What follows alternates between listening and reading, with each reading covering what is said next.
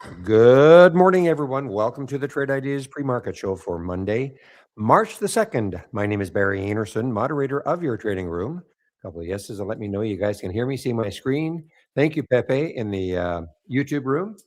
And BJ in 153, etc. in our main room. So we're good to go. Well, obviously, oil stocks are going crazy today, guys. Look at XLE, the ETF, main one anyway, up 4%. So a lot of oil stocks, of course. This real man, imagine if you held this one. BATL, just a little oil stock, just a little one, basically doubled. But a lot of oil stocks, no real reason to go over them all. This TMDE says energy. I don't know. Well, oil stock. Sorry, another oil stock. TMDE. Didn't really see this one last week. Ton of volume. 73 million shares have traded. 3.5 million in the float. William, I have your call it the William scan here. This is what I'm seeing. This is U44 is your custom formula. Just wondering what you're seeing. I think you might have adjusted the price range. I know you didn't want to see stocks under $1. Now, my question to you, William, today, how about Aardvark, AARD? They've paused their phase 3, and a lot of analysts now are downgrading Morgan Stanley, RBC, Wainwright, Oppenheimer, BTIG, Barclays, etc. So I don't know what else they've got going, but AARD is just getting hammered down.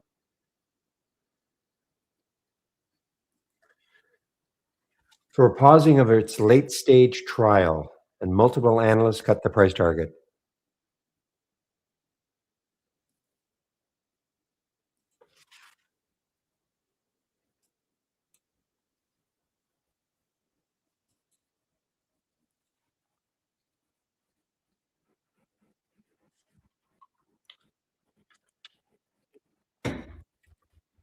Cure is an earnings play, guys. QURE is an earnings play. Getting knocked down badly, 42% down. 3.6 million are traded. Okay. CLPT, another one that's being knocked down. This is not an earnings play. It has earnings coming up. So Cure got an FDA rejection today. I know that had something last week, I thought. I thought that happened on Friday. You were gone on Friday, but I thought that might have happened on Friday also. Maybe I'm wrong.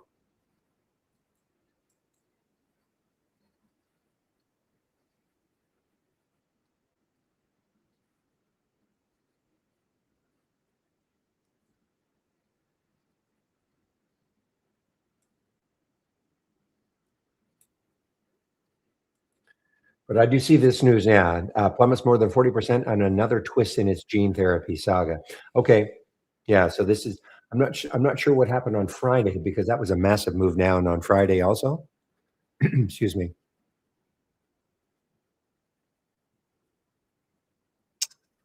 Other oil play, USEG, Indo, GBR, AAOI is not an oil play. All-time high. Yeah, AAOI, guys, all-time high now. That was the all-time high here at earnings on Friday. Yes, earnings on Friday.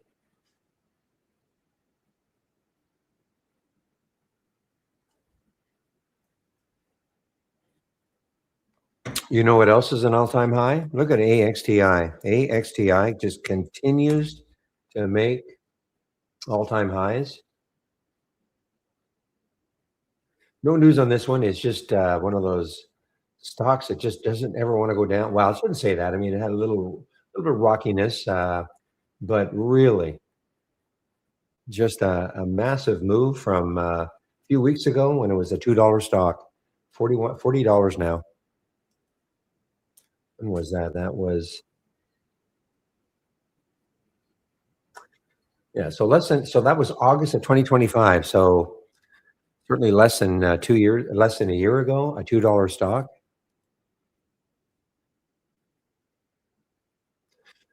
Sure. Okay. Only my back of the envelope, 295, mostly cash. One approved drug. Revenue uptake is slow.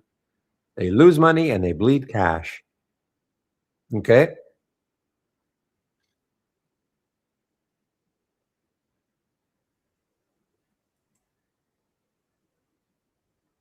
There was no trade of the week this week, guys. It was basically recommended to stay in cash. Hard to know which way the market's going to go. Obviously, to start off with, anyway, we're in a big market gap down. That's the SPY, anyway.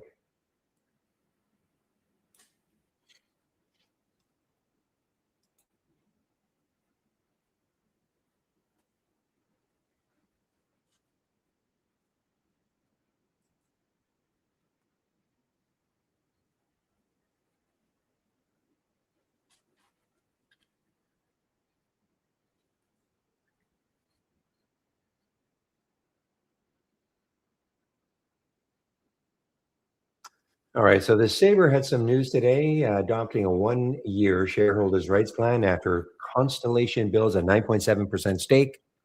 Okay. So there's some fund, obviously, building a position in Sabre, Constellation Software. Now, is that now? Before I say it's a fund, let me make sure it's not a public company.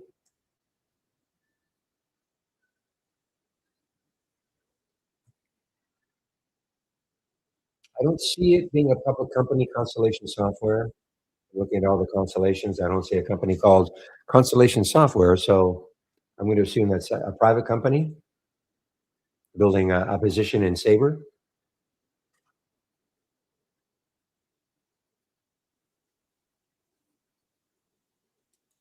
Here's a cheap one, guys. A cheap earnings play. Let's see if it has some room. Next, NEXT. Uh, yeah, I don't think so. Well, I mean, obviously, I don't think so. When I look left on the daily chart, NEXT, to me, there looks like there could be a lot of resistance around the 630 mark. Too bad. Doesn't mean it's going to resist at 630, but that's what I'm seeing on the daily chart anyway.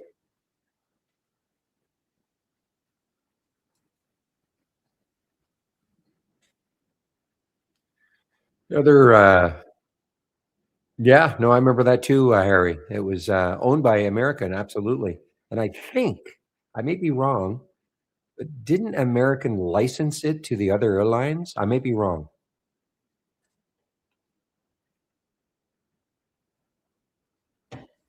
Yeah, that's what I thought. That's years and years ago.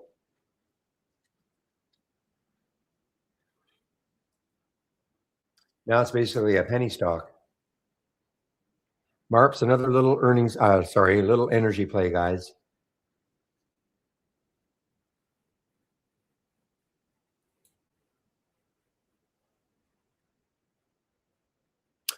Oh, I did not know this was so expensive. AAOI.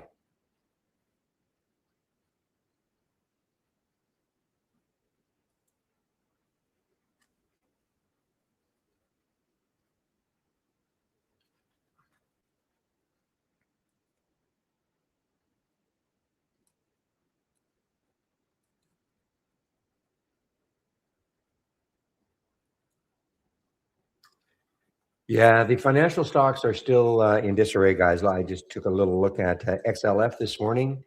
XLF, of course, the market was way down. I didn't realize 520. Yeah, that's right. I do remember now. Dow was down a lot. Qs weren't down that much. SPYs were down, but the Dow was down a lot. Probably a lot of banking stocks are probably in the Dow. So XLF, again, moving away from the 200-day moving average, not looking good.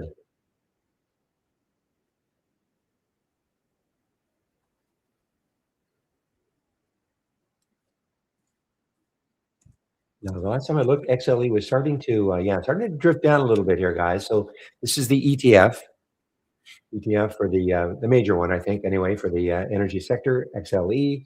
You can see what it's doing. It's right at the VWAP, that purple line, and it's starting to give it up a bit.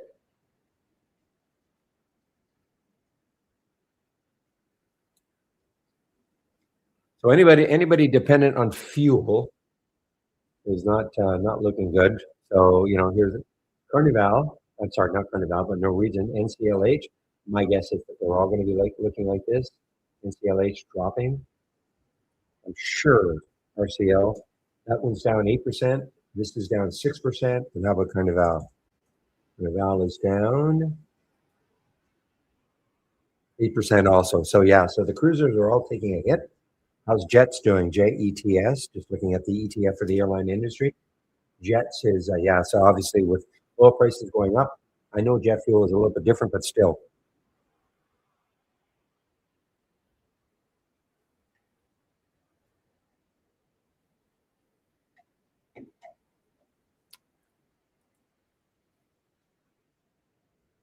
All right, so Williams' analysis of AARD, they have zero revenue and they bleed cash. Another compound and two early stage trials, also in a dozen or so downgrades. Okay.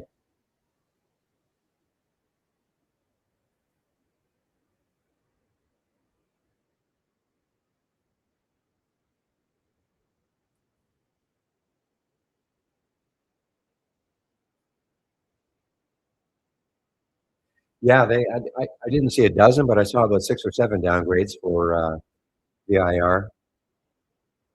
I think the worst one I saw, not VIR, but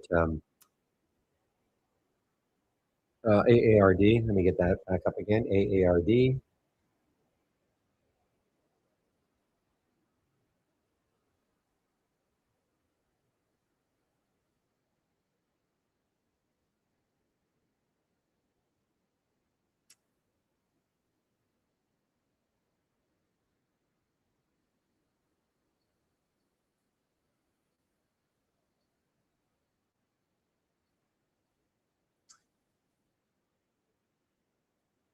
Yeah, I'm just reading what RBC had to say, and it's very disappointing in their. Anyway, yeah, I mean, look at all. You know, Wainwright, Morgan Stanley, Stifel. I know RBC's in here somewhere. So yeah, lots of analysts unfortunately piling into that one. TPAT, new highs, TPAT, TPET, yes. The other little, this was not showing up until it hit over $1. So it's just showing up now for me in this heat map or tree map.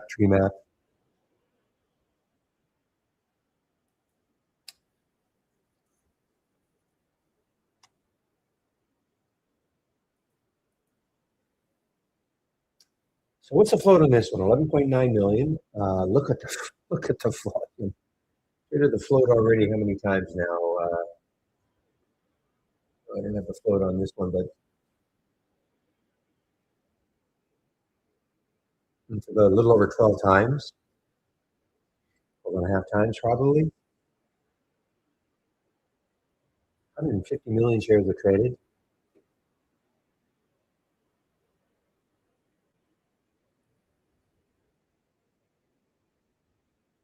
Through the 200-day moving average.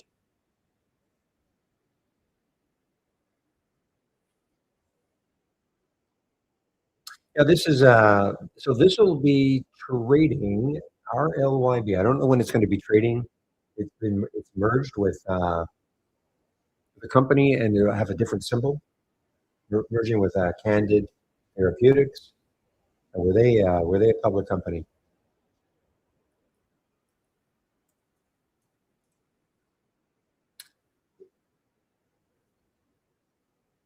Was it Candle Therapeutics or Candid?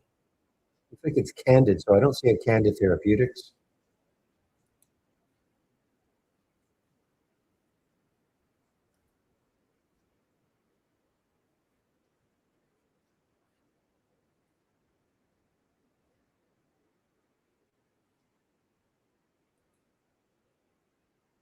Yeah, so I read what you said there. I was just wondering if so that's a Canadian company. Okay.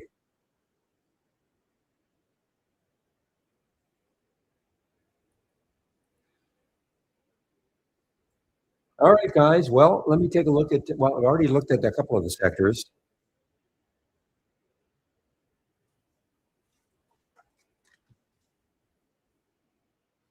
Take a look at retail. What did that do on Friday? Still above. I'm just looking at the ones that are below the 200-day moving average. Take a look at healthcare, XLV. That's still way above. Tech stocks, XLK. Woo, getting closer and closer. In fact, look at this, guys. Look at this. This could be the next big one to get below that 200-day moving average, depending on what happens today. A rising 200-day moving average is slightly above it right now. We know financials are below. Staples, interesting. Staples, but discretionary. That should be one that's underneath. Discretionary. Yeah, look at that though. It held, but it's underneath now. But it did close above the 200-day moving average on Friday. So that's another one in jeopardy.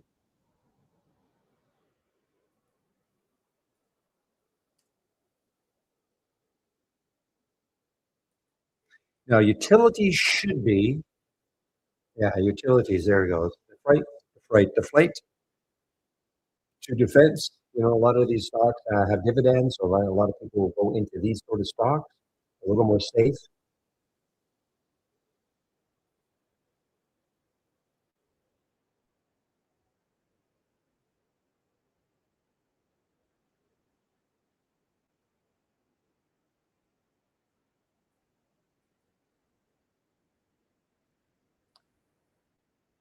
What's the purpose of the chat room or trading room? Well, we're looking at ideas together. Exactly. And these are right now you're looking at the ones that are up the most today, percentage wise, versus the ones down the most, percentage wise. So just kind of, we don't know what the direction is going to be once 9:30 happens, but at least we know which ones are active. We're going to find a target price to buy or sell. You can't. I mean, you're looking at the only one that has anything like that. Okay, is our AI Angeli. I'm hoping I'm not mispronouncing your name too much.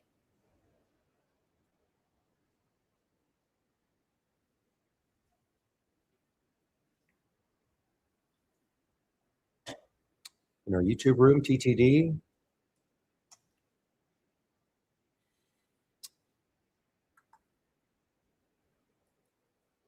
TCOM, a couple of things to look at. TCOM and okay.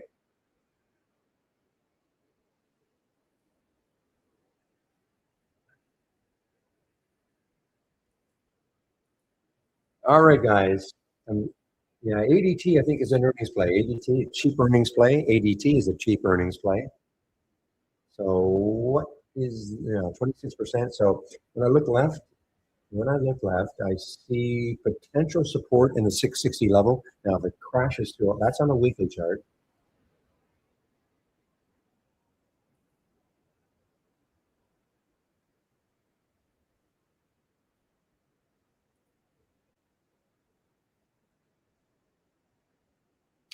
So, Angela, the only other thing I can suggest is that when you click on a symbol, okay? And again, this is just a guide. We'll call it a guide. You don't have to follow it. But if I right click on my that chart right there,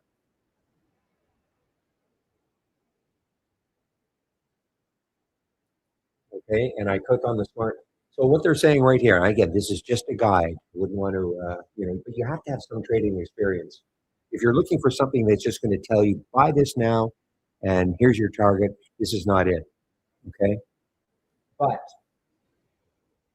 we get on another stock here. Say BATL. What they're suggesting here is if you took the stock at 1104, there's a stop right here at a pretty wide stop, but that little dotted line, 1063. Okay, that's where yours. That is a suggestion. So every time you click on a symbol, you're going to have a potential stop, and the target is really nothing. I mean, the target, when I say nothing, it's just double the difference between if you entered, say, at 11 and you got out and the stop was at 1060, that's 40 cents away. So they put the target at 80 cents, double that. I mean, it's really not probably more important to follow the stop where you're going to get out of a trade if it's not working for you. But that's about the only thing, okay, that on an individual stock basis,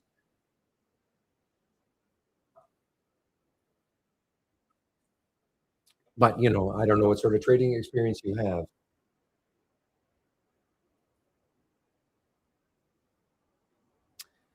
Yeah, can TPAT hold that dollar level? I mean, that's the lot of volume, obviously. I mean, a massive amount of volume, 155 million shares now have traded. And there's no news on it specifically, okay? Understand, this is just an energy play, a cheap energy play. Traders around the world trying to find some little stock that can go crazy just because of what's happening with energy in general. So I don't think there's any specific news for TPAT.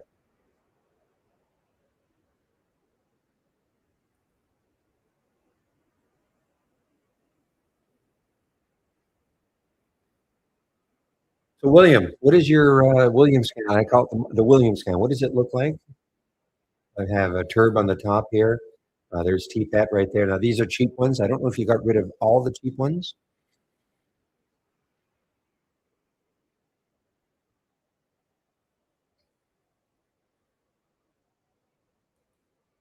Here's the NTLA, kind of interesting, perhaps.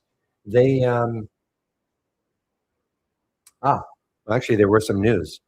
So they jumped after the jumped pre-market after the FDA removed the hold on clinical trial. So that's number one. I also think that they increased their market offering to 1 billion shares. They're trying to raise. So a couple of notes about NTLA. Big one really is a FDA releasing the clinical hold.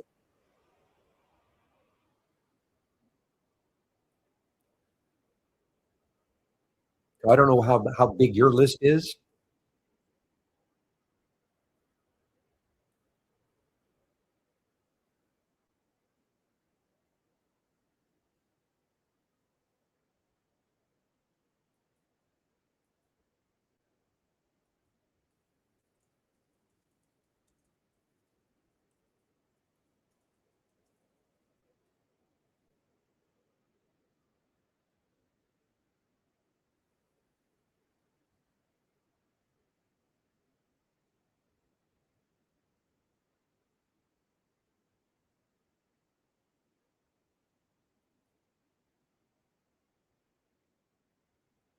I did see. Well, it's funny. Yeah, there it is. Yeah, TURB is leading the way. It's got to be about the same. I'm sorting on the custom formula. That's all. So that's that's the highest one, and all the way down. It's probably a big list too. Not as big as yours.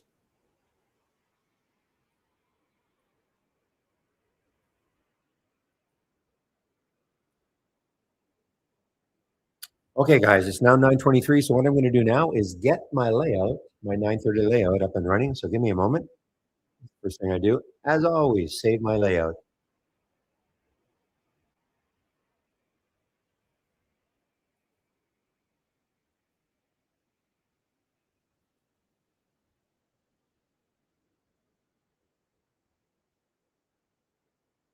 Ah, I see. Okay, William. Okay.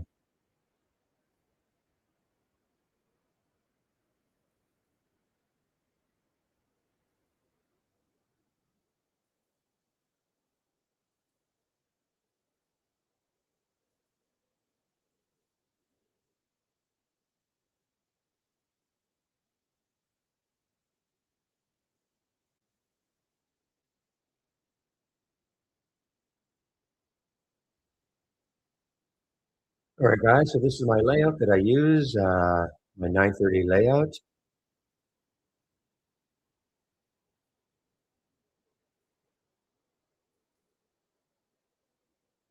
So let's take a look at the major sectors, guys, right off the bat. And as you can see, oil, XLE, OIH, and gold. I'm surprised that silver is not. Where's silver?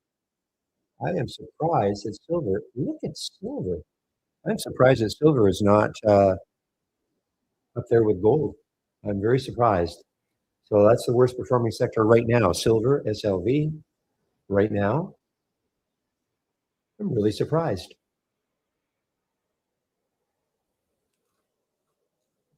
But XLE, oil services, oil services, ETF, and gold. These are the only three sectors that are positive, up from Friday's close. That's what this means. The rest of them are all negative. I'm trying to get a handle on why silver is not flying with gold. And somebody has an insight on that.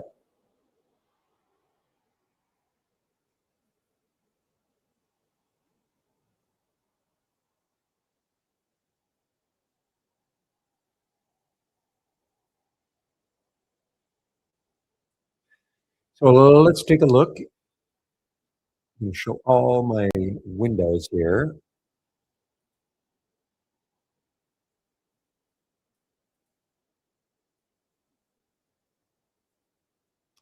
and see if there's anything in the top six that I did not talk about. I mean, I know I didn't specifically mention Indo or USEG.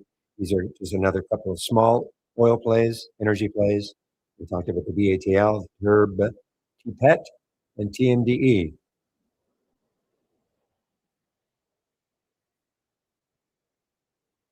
So energy, energy, and energy. Can't remember what T, not energy, but energy solutions. Okay.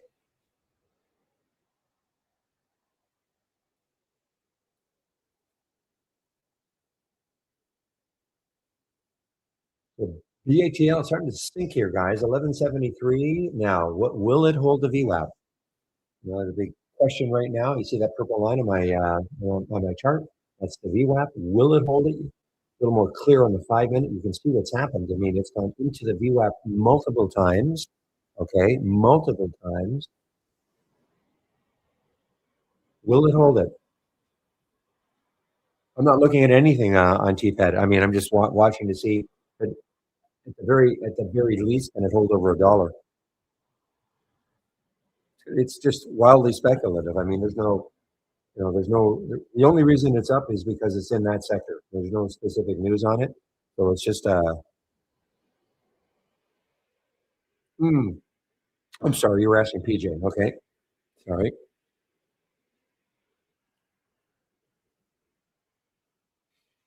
But I'm not looking at it. I'm not saying, okay, I'm going to take this trade on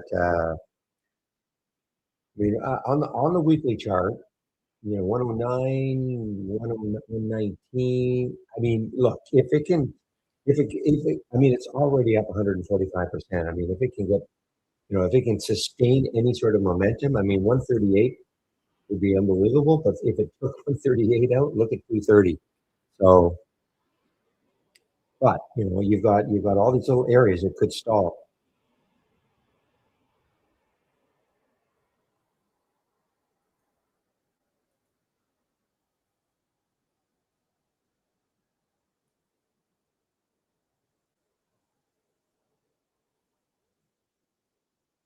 Hey guys, give me one moment.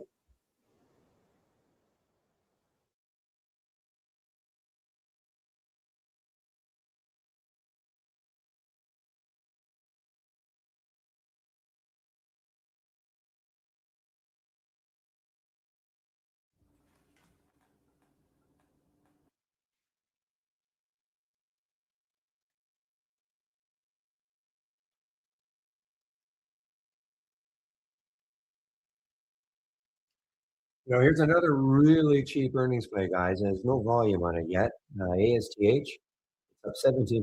There's just no volume yet.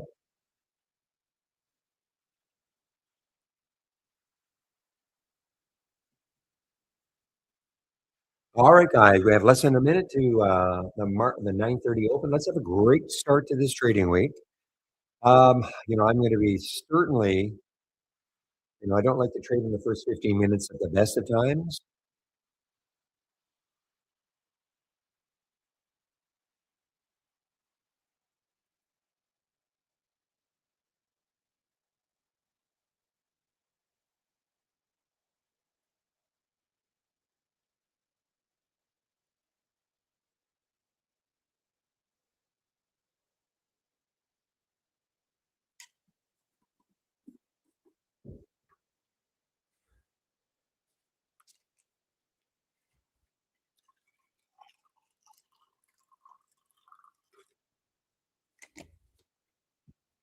TPAD is still holding over $1, and we are now. This one today, we see anything in here, and this league is from the start of the race, okay? If we see anything in there, like here, well, AXTI, unbelievable. Just truly unbelievable what a run it's been on. Another new high, all-time high. And the reason I say anything in here, because there are not going to be too many large cap stocks that are positive for the day that are going to meet these filter requirements, if the market continues down like this. So these will be stocks running counter. I mean, look at all the red here now, guys. There's the CCL. We talked about that Carnival and NCLH, airline stocks. Your drone stock, RCAT, drone stock, hopping here.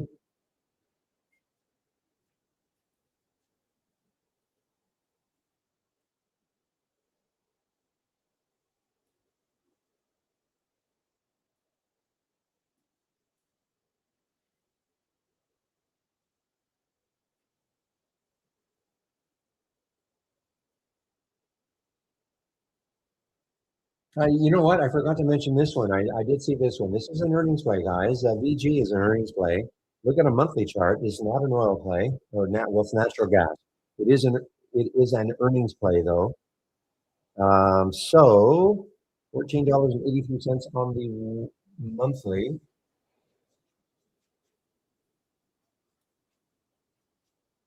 But the same, 1434 or so. Okay, that's the next high on the weekly chart for VG.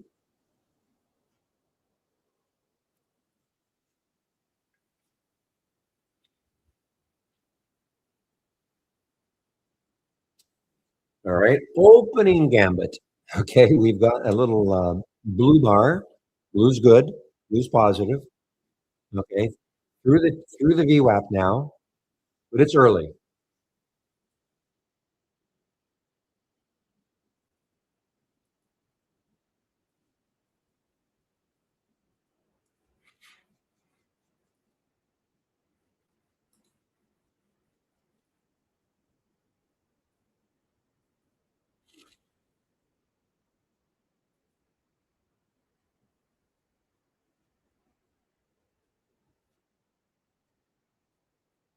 Yeah, we're getting a few in here that I didn't think we get too many right off the bat, but solar play, Sedge, SEDG, solar play. We talked about the VG, or little earnings play. VIAV, we did not talk about that one. What's that? Viavi Solutions and HIMS, boy, in the news a lot. HIMS, over 15. What's the next high in a daily? Well, if you, it is, what's the high rate? Actually, 1529 is the next high. And if it takes that out, 1644. That would be on the daily chart for HIMS.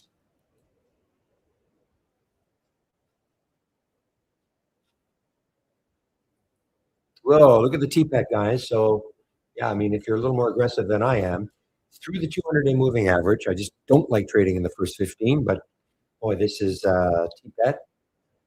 The next high on the weekly chart is 137.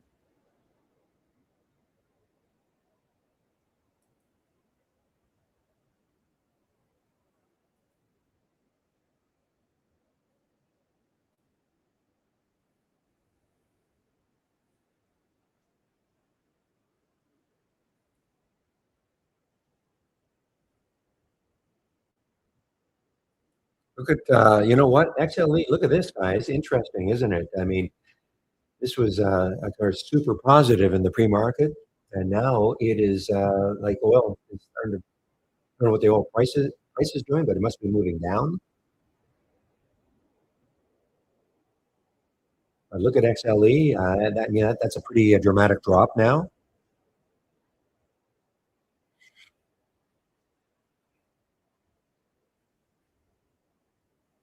Remember Duolingo, guys, on Friday had earnings, had a tremendous recovery.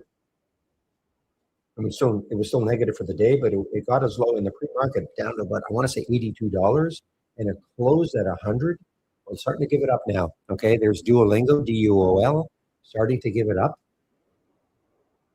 just got knocked down on earnings, though it had a great recovery all day.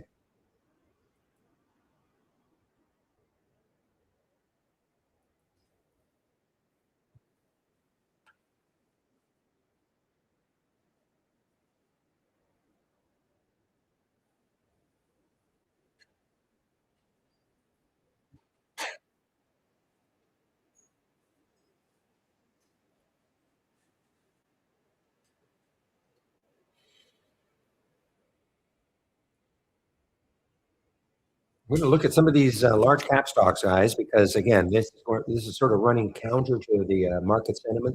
Though market sentiment is starting to get a little more positive. Okay, I mean, look at that. So there's the first. Again, I blue is green. Okay, if you're using candlestick charts. Um, so blue is good, positive.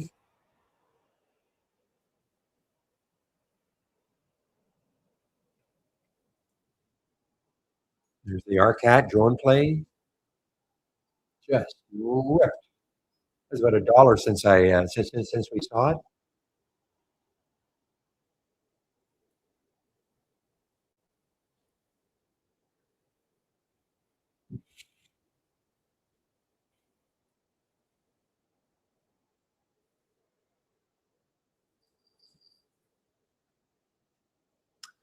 Okay, guys. Now look at the TPAT. Now TPAT is a nice pullback. Is it pullback maybe to the VWAP? No, the VWAP's down here.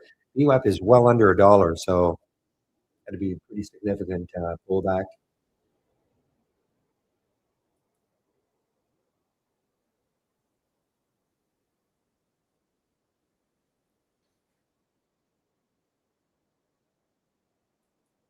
Another positive sector right now, guys. Uranium and nuclear energy. What's the volume? Like not much volume. This is NLR.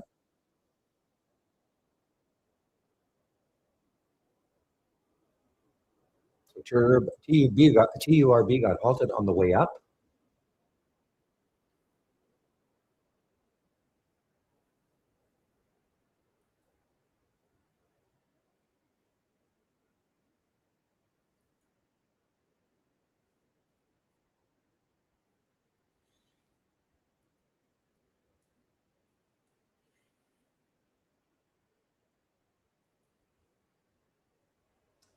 Yeah, remember we saw this one sinking in the pre-market. This is not shortable for me. I was looking to see if it were shortable. BATL. When I say sinking, I mean it's not 86%, but I mean it's like a lot of the energy stocks are doing this. I mean this is such a small guy. I don't think flying under the radar, but it is now starting to drop with probably most of the energy stocks.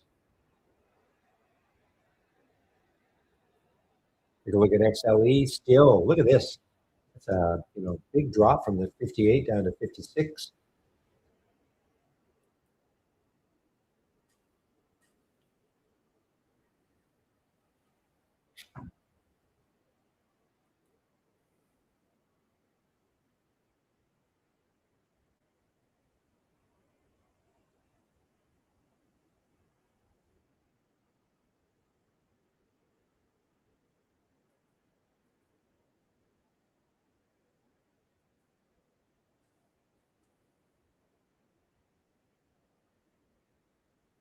Campbell's, the Campbell Company, not the Campbell Soup anymore, but Campbell's Company. Interesting. No earning, not an earnings play, but for whatever reason, it is starting to fall. For whatever reason, it's not an earnings play. I don't think. March 11th, they have earnings coming up, but not. Yeah, no idea why this is falling.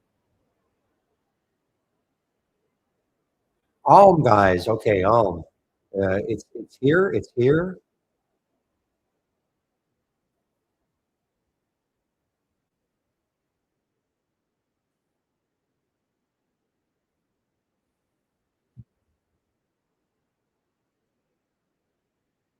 Okay, so it's an oil. Okay, mining processing. Well, it's not an energy play, not an oil and gas, even though that's a subsector. Oh, mining except oil and gas. Okay, there you go.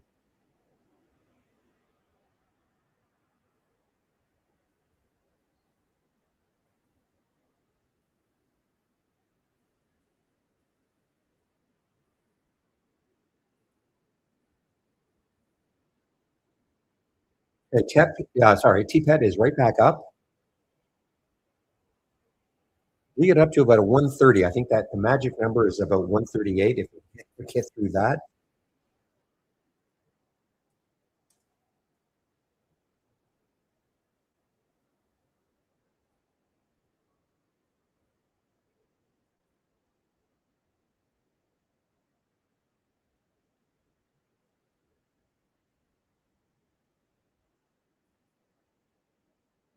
So William, NTLA was on your list, and I would not have seen this one because it wasn't up enough. But I don't know. NTLA not bad. I mean, it pulled back, and now it's through the V. It's at the VWAP area. The USDA, yeah, the FDA removed its hold on its clinical trial, and they're raising more money.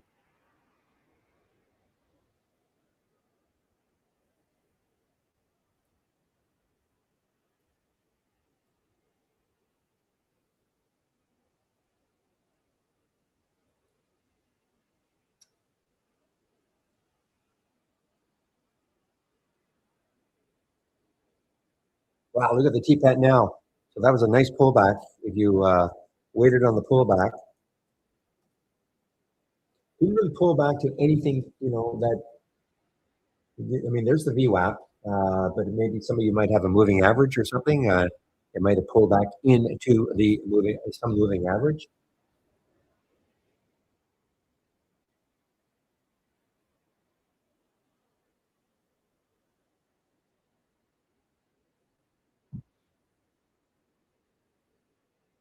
So Turb, might have its halt. Yeah, through the VWAP.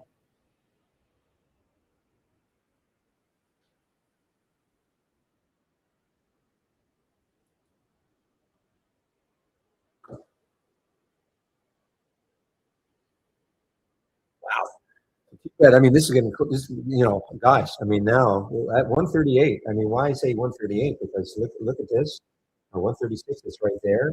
I think that's 138 is right over at 139. Those are weekly highs. The next high after that is 229. I'm not saying it's going to get there if it takes out 139, but it is already up 200% and it just got halted. It just got halted. So I'm going to display this for the first time this week. The blue window you see here. This is from Interactive Brokers. Nothing to do with trade ideas. Okay. This is time and sales from Interactive Brokers, and that shows the halt price at 134. This column trying to show you where it could open. Normally these halts are 5 minutes long, so of course over the course of 5 minutes, these numbers in the column can fluctuate. Now this is an Amex stock, and what I find with the Amex stocks, as opposed to the Nasdaq stocks, this doesn't really give you that much of a clue. I mean, there's the halt 134, and then it says 134 there.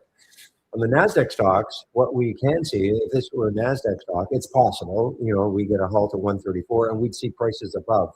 Could see prices below too, but so Amex doesn't give you a big clue. That's what I've kind of noticed.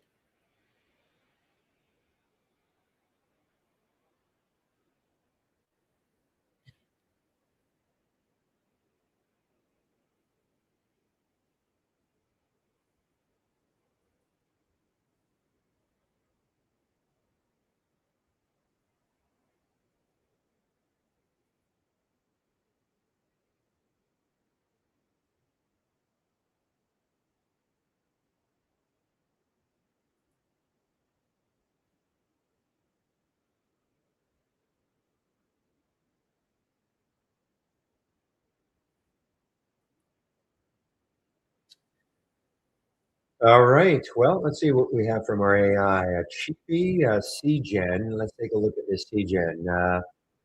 Yeah, I don't like it. I mean, why don't I like it? I mean, listen, it may rip, so don't let me stop you. But I look at the daily chart, little areas it could stall. So I'm not in love with it. Next time the weekly chart, not. I mean, it's 238. Look, if I took it at 203 and it got all the way up there, sure.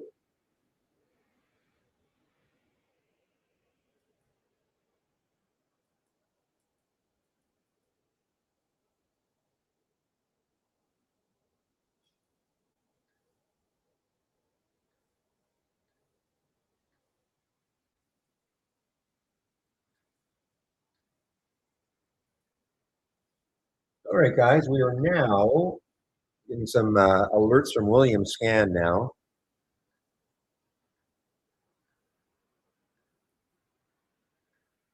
A lot of alerts. I saw this one in the pre-market. It was actually, Frontline Shipping Company. Actually, it was very positive. It's still positive mildly. It's starting to fall here, and that's FRO.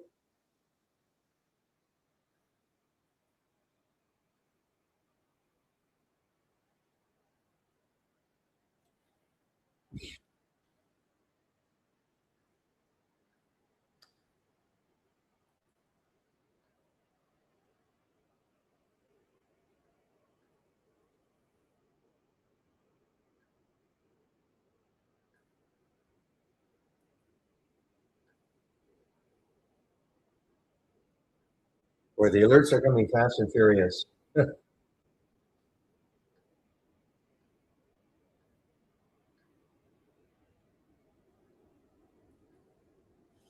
All right, this has been in play for quite a while now. ONDS, guys, ONDS. So on a monthly chart, certainly has room, 1528. What does it have on the weekly chart? 1280, 13.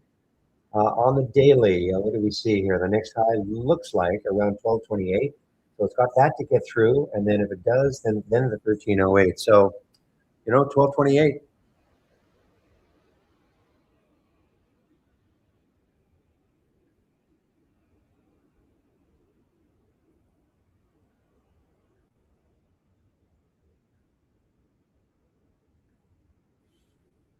Yeah, Kier, you're right, William. Kier is having a nice bounce. In my test, $10. QURE having a nice bounce. Obviously, the next high is way up here, but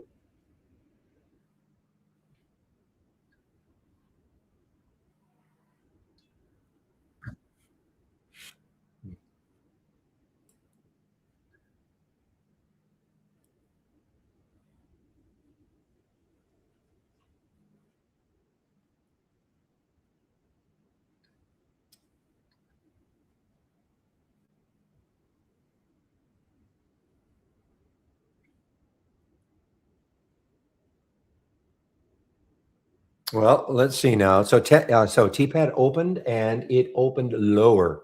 Okay, so it opened lower actually. Now, can it take out that halt price again? It's got a little, sometimes that's what I'll do if it takes out the. However, it just got halted on the way down, guys. No bueno right now. Okay, it's got halted on the way down. I was hoping maybe it would open a little bit below the halt price and then burst through. I was probably going to take it then, but did not do that.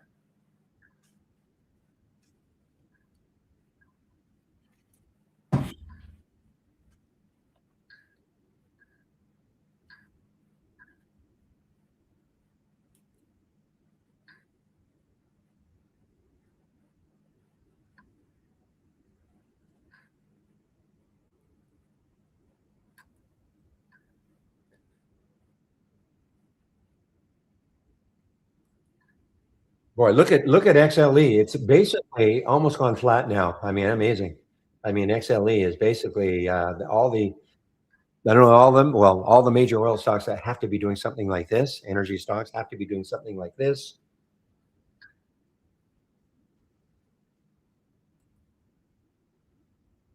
Did I jinx it? I don't know. May not be over. I mean, it may not be over. Let's see how it opens.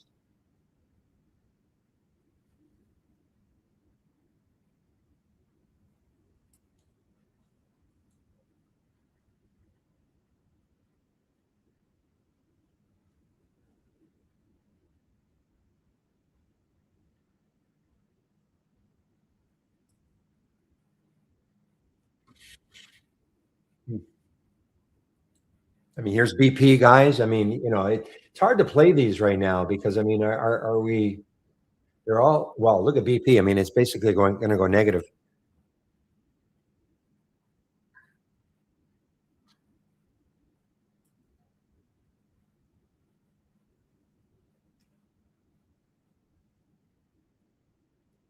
All right, AMLX from your scan, William. The next low looking left. 14, a little bit of room, 40 cents or so. Wish there were more room. I wish it were down here around 1366, 63. So when I'm talking about more room, guys, in case you don't know what I'm talking about, if I want to short this stock, what the first thing I do is I look left to see where the next low is. And if I think it's too close to the current price, then I'm not going to take it.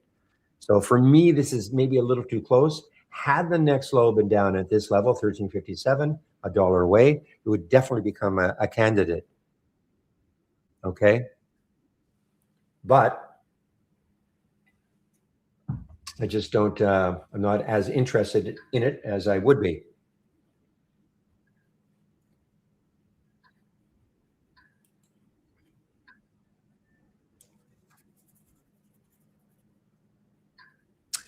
Okay, guys, here's ADMA.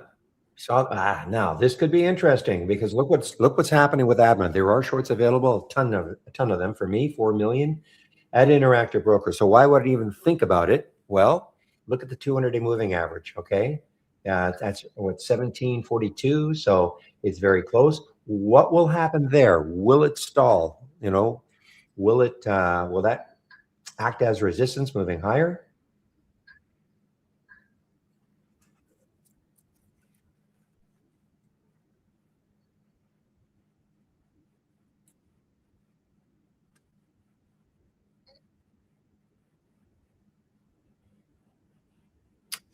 Well, this is from our AI. I didn't even, I don't think I've really seen this one before.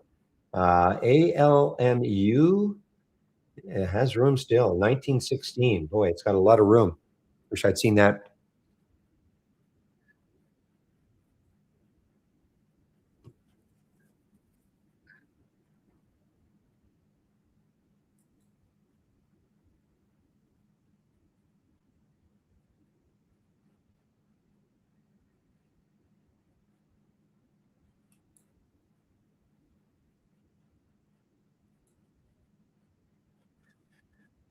All right. Well, TPAT, let's see what happened. 948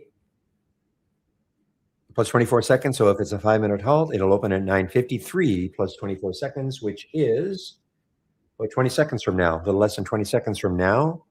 So let's see how it's going to open.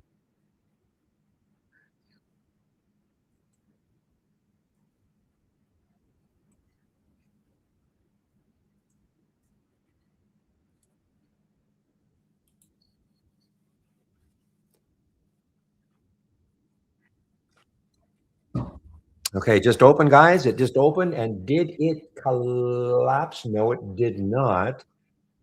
It's still, if it takes out the high of the day,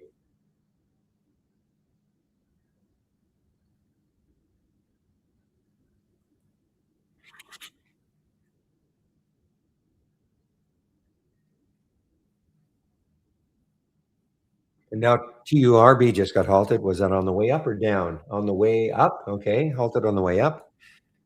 So TPAT. Nah, not looking good now. I mean, listen, anything can happen later on in the day, but this is not looking good now. See how that really stalled? I mean, it's amazing, isn't it? I mean, here's that weekly. There's today's high, 136. And what were we looking at? The next high, looking left, was 137. So if you're wondering, like, people think, if you think I'm crazy just for looking left, that's why I do it. Now, does it happen all the time that it's going to stall right almost to the penny? Of course not. But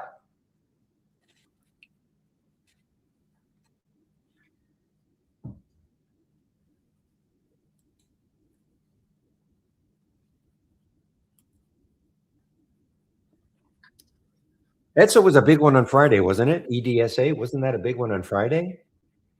It was a big one on Friday. It was a big one on Thursday. It was a big one. Well, and on Monday, Tuesday, on Tuesday, EDSA.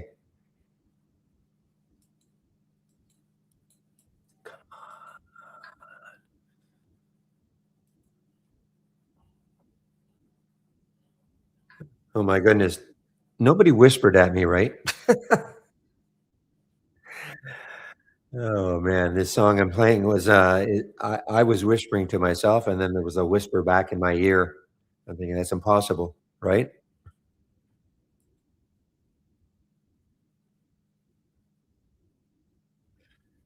Okay, JV, I will. This is a don't repeat version. It's very active today. Very, very active today. Not this one. Okay, this is a different one. This it's not. This is more of a.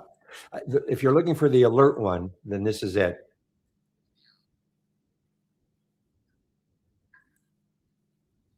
This is what I'm talking about. Now, there's a possibility that there's a sound alert on it. Okay, so if you hear a baseball bat sound, that's what it is. Okay.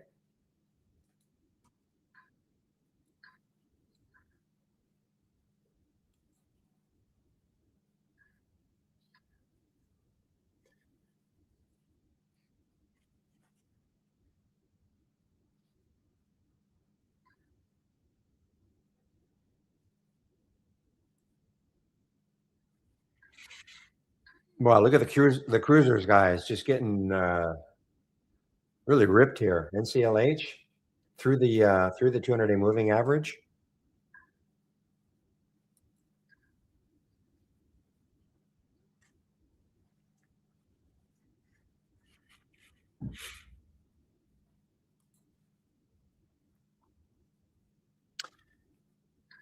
Let's see what's happening with TPET. Well, it's you know what I mean. It's close to $1.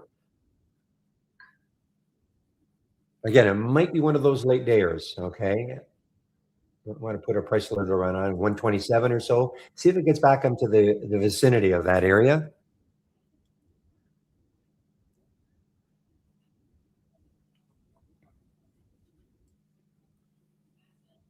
Are you talking about the manufacturing ISM manufacturing? RC Brennan in terms of big news at 10 o'clock.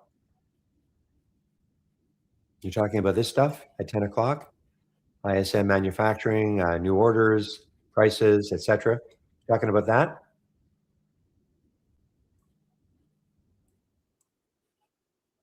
Yeah, let's see what sort of a short-term effect anyway it has on the market.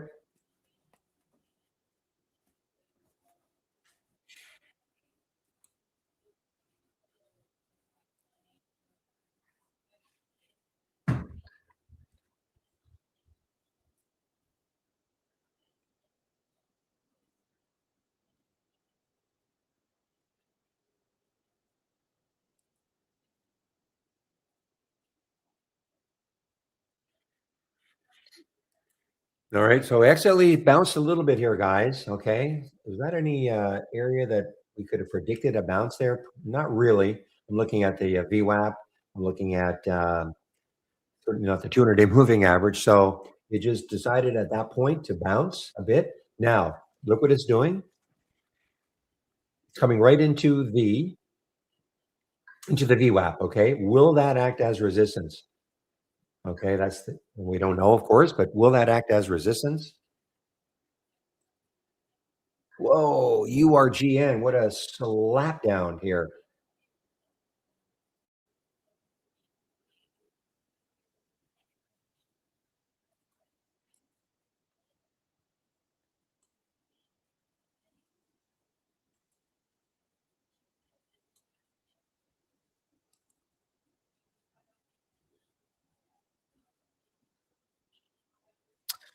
Well, guys, listen, it's 9:59, so I'm going to go over my homepage right now.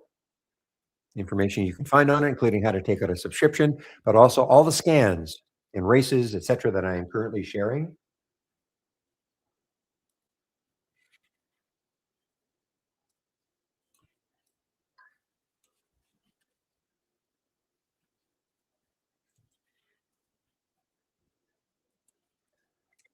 I think I have one extra R in my my Barry's homepage. Okay. Yeah, I mean it's not doing too badly. Holding 120 at 120 level. Yes, I agree. Remember, guys, I have a lot of these. The ones I'm really paying attention to, I have them thumbnailed on my other, like these charts. I have them thumbnailed on my other monitor, so I can always pay attention to them. So even if you don't see them here. All right, guys. So clicking on my homepage link, this is what you're going to find. How to take out a subscription to Trade Ideas. So Barry 15, you can use that promo code. You will get 15% off the first month only or the entire year of a Trade Ideas subscription. Okay, please listen carefully again. If you take out a monthly subscription, you'll get 15% off the first month only. It applies to both our standard and our premium services, okay? The two different plans. All I ask is this: if you take out a subscription sometime in the future, please use my code. It really helps to keep the rooms, I call them the rooms, free. The moderator YouTube room and also the trading room. Okay, so those of you on YouTube, if you're wondering what I'm talking about, there is another room called the trading room. A lot more action in this room. It's free also. It's also open at 6:45 a.m. Eastern time. So if you're looking for interaction with other traders during the pre-market, you can come into this room. It's open at 6:45 a.m. Eastern time. Thank you, Obi, for doing that. I don't do it. I live in Vancouver, so a little early for me. So that's why Obi does it, living on the East Coast. Now, I usually leave sometime between 2 and 2:30, but William usually keeps the room open after I leave. It's up to him. Most of the time, it seems to be about 3:45, but we'll find out later. So on a big day, this room is open from 6:45 to 3:45 Eastern time. Okay?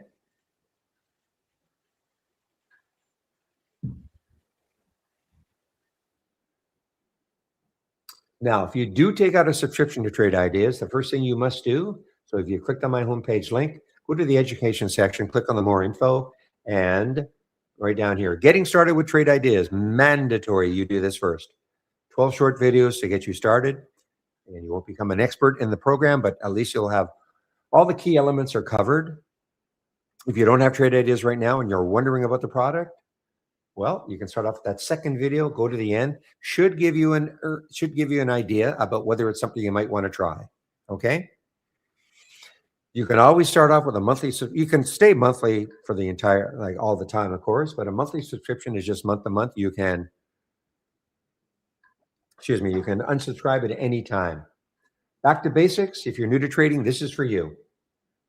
Okay? It's a free series of videos, 15 of them. If you're new to trading, you have access to this. Remember, this program is called Trade Ideas. It generates ideas. It's not going to teach you how to trade. You need some trading experience. When I click on a symbol, you'll hear me all. That's what I'm doing. Why am I clicking on a symbol and looking at the charts? The charts are trying to tell me a story. If I like the story, then it becomes a candidate. If I don't like the story, I just I just sort of dismiss it.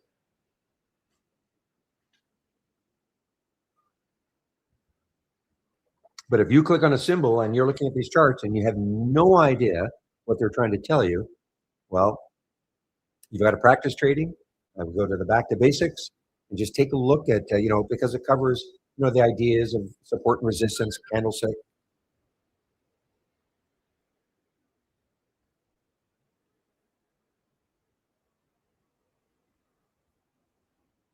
I don't want to, sorry. This annoying pop-up. Okay, so that is the back to basics. Also, now there is no trade of the week this week, but you can sign up for it right here. There is no trade of the week, as Steve was talking about, basically staying in cash. Pretty tough to predict what the market's going to do. So decided cash was the best alternative, but you can sign up for it right here. So I'm sure there'll be one next week. And last, if you're looking for the information that I am currently sharing, go to the scan section. Here's the information that I'm currently sharing. You know what? I knew I said I was going to, maybe if I can remind myself, maybe put William Scan in right down there. Here is the large cap gainers from the start of the race. This is the movers to the upside versus movers to the downside is here. Halts resumes is down here. This is what I use in the pre-market. Pre-market actives up and the pre-market actives down. Okay. I do have some other, and this is another race. I don't have it up and running, but this is another race that I am sharing. You can take a look at that. It's way more volatile than this one. So this is pretty interesting. You don't normally get stocks even over a 1% move. in this race. So that's, these are pretty interesting right here. And these are some other scans that I'm currently sharing. I do not have them up and running, but you can certainly take a look at them. So this is a trading room, but it's also a support room. So if you do have questions, don't be shy. You can ask me questions all day long. I'll do my best to answer them. If it's an accounting type question, I won't be able to answer those, but I can direct you to the people who can, okay?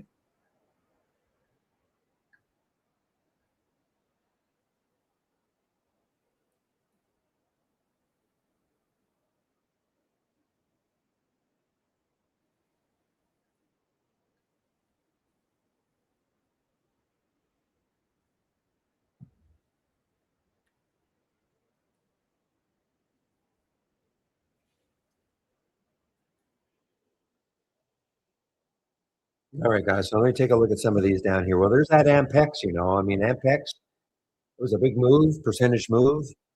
First, though, let's go over. It's going to be, I think it'll be pretty interesting to see this today. So I'm going to click on New from the toolbar. Okay, I'm going to click on Docked Channel Bar. Docked Channel Bar, not Channel Bar, Docked Channel Bar. These are theme-based channels. I'm going to click on the Show More. I'm going down to the sector status. And let's see what's happening with some of the individual sectors right now. So, and this for some of you might be the only thing how you use trade ideas. Okay, you might go to this channel every single day, and I'm going to show you how you can do that if you want. So, I mean, this is called the sector status channel. Right here, these are some of the sectors, okay, that we're tracking in this top list window. So XLE at the top, gold, NLRR, XLI. So remember at the beginning of when we looked at the pre-market, the only two positive sectors were XLE and GLD. Still, 73% are down from Friday's close, 6% are up.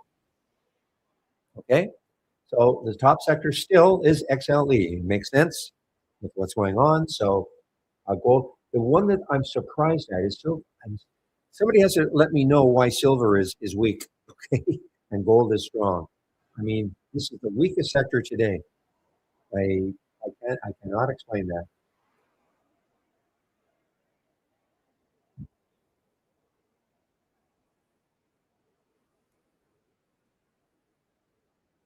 So at a glance, then you can see what the strongest sector is, what the weakest sector is at a glance. Now, Ryan. So we also have in this list, we don't have every list covered, but we have 11 of the top sectors in here, okay? So for instance, here's energy. 90% of the stocks that make up the energy sector are up for the day. 10% are down. I would probably, and now this is the top stock, COP, okay, at 4.4%. But I would want to see what is the weak stock and why. Here's Schlumberger, SLB.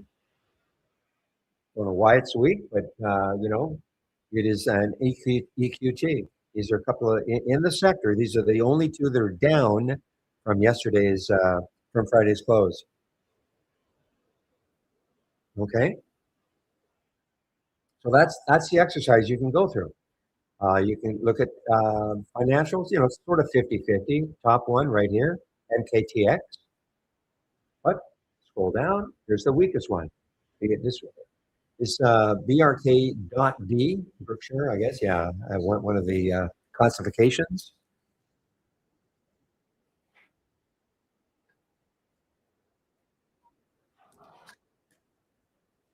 Materials, 78% are down. But take a look. Top one, CF. See if it's an earnings play. It is not an earnings play. So it's running. This stock is really running counter to the sector. Scroll down. What's the worst one? SHW. That's Sherwin. Painting company. Sherwin-Williams. The weakest one. You can see how there'd be a way for some of you just to have this. See what the strong and weak sectors are. Number one. And then maybe pick a couple sectors that you're interested in. Energy, obviously, going to be active all day. And just follow maybe the strong stocks and the weak stocks within the sector.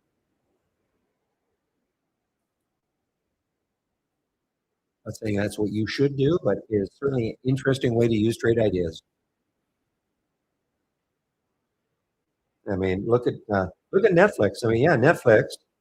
82% of the stocks that make up the communication sector are down, but now T-Mobile, Verizon. What's the worst one? What's the weakest one? LYV, weakest one. Tech, what's the weakest one? STX.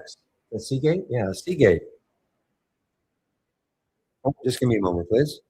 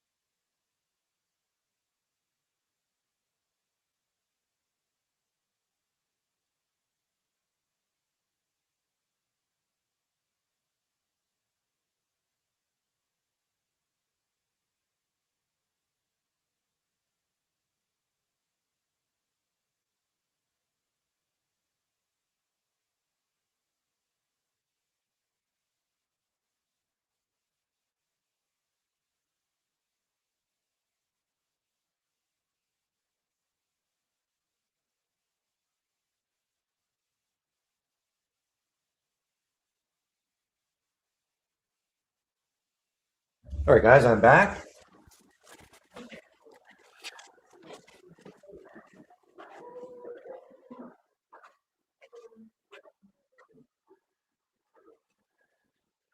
All right, guys. So let's see. So hopefully people understand. Now you can take any one of these actually, but I what I've done is I've popped this out. I popped out the top list with the sectors that we're covering. So how do you do that? If you write so and this goes for anything you see in any one of these theme-based channels. You want to pop something out so that you don't have to stay in the channel in order to see this, for instance. So you right click and see where it says duplicate into free floating window. Now, some of them will just say duplicate. Okay. They should say duplicate into free floating window, but some of them just say duplicate. And when you do that, what happens? See, it's free floating now. Okay. I've elongated it, of course, but it is free floating. So you can do that if you wanted to follow the energy sector all day long. You just right click, duplicate into free floating window. So you can follow the energy sector all day long if that's what you want to do. Okay. Hopefully, people understand that you don't have to stay in the channel if you don't want to.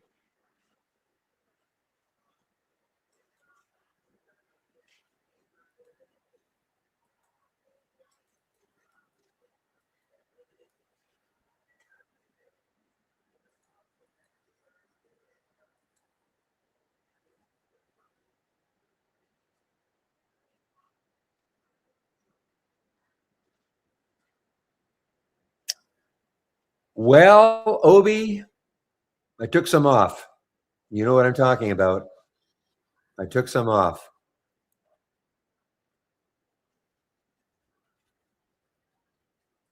You know what I'm talking about.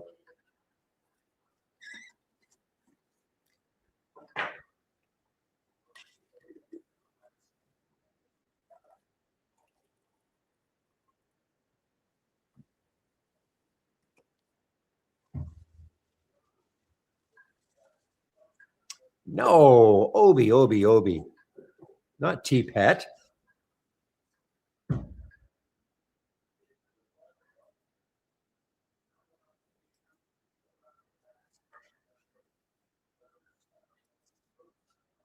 Well, I'm not going to help you. You're going to have to dig deeper into your memory banks. Just have to go to Friday.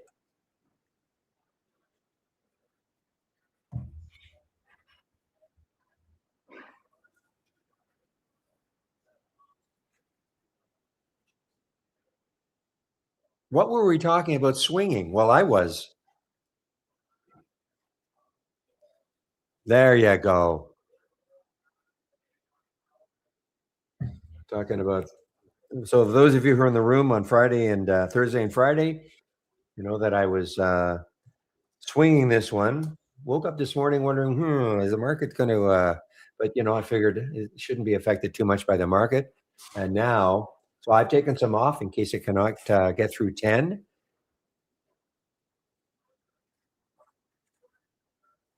But you guys should have remembered.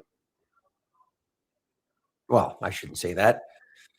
But this has been wonderful. Remember last week, this had the big news on Tuesday, I think. Tuesday, Wednesday, Thursday, Friday. Yes, the big news on Tuesday.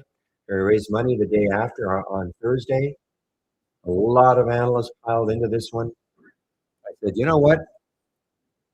Take the darn thing.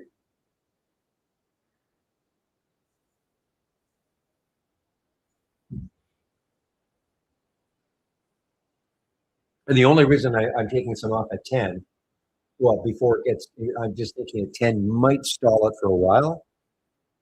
And if it pull back to some level, I might add what I sold.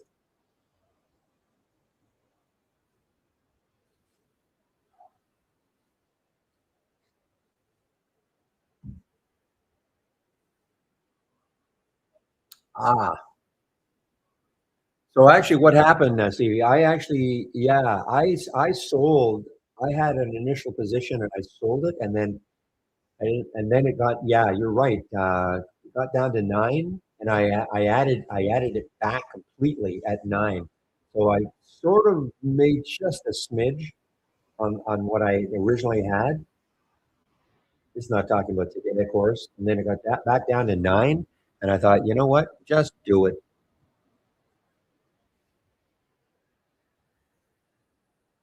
No, I've never used a bookmap. I know about Doug Jane in our YouTube room asking me about bookmap. I know about it, but I've never used it. I have a very simple style of trading, very uncomplicated.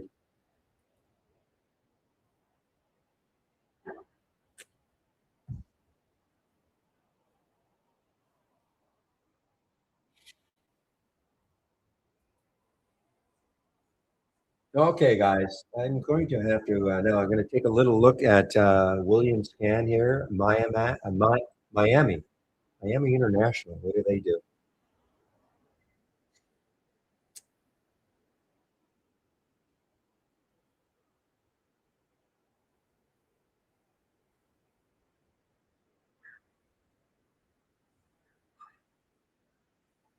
Yeah, Bitcoin's putting in a big move. You're right, up $3,000 right now, 68,000. Bitcoin is putting on a big move.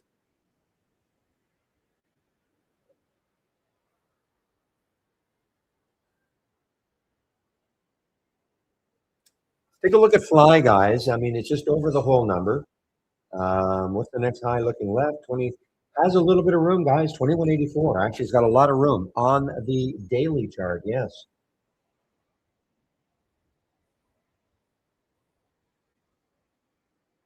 Yeah, that weekly high is the same as that daily high over here. That weekly high of last week. So it's got some room. Problem is, of course, it is a little too extended. So let's see if it has any sort of a pullback. Okay, they fly FLY.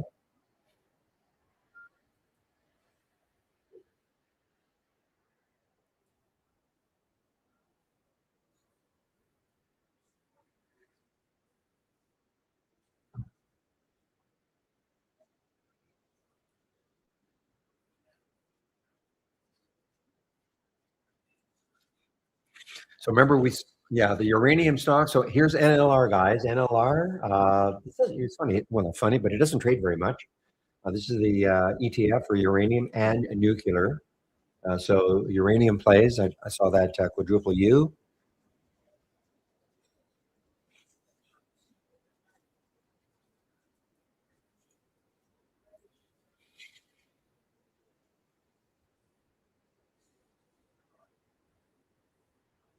Well, this is a challenge to trade, intraday trade anyway. The HYMC. Look what it got to down to $45 on Friday.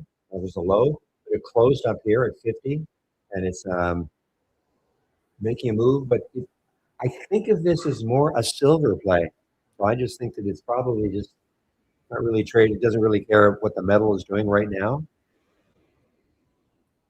because silver is. So you're probably right, William. I mean, it is more of an industrial use than gold.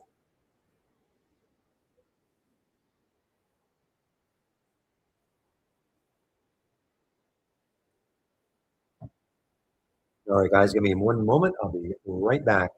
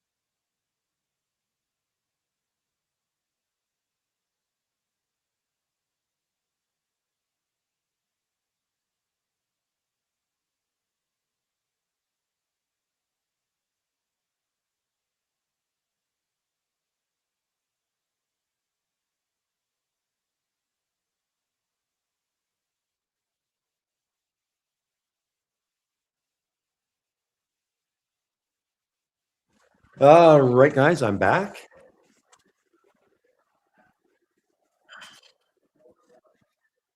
So this stack must be under a dollar, right? 80, yeah, 80 cent plus. So it must be under a dollar. STAK.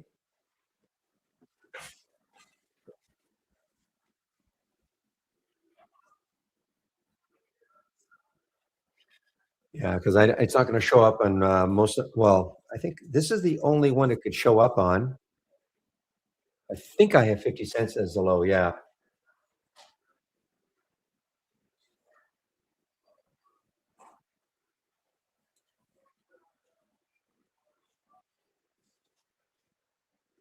Okay, so a little bit. Oh, this is negative. It's actually negative for the day, though. Okay, interesting. But it might have been positive. But this is a bit of a pullback now for the MIAX. MIAX.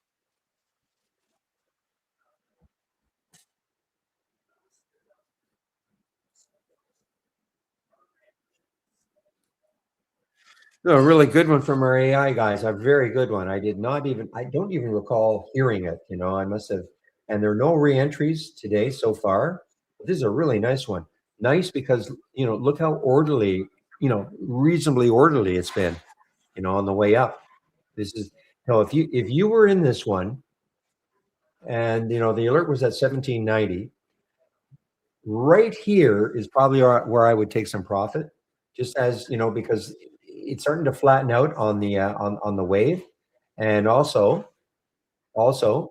those bars are now starting to pierce the bottom of the wave. So it could be a sign that the trend is starting to change.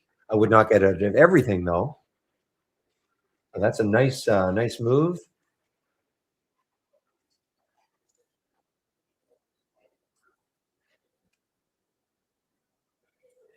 Then you see what happens is you take a little bit off here, then you can hold on because you never know. I mean, this might be just a small pullback, and then it could easily just continue. Because the next high is, I mean, 2136. Man, I wish I'd seen that one. I don't recall seeing it. This is from our AI.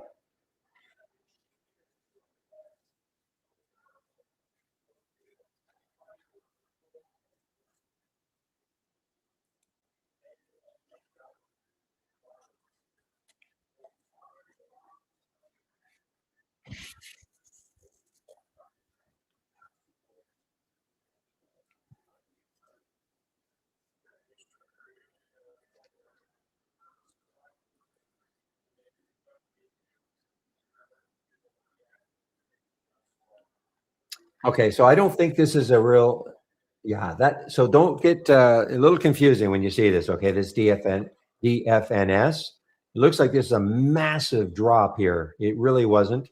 They stopped trading as DFNS back in 2021, and then then I guess obviously what probably happened was a company wanted this symbol, saw it was available, and took it here. So that's what I'm assuming happened.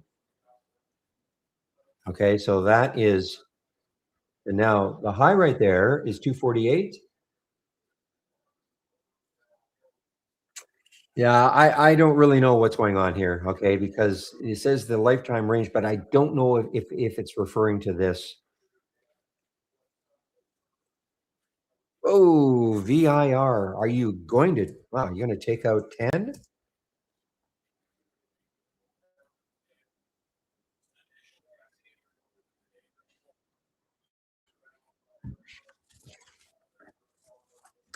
Well, I'm just glad it wasn't a, well, I don't know what, it wasn't an airline. I would never would do that though, that I was swinging. And I never, wow, 997. I never swing anything, but I thought, you know what? The story seemed good. Gemini told me it was good. Seriously.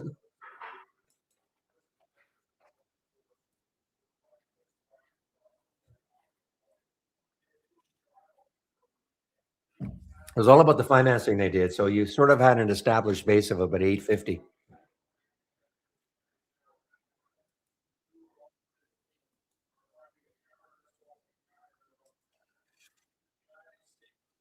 Oh, you're right. It did pop through 10. You're right. It did.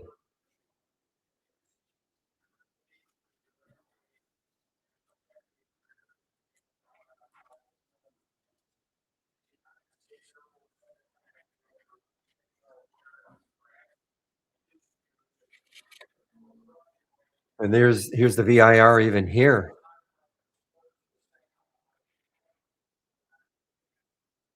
Okay, guys. Well, I am very surprised that we're having a lot of stocks in this race. So let me go over this race, the concept of race. Well, I shouldn't do that. Anybody want me to do it? If somebody puts up their hand and says, yes, go over the concept of racing. What is it all about? I'll do it. If not, I will. I won't go over it today.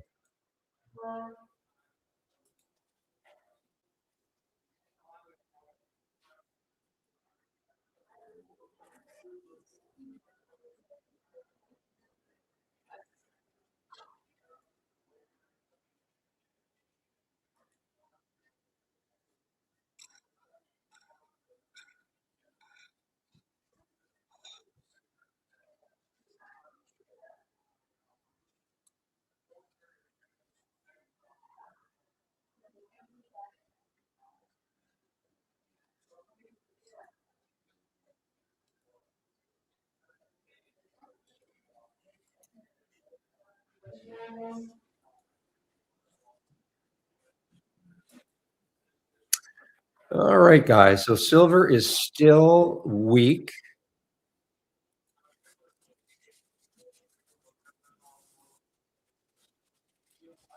Good for you, Ozzy. Whoa, 10. Come on.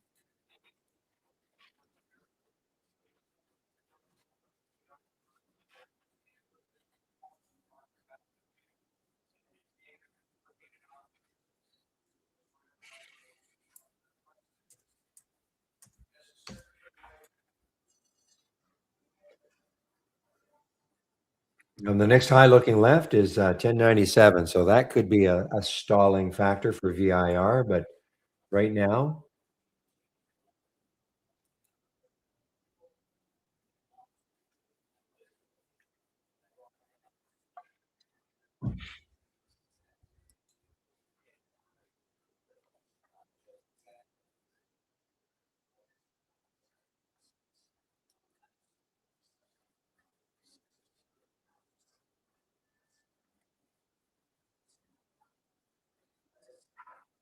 yeah, I have it thumbnailed, PJ. I've got it thumbnailed on my other monitors, so I'm aware of what it's doing. Um, MIAX. I wonder if this now. What is the VWAP 40? You know what? This has got some room on the way down, guys. Let's see. Let's see if this is. I mean, it's weak stock. Well, weak. It's down. It's down for the day. Okay, MIAX. It's down for the day. Yes, it's had a nice bounce. Let's see if this 42 gets rejected a few times. This could turn into a decent little short. I'm talking about the MIAX.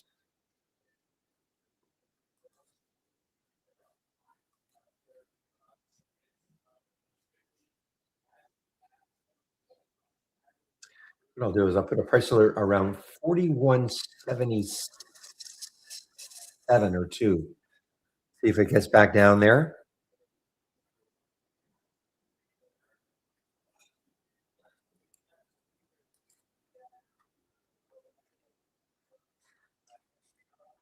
Oh, also level 2. It's not just bookmark. I'm sorry, Doug, Jane. So no, I really don't use level 2. And so when I say that, if people out there are using level 2 and it helps you to trade, by all means, keep doing it.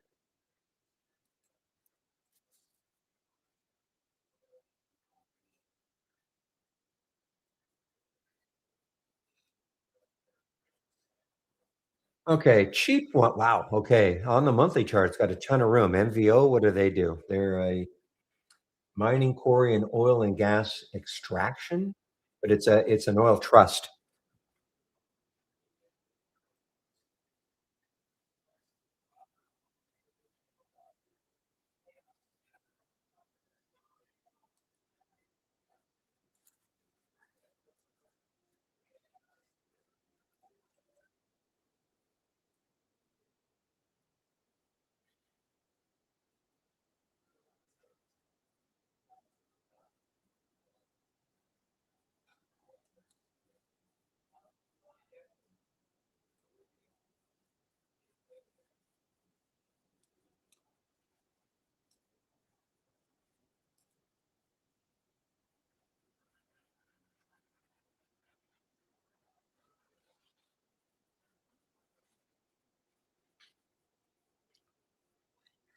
Mm. All right, so here it is, guys. MIAX, MIAX. Let me just see. You know what? I don't like the spread. 66.85. Yeah, 56.85. You see, the spread is really widening now.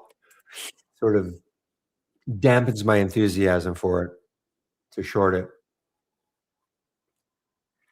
If it had $3 or $4 to the next low, maybe I would try to get the midpoint fill at IB, but it doesn't have. It only has another. I mean, if I took it at 57 cents right now on the short, it only has about 40 cents to the next low. So I am not as interested in it as I was.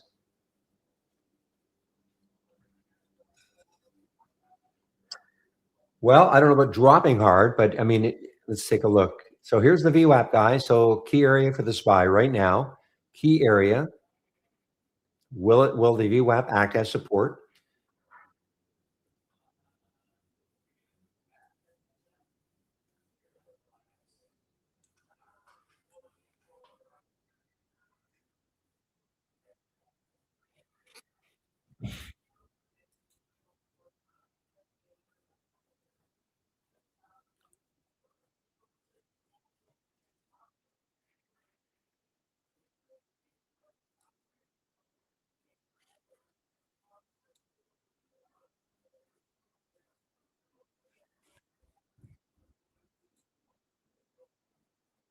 So, guys, this is an earnings play. XERS, it's still positive for the day, but it's at the low of the day, and it looks like. I mean, this is sure a lot of shares available for me. The next low looking left is around 580, so there's a little bit of room underneath here. Let's see what happens here for the XERS. So, even though the guidance beats expectations, it's still up for the day, but really starting to give up the gains.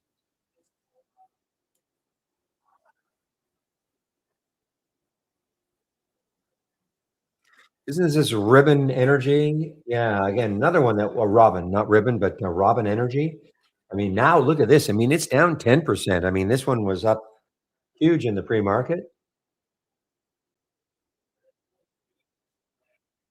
These little just I mean, there's no news on it other than trying to follow the rest of the energy stocks, but with XLD doing this, yes, it got to the VWAP, guys. It did get to the VWAP, kind of was holding, but now it's underneath the VWAP, XLE.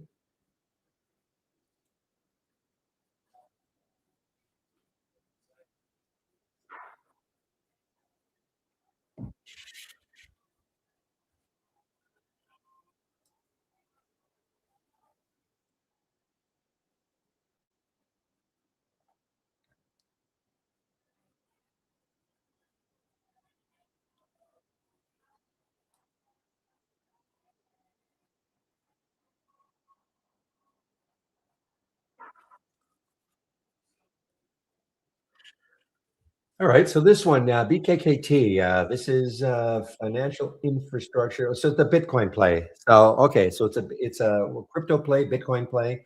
Over 10, guys, over 10. The next high looking left is 11. So there is some room for this BKKT, assuming Bitcoin continues its strong. Just what I would do if I were, and maybe you have a way of tracking it in a different way, but look at Bitcoin, IBIT. So as long as IBIT continues to do this, a lot of the Bitcoin plays are going to move. It's funny, I saw Riot earlier, but Riot had earnings.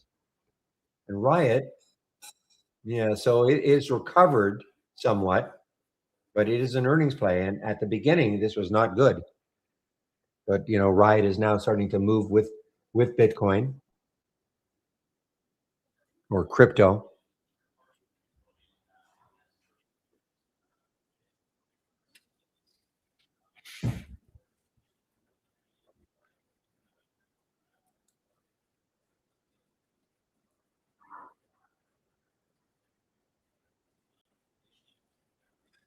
Yeah, TPET.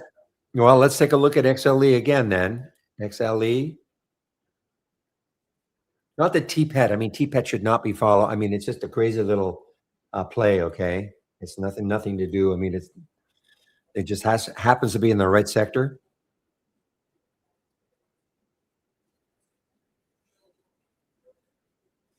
Whoa, 134. Okay, just popped. Can it take out that 137? That was the high. You can see the high right there.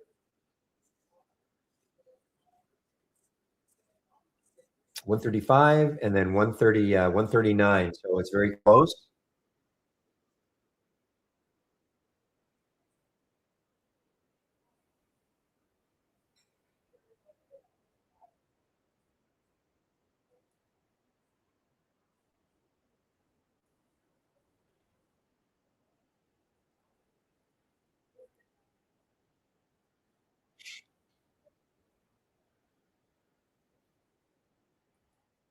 Morning, Vito, or afternoon, or early evening where you are.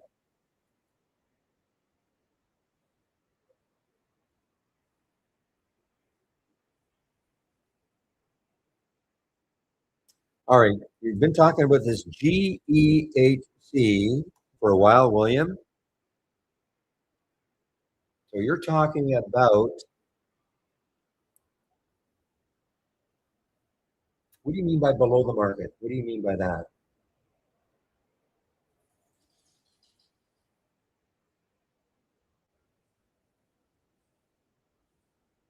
Okay, 79. Oh, I see. Oh, I see. Below the current price. Okay, that makes sense. Well, the low today is 79.59 or so. So what's the deal with this one? Healthcare, not an earnings play, getting really.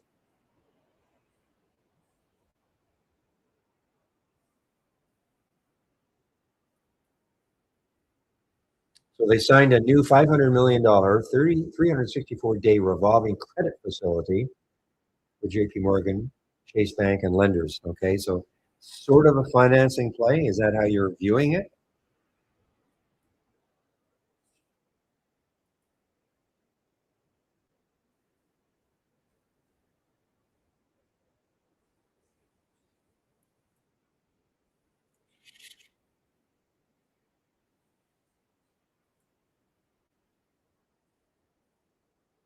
Yeah, I didn't really think it was. It's not like a strictly. They're not like $500 million all at once. It's just a revolving line of credit, right?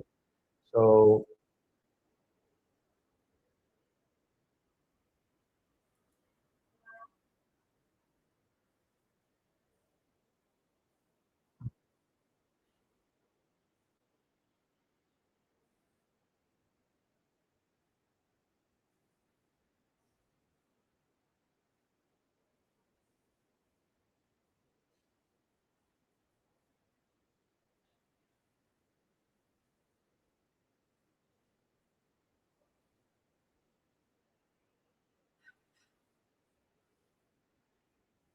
see, I'm so glad I did not take this one, the MIAX.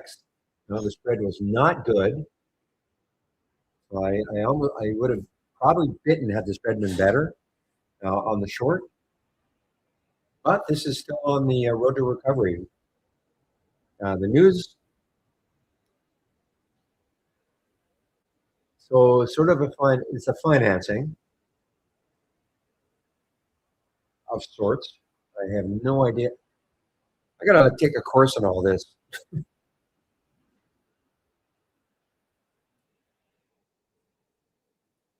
Better still, just ask Gemini.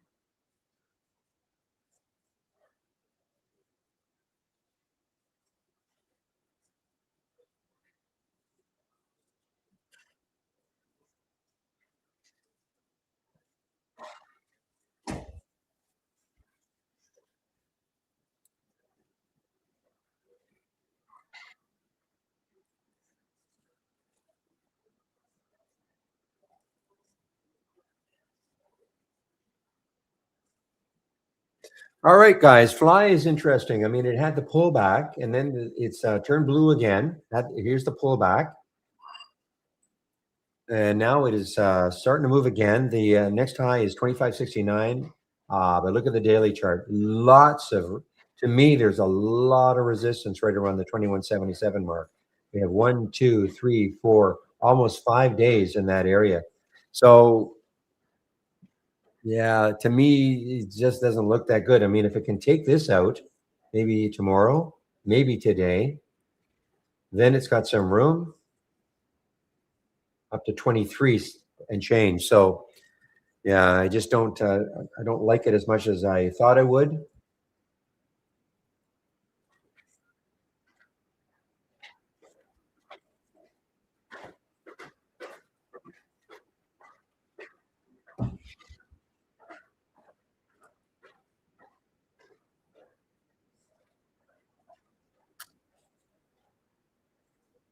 You know that TPET can't get through that level yet. Anyway, that TPET cannot get through the. Look what it did again.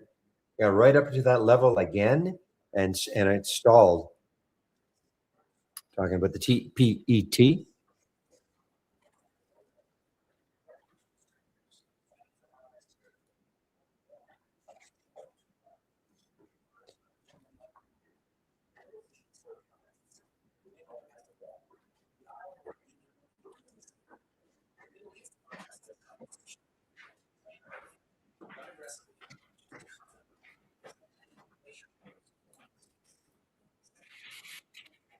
All right, guys, this has been sneaky good. The NTLA, we talked about this a little bit in the pre-market. The FDA lifted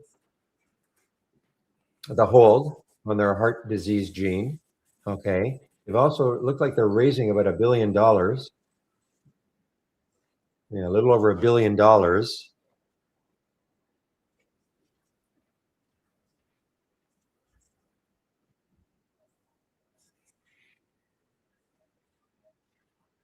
Now the high yesterday on Friday That was 14.29, so a little bit above that. Had earnings also last week, 14.30. I mean, this got a little bit of room, okay? 15.04 is the next high on the daily chart, and that is for the NTLA. It has a little bit of room.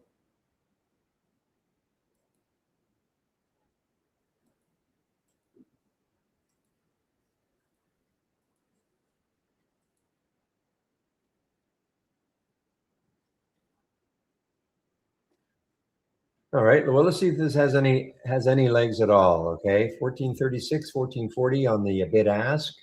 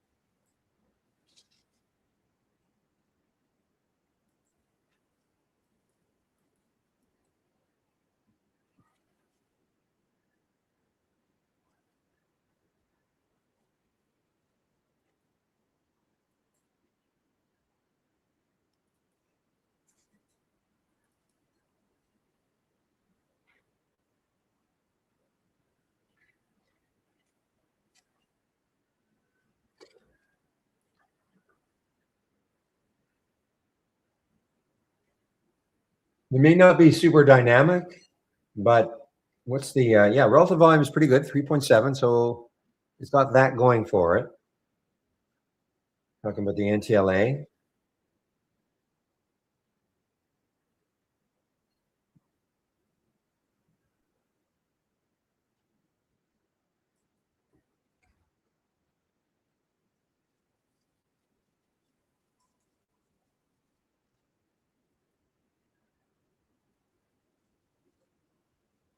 You know, I saw Tilray in the pre-market. They look like they're buying some British company, UK company. The market did not like that at all. That's a TLRY. They're buying Brewdog's brand, which has nothing to do with cannabis. A network of brew pubs across the UK and Ireland. Well, there are probably a few of them. Not to stereotype anything, but so they're trying to branch out of. Well, they've been doing that for a while. This is not anything new. Trying to branch out of being a pure cannabis play hasn't really helped.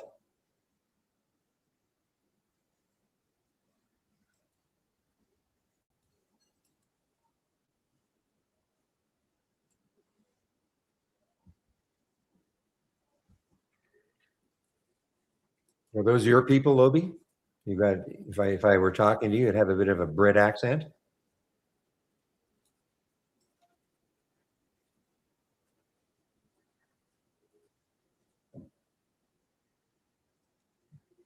Irish.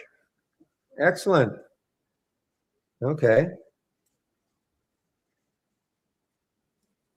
But with the accent or just, heritage?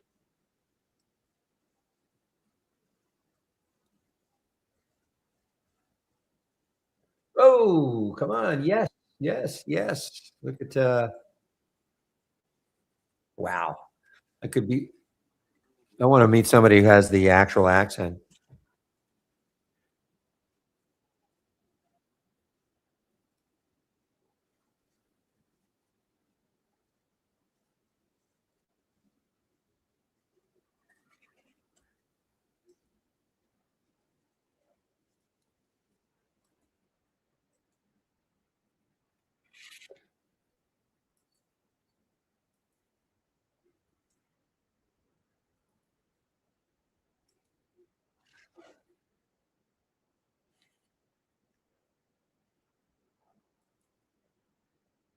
So, guys, I'm just using this as a little scalp trade, okay? The NTLA made a little move for me, just a bit of a scalp trade, NTLA.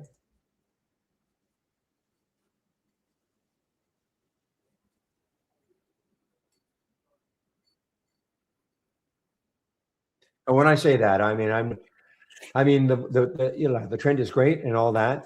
I just don't. I mean, it may surprise the heck out of me.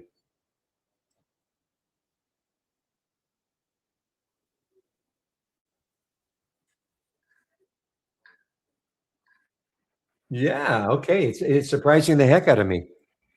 The NTLA. So William, I mean, I found that in your little. I call it the William scan early in the day. I still have it up and running. Don't ask me for it, guys. It has a custom formula, so I cannot share it. Boy, the Cure is having a nice rebound now.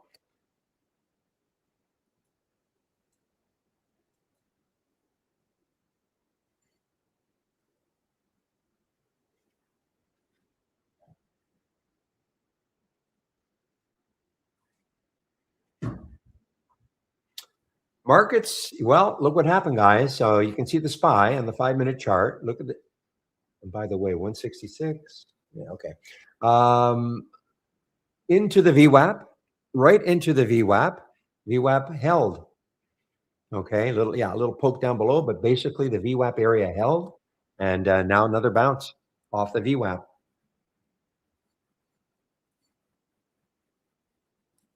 Remember that at one point the market in the pre-market, the SPY was down about 7 or 8 points. So now we're only down 1.8. Nice recovery.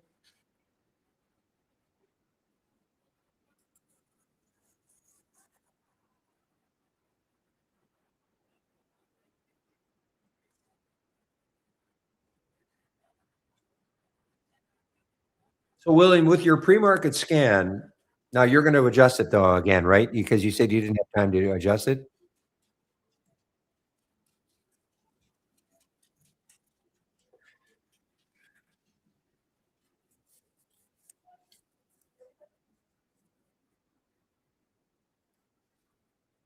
I just basically looks for really very strong stocks in the pre-market. Okay, it's a sort of a different take on it. I mean, a lot of the stocks I saw were in my ones up the most. But for instance, a stock like NTLA was not in my. Yeah, there you go. It's designed to find stocks with exceptional volume in the pre-market, and more than likely is going to continue all day.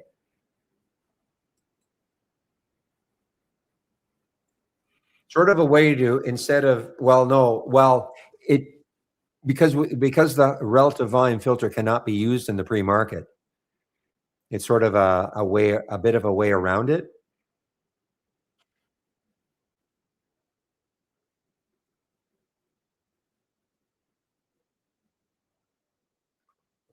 The problem is it has a custom formula, and it you know it's not cannot be copied. I cannot just copy it and just give it to you. It's not a hard custom formula, but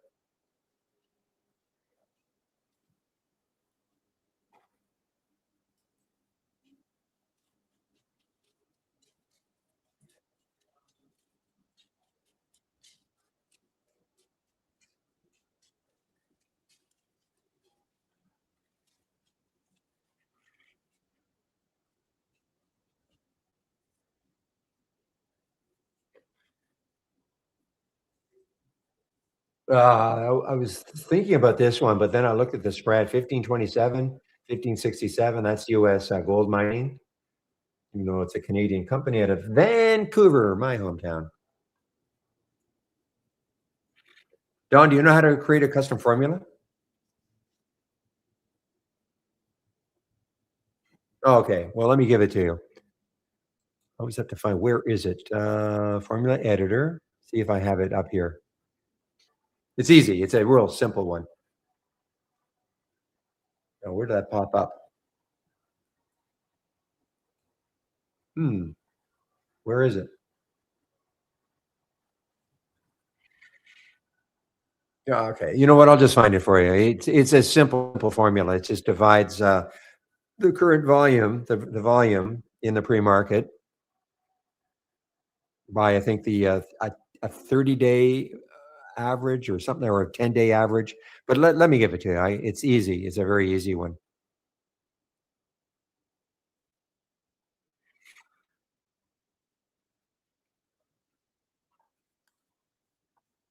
Um, 44.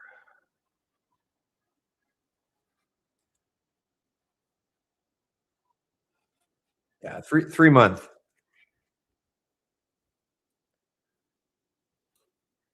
Okay, so here it is. Okay, Don. So if you know how to create it, there it is. And then he put in the min box, he put point two. Okay, point two.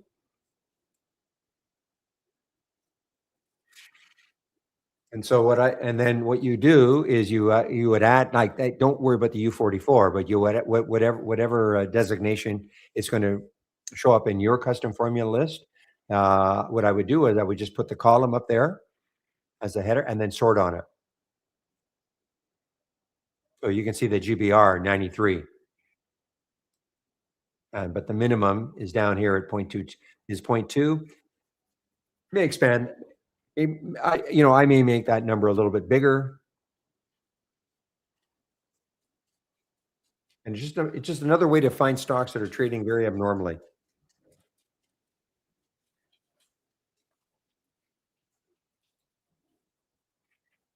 And of course, all what I'm doing is my summary. $150 has to be at least 200,000 shares, up 2% from yesterday's close. So that these are going to be active stocks, and then that's what I'm using. And I think that's what you're using, right, Don or William? Point two in the min.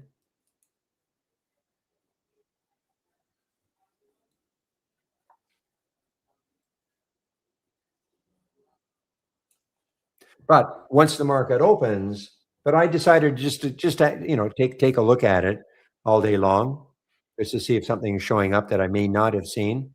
But the relative volume basically can take over, of course. The relative volume filter can take over.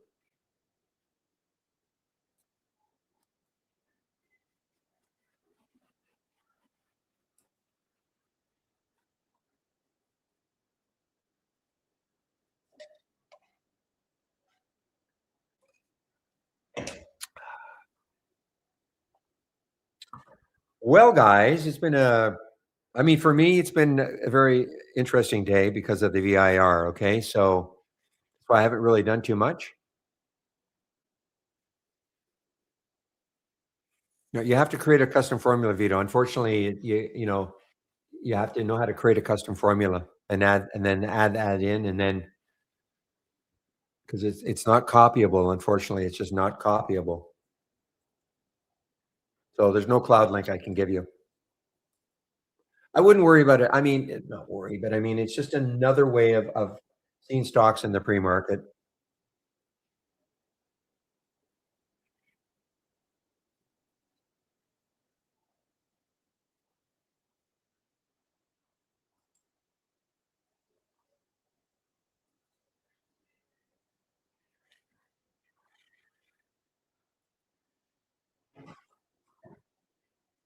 Boy, silver is still the weak sector. Look at that silver. Look at the weak sector.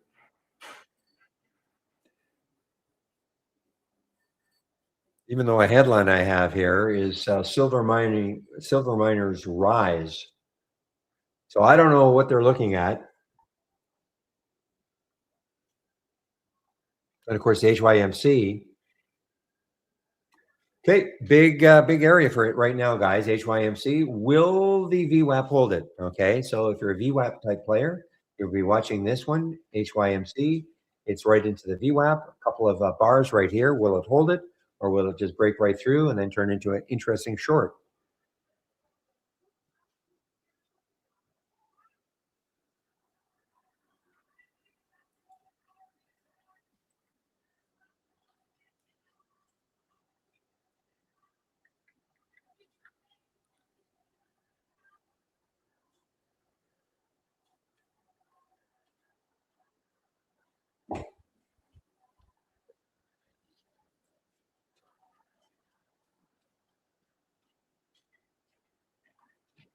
Well, this is getting interesting, guys. I mean, now it's breaking down below the VWAP HYMC.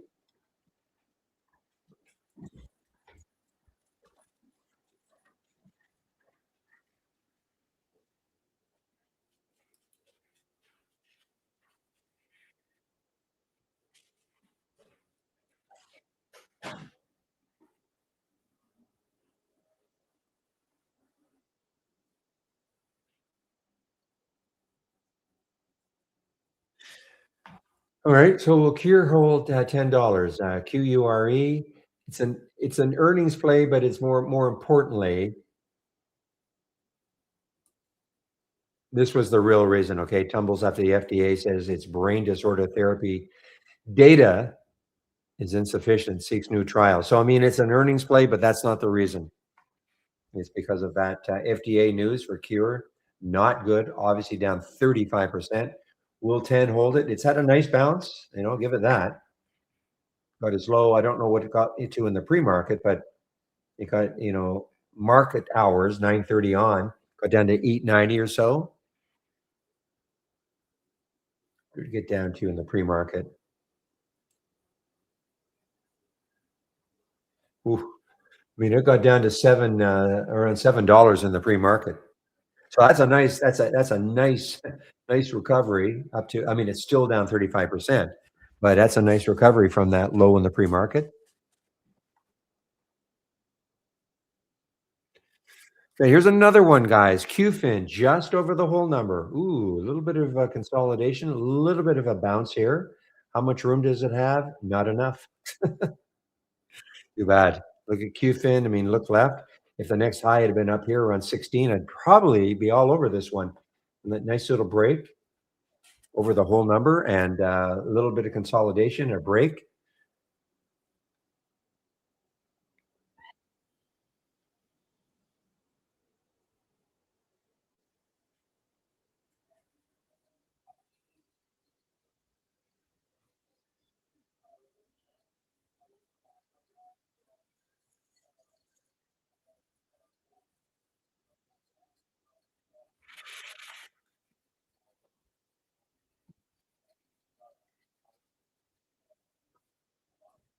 Well, here's a super, super cheap one, guys. Scandium, pink sheet stock, halted. This is SCDCF.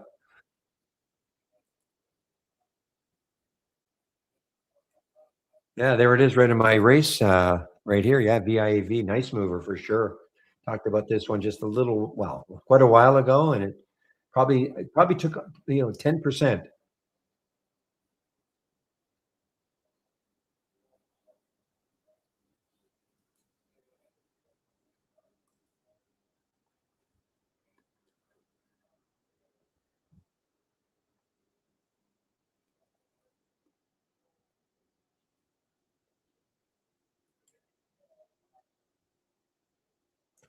Woof woof, guys. WOOF. Again, looking left, not enough room.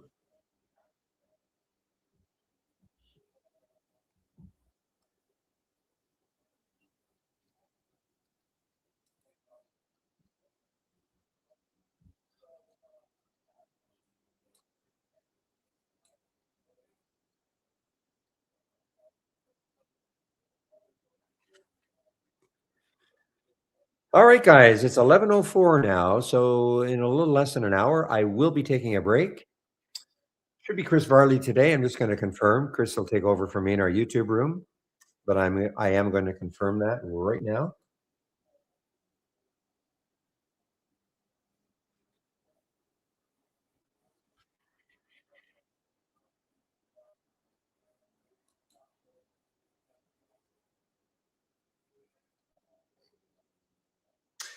And the answer is yes. So Chris will be taking over for me in our YouTube room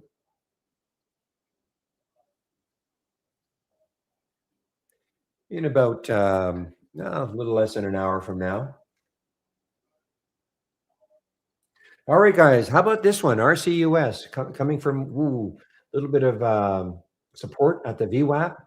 RCUS, what's the monthly high here? Is 2483, obviously on a monthly. But look at that, 2350. I mean, it's got some 2350 is the next high looking left. I mean, it's got some room. I mean, if I knew it was going to get to 2350, I would take this. I would take the trade right now, of course. But of course, I don't know what's going to do that. So I just need more room. Had the next high been here, 2460, all over it.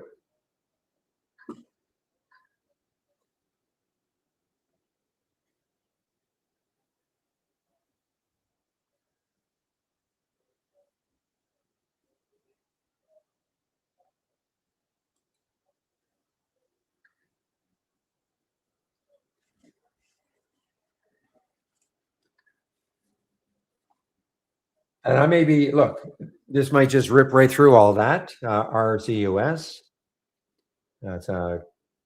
I don't know if they have any news on it. Yeah, Wainwright with a $32 price target. Anybody else? Leerink, okay, let's see. What do they say? What does Leerink say? $49. How about that?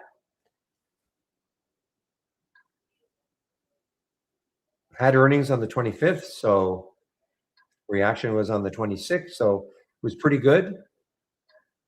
Actually, mixed bag. So again, guys, I mean, it looks. I mean, it could just easily rip through all that.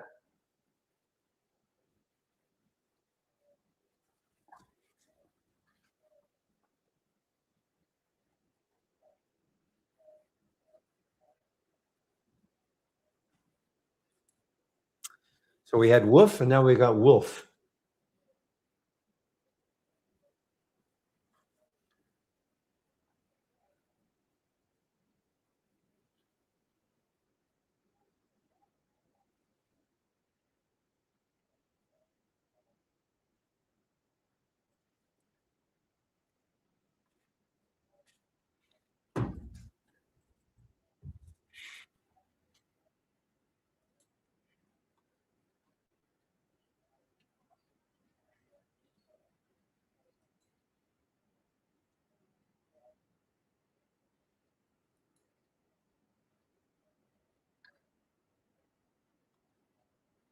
Well, Cure is on the move here, guys. I mean, Cure is having another nice little bounce.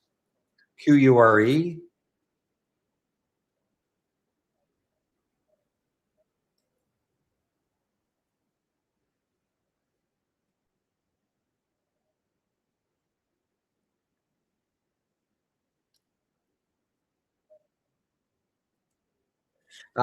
You know what? I think it's over for TPAT. I see it now. It's under $1. I don't think it's going to do it. You know, it's underneath $1. And now, look, anything can happen later on. I get it, but it is underneath $1 now, underneath the VWAP. I think that could be the death knell for today for TPET.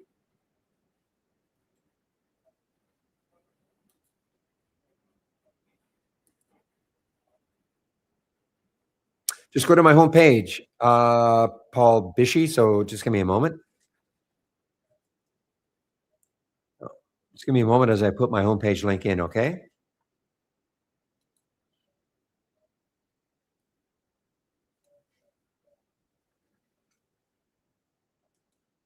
Okay, so when you click on my homepage link, I'll put it in all the rooms in case somebody else is interested. So click on my homepage link.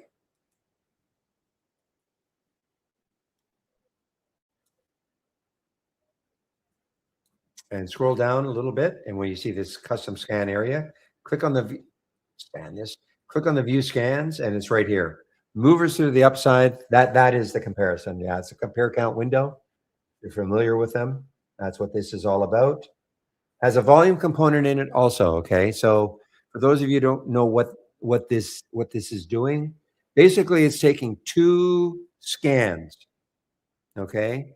Two alert windows, two scans with similar filters in each, like the same price range, minimum volume, things like that. And is comparing with those similar filters, the stocks that are moving higher versus the stocks that are moving lower. All these are real-time alerts, but there's also a volume component. I'll break one out. Okay, I'll just break one out to show you what it looks like. So this is the ones for the upside, and it works in the pre-market. Okay, does work in the pre-market. So what I'm looking for, stocks between 50 cents and $30. Of course, all this is customizable, but 300,000 shares. That's you're going to see stocks typically, especially later on in the day, when you get an alert here. And remember, these are all real-time alerts. You're going to see also a volume burst usually, especially later on in the day in the afternoon. So what can be flipped will be flipped. So what do I mean? What do I mean by flipping? You can flip a new high to new low, and you can flip. The price has to be up at least 2% from the previous day's close. To has to be down at least 2% from the previous day's close. Okay, so sort of remember this. These are the upside, and then on the downside, the red data. See how this has been flipped to new low and down at least 2%. So it's taking two competing scans and running them off against each other. So obviously I could have this as a standalone alert window, and the other one as a standalone alert window. It's just kind of another way of presenting our data in ticker format.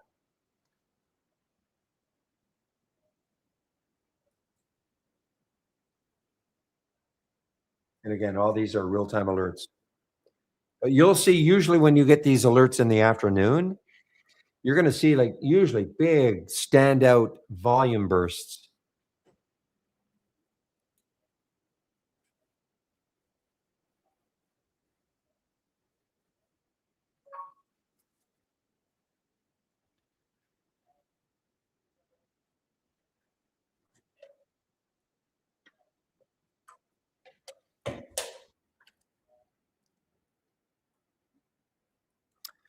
Look at NLR now, guys. NLR has taken over as the strong sector of the day. Uranium and probably mainly uranium plays. This is just does not have a lot of volume. I mean, it's only 265,000 shares. It's a relatively new ETF, and we saw some of the uranium plays.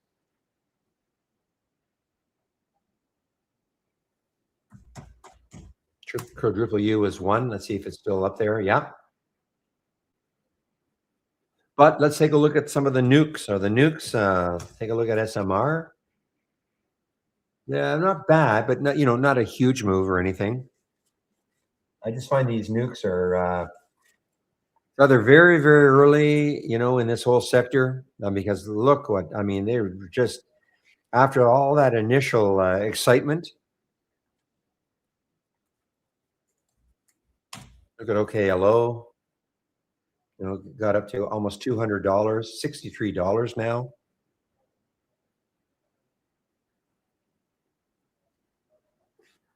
Ah, there's your stack.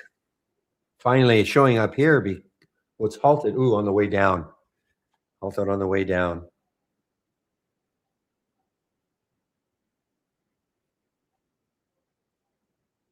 You guys, give me one moment. I will be right back.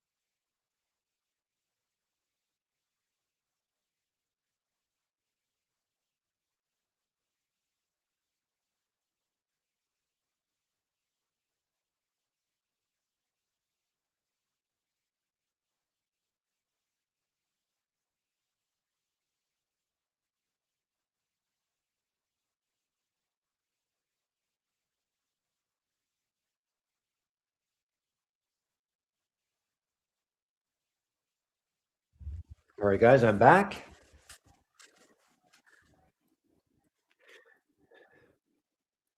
So, William, you said there were a lot of earnings plays today. What is the standout one in terms of recognition? Is there one? There must be one, I guess.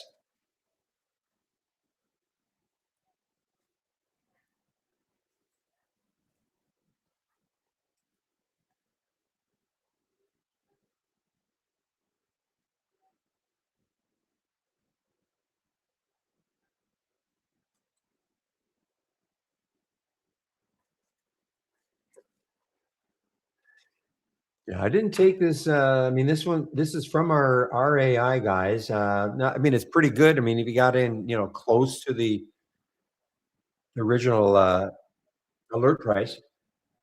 I continue to wait for our reentry today, and yeah, we may not get one.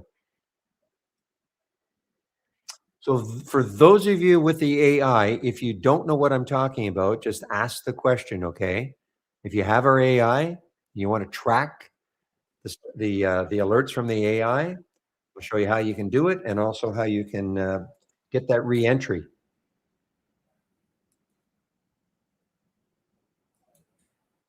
Don't be shy if you want me to explain it.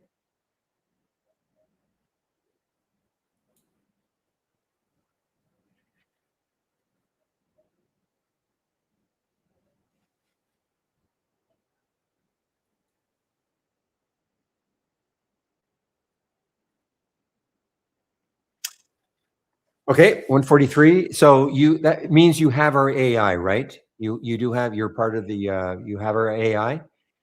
You have our premium service. Oh, you don't have it. Well, you need our AI, you need our premium service. I mean, I'll explain it, okay, but and LD in our YouTube room is asking. So I will explain it, but you don't have our AI. So, but if you have our AI, then click on new from the toolbar, and then click on the middle one that says premium AI strategy trades window. Okay. So those of you who have our AI, but at least this will give you an idea about what it does. 146. Okay.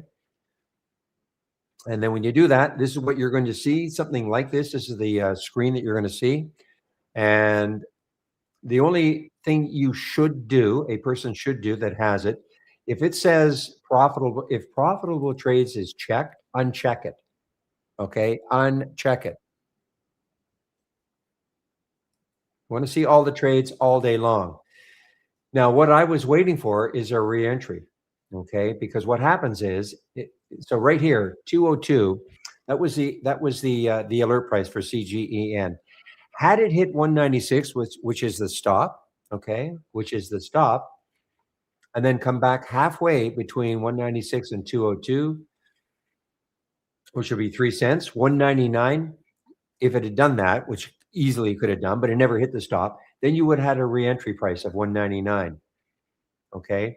This one's 1790. If it had ever hit 1736 and then come halfway between 1790 and 1736, you would have had a reentry price. A lot of times that's how I'm using the AI, just waiting for reentries. It's a little interesting today. No stock has hit the stop at all and come halfway between.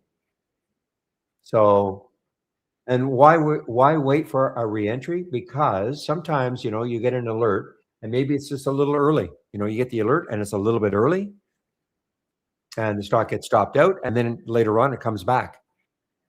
The idea is still, it was still good, but it was just maybe a little bit early. So that's why I like to wait for the reentries, just not one today. And person doesn't have to wait for reentries, of course. I mean, this one was awesome. ALMU 1790. That's a 9.3% move now. And I wish I'd seen that one, because had I been able to look left. I mean, look at the 1790. All it had to do was take this out right here, which was 18. And when it took out 18, then the next high is 19. Okay, 1911. Plenty of room. So this one, This one might have been one had I don't know why I didn't see it. I have a sound alert on it, but I just don't recall seeing it because that would have been probably one I would have taken. I would not have waited for a reentry.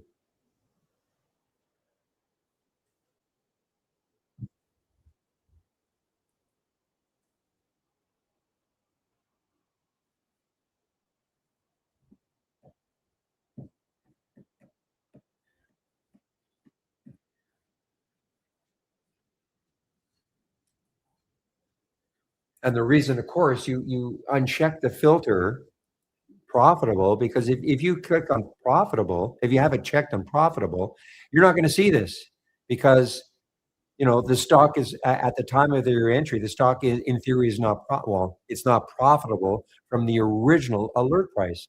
But who cares? You should want to see the stock. If you have the AI, you should want to see it all day long. Okay, use it like a watch list. It's a very quiet day for it. Usually we have 8 to 10, 8 to 10.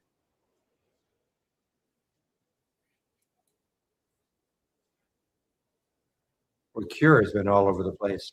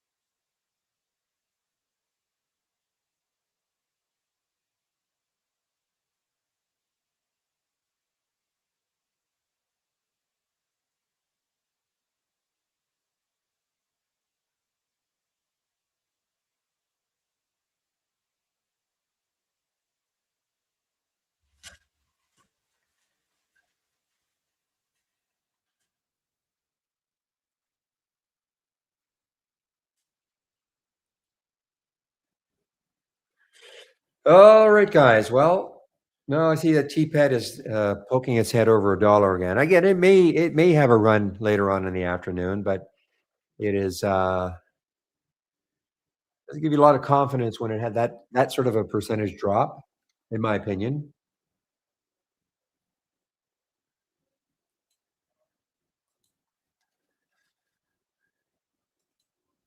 Last time I looked at HIMS, it was just over 15. Okay.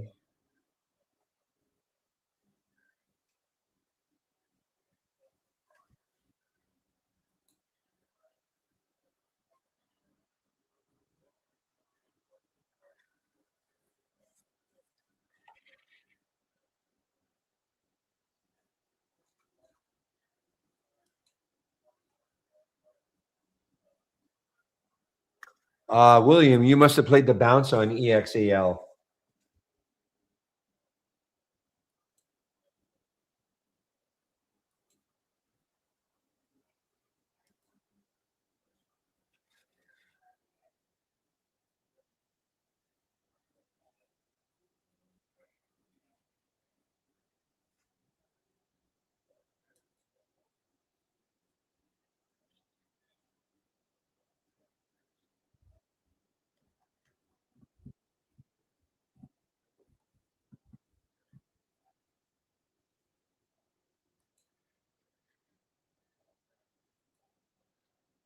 All right, guys. Well, things are slowed down for me quite a bit now. Take a look at this one, quadruple C. Let's see what's happening with that one. Okay, over the whole number, $3. The next high looking left on a monthly chart, 364. So on a monthly chart anyway, it's got some room. 344. So a little bit of room on a weekly chart. Could be interesting. It's a big float, 124 million. They don't all have to be low floats, but see if there's any news on this one. Okay. Barclays is raising their price target from 5 to 7. Okay, so that is one. See if there's anybody else piling into this. TD Cowen coverage, just maintaining its coverage with a buy, no price target.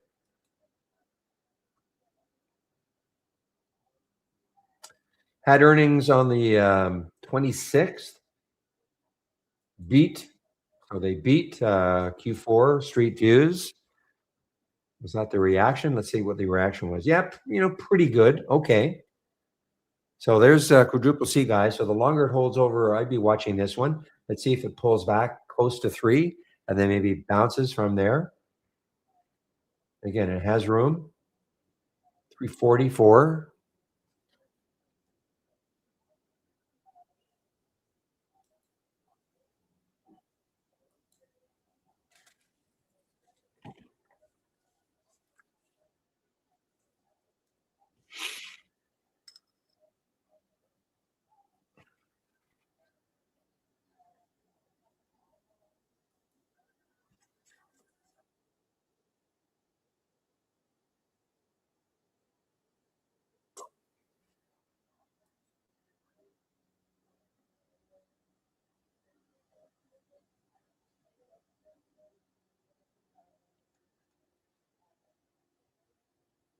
So you can see what's happening with the quadruple C, CCCC. It's pulling back a little bit. Let's see if 3 can hold it.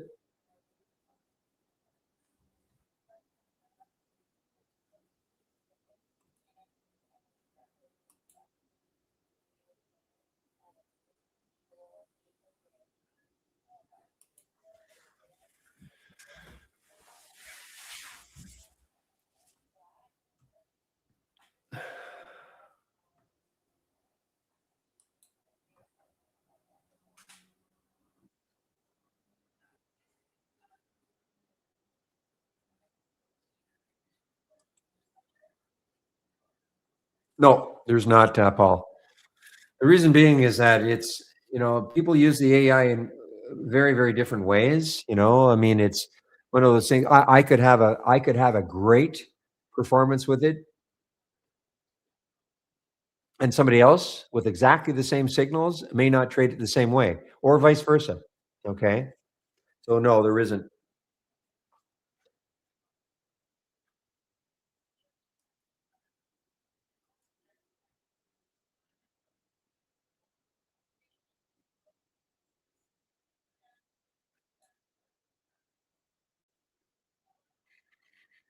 It's really, really for me. It's more just like a watch list. Okay, so I don't have to do anything. You just wait for the alerts to happen. No alert will happen before 9:40. That's by design. So you see the first one was at 9:40, 9:44, a couple at 9:47. Usually by about 11, there's none for the rest of the day. It's not designed that way, but typically after about 11 o'clock, there were just no more. There can be, but usually.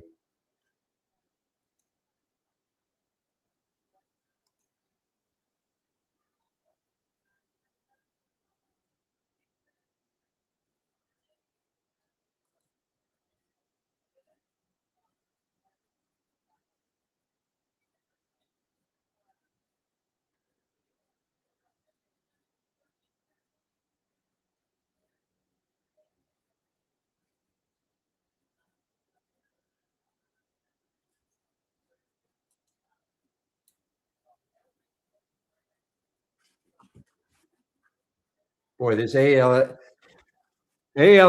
has just that's an awesome alert, really. Just trying to look to see where it could start to stall. 2125. I mean, it still has room. Still has room. I'm not saying it's going to get there, of course, but I mean, it still has room. I'd be looking at a potential short on this one when if it finally runs out of steam. But right now, very, very, very strong.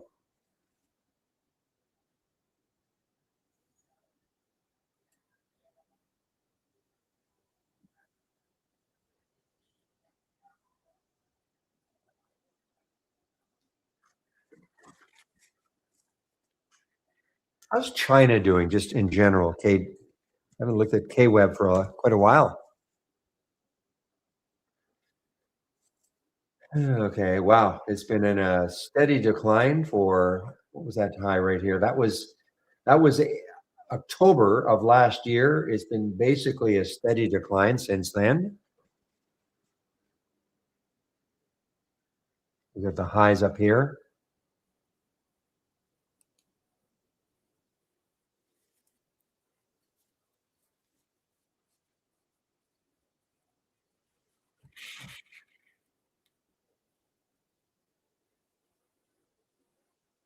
And why I wanted to see what XPAV, XPAV is, of course, a China EV play.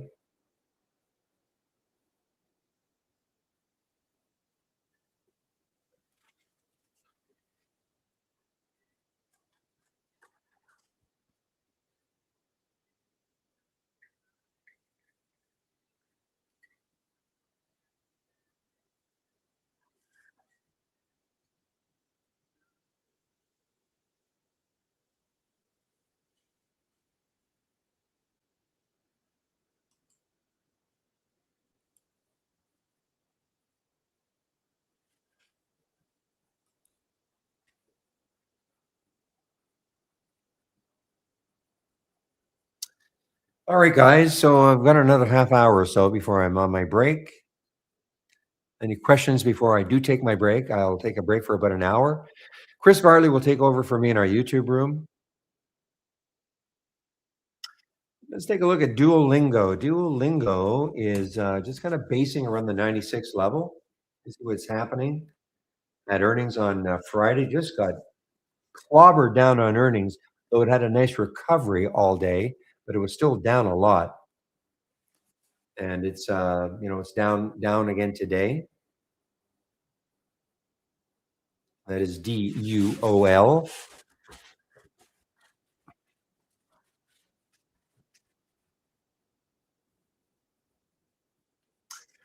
Will Bitcoin get to 70K today? IBIT is looks like it's still pretty strong. Yeah. Want to see what a wave should look like? That's a wave, guys. Okay. You just ride that wave. There was the only time if I'd been in this down here, I may have taken some profit is right here. Why? Because you see how the bars were starting to get close to the bottom of the wave. So had I been in this one right around here, I'm riding it, and then this little stalling action, okay, you take some off, but you don't get out of the entire play. Now, if you didn't take anything off here, you would certainly take off some here. Okay, the minute it does get down below, I would definitely be taking some off, but not necessarily everything because it didn't turn orange. Remember, the blue is good in terms of a strong trend. The trend is strong. And when it turns orange, it means the trend is changing and starting to weaken. So if you don't have the trade wave on your chart, just let me know and I'll show you how you can get it. It's free. Well, it's free. It's part of the standard service on an add-on. You don't have to pay anything for it. I just find it's a fantastic way of keeping into a trade. It just gives you that visual of keeping into a trade.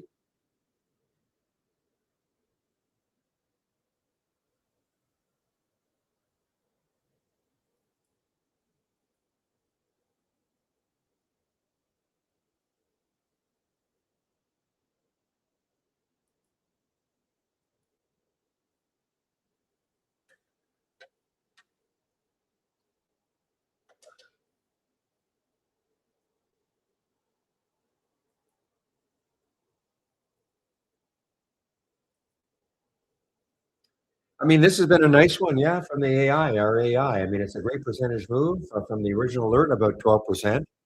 Um, and again, I just don't understand what's going on with this one. This is not. I mean, it stopped trading in 2021 as a DFNS, and I just don't know because when I look at the position lifetime range, it's way at the bottom here. So I don't know if it's looking at this because this may be just one of those situations where this company wanted that symbol, it was available, and they took it.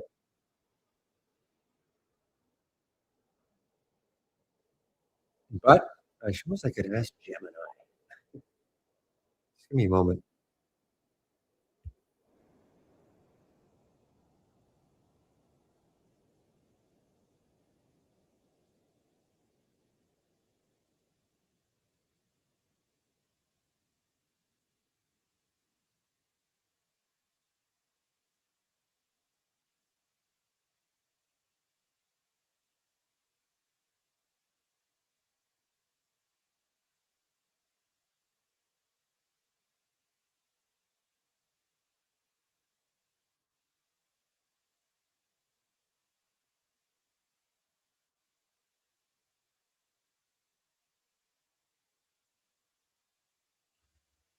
seeing a classic case of stock ticker recycling after several years. In the stock market, when a company stops using a symbol due to a merger or going private, that symbol eventually becomes available again for a completely different company to claim. Here is the breakdown of the two different entities that have used DFNS.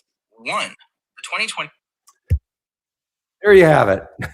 There you have it. So 100%. So the problem is, when it says position and lifetime range, I think it's looking at previous DFNS, and I don't like that. So I gotta let the guys know that.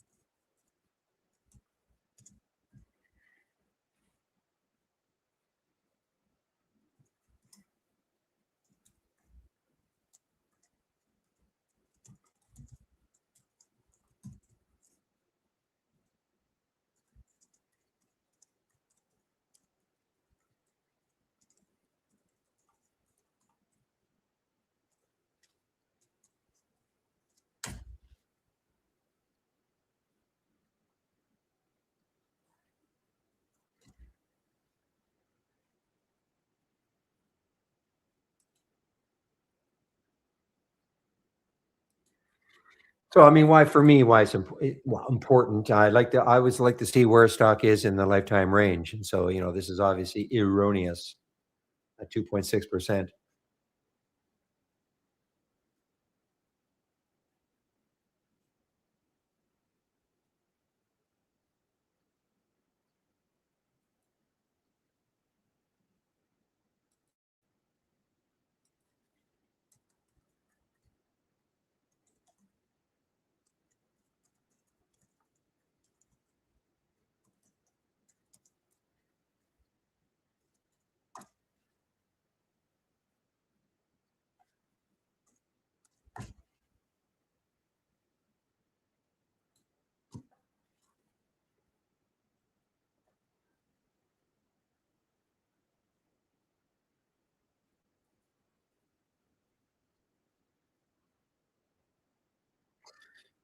See how we're starting to see the little volume bursts. You see, when we're starting to get some of these alerts now, we're starting to see volume bursts that are really starting to stand out.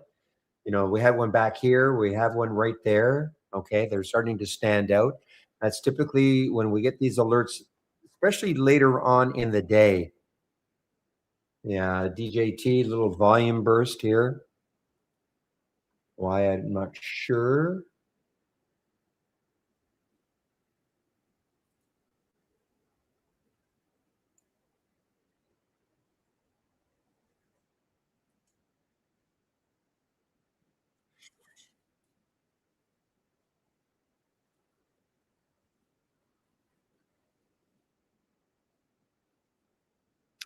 Well, this could be interesting. I mean, this is an extent a continuation of earnings for DK.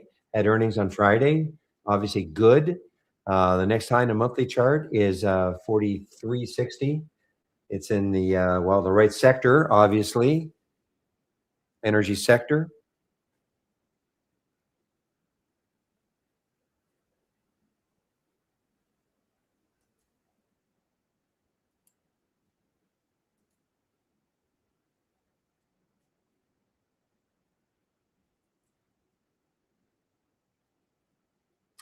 Woo, that got thumped back down. Look at that stack. So Really, it challenged the $1 level, and then it got halted, and now back down to 63 cents.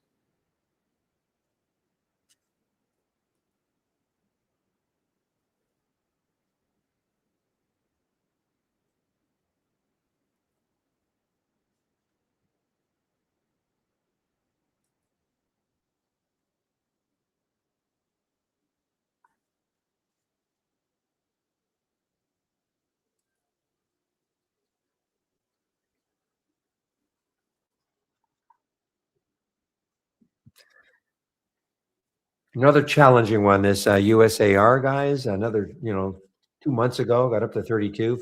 Before that, up to 43. Got all the way back down to 16, cut in half. Trying to recover a little bit here. That's the USAR. But look left. To me, I mean, all these little areas, it could easily stall, so I don't like it.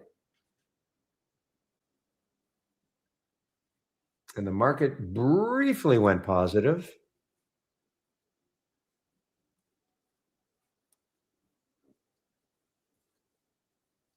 Another challenge at the VWAP. You can see another challenge, guys. We had a big drop. Well, big drop. We had a drop here. 1, 2, 3, 4, 25 minutes down. Got into the VWAP. And, it's holding. It held. The VWAP acting as support in this case.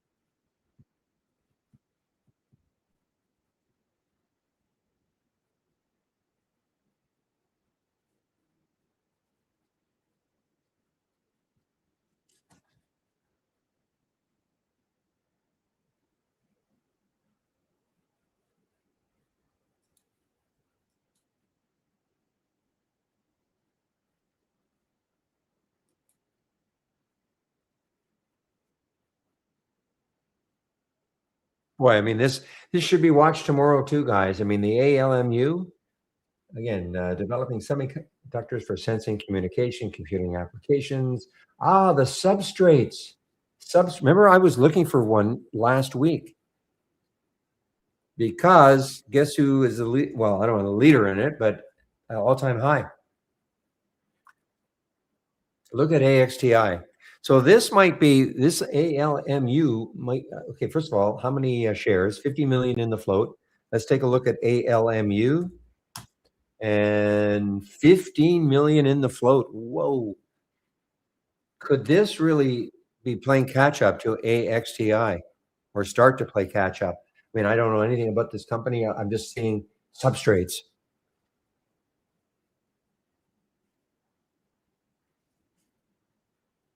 I mean, William, probably, I don't know if you've done, well, I'm sure you haven't, but I don't know if this company's making money, losing money, but it's interesting to me just because of the fact that it's got this substrate and AXTI. I was trying to find one last week that I couldn't find one.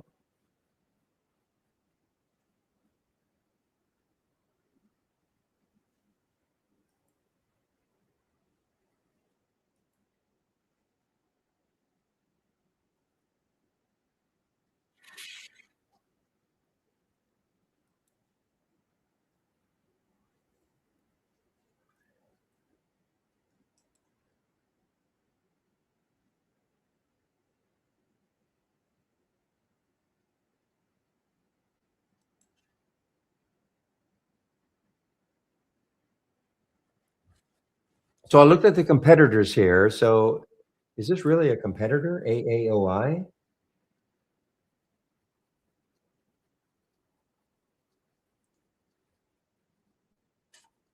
But we do see the AXDI. See what I'm saying? Substrates.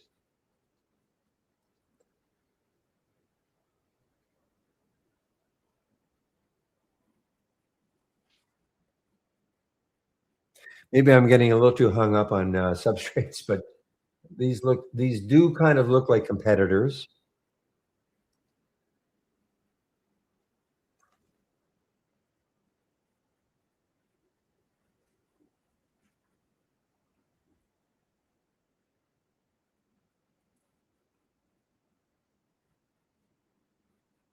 Another high here for the this uranium stock, guys.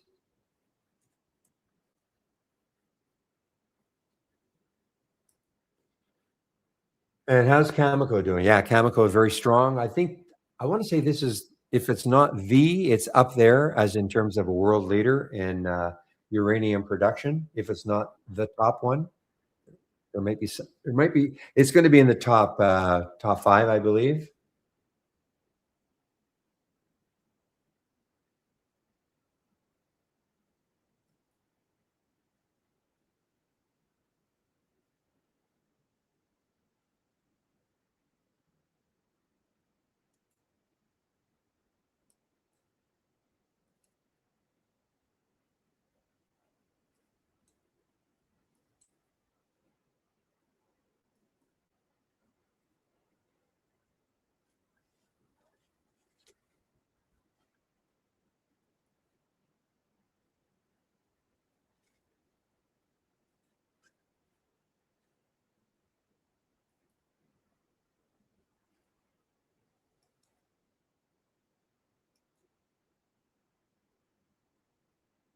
Yeah, another new high. DFNS, another new high.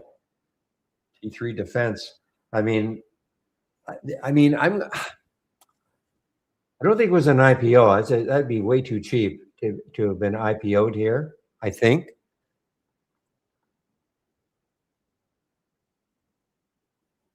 What day was that? That was looks like February 9th. So a little less than a month ago.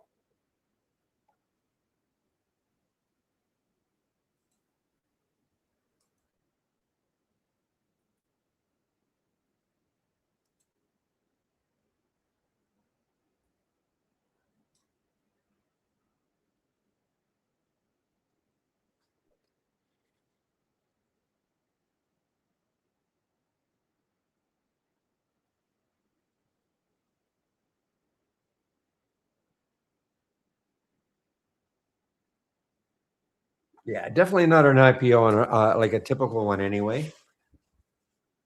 Ah, okay. So Nuke became DF.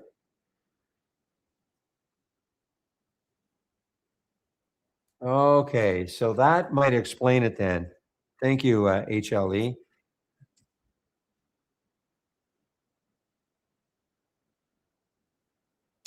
Okay, so that actually explains it because, okay, so what I'm going to do now.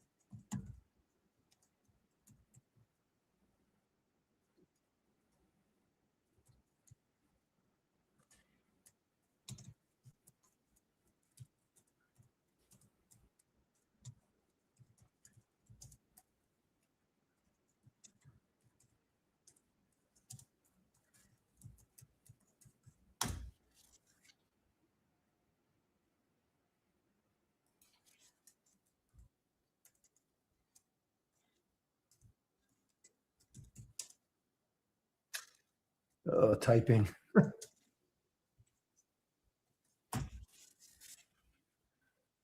Okay, well, that makes sense. Thanks for that. I wonder if our news had that.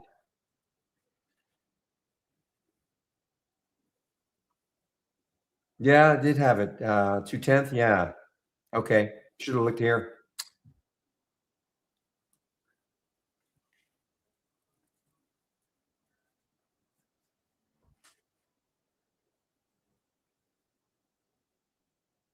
It still would be nice not to have the DFNS though, previous DFNS, because it looks like this is some kind of an utter collapse, from here, and it's not.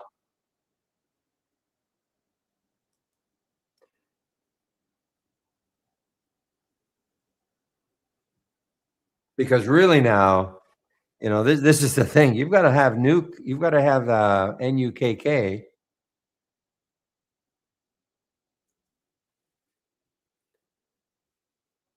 Because this is what we should be seeing. Where are the next highs when it was NUKK, which is the same company. So when we're looking at today with DFNS, at 247 last price, that's what we should be seeing, that it could stall in this area,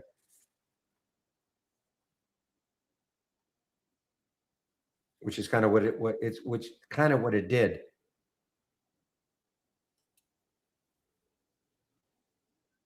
Hopefully that's not too confusing. All right, guys, 11:52. So in about 8 minutes from now, Chris will take over for me in our YouTube room. He'll take over for about 1 hour, 12 to 1 Eastern time, whilst I take my break. Look at the NTLA. I'm not in it. I'm not in it anymore. But yeah, the NTLA making another new high.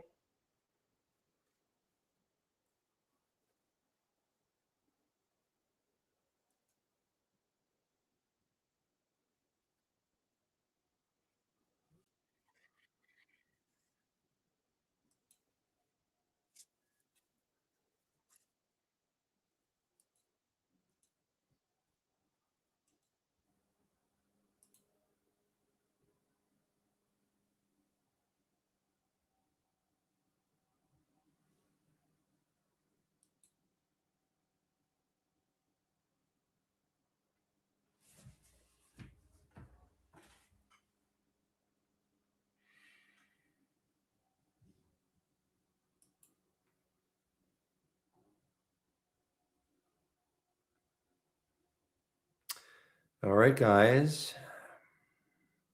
Boy, look at the ARCOS. I mean, I didn't take it, and I guess it did break right through all that I thought might stall it. RCUS.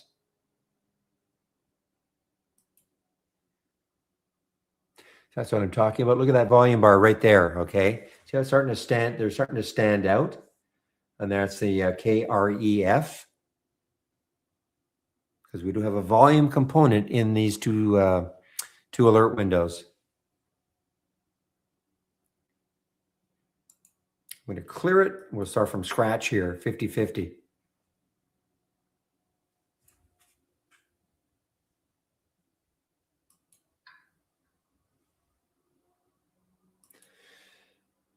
Yeah, I mean, again, ARCUS did not even remotely get stopped in these areas.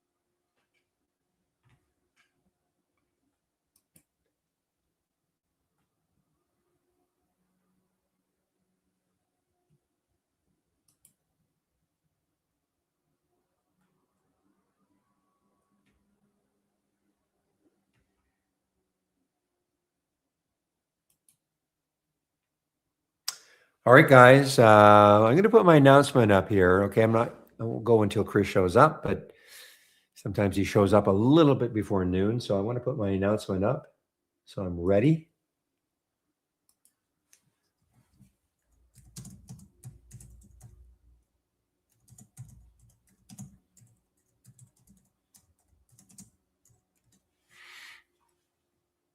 And I will also put the YouTube link into the main room, so you guys can head over and listen to Chris when he shows up.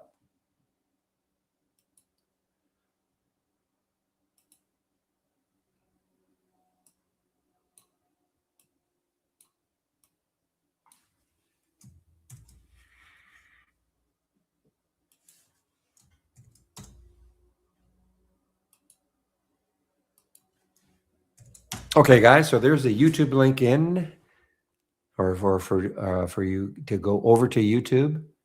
He's not there yet.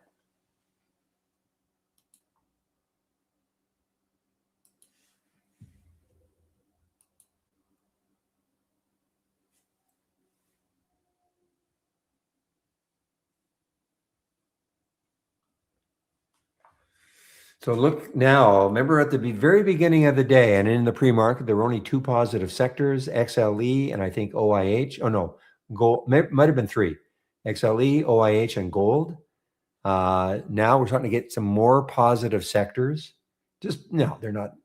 I mean, the SPY is up 0.1. So, I mean, we're not talking about wildly positive.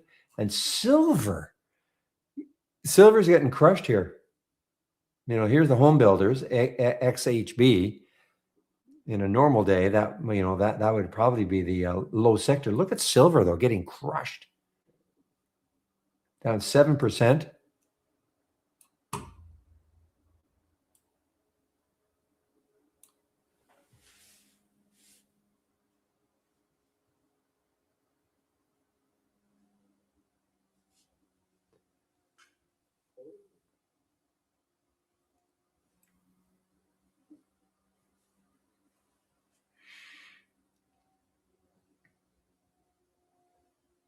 Boy, I'd be watching tomorrow on silver to see, you know, if it has this big recovery day.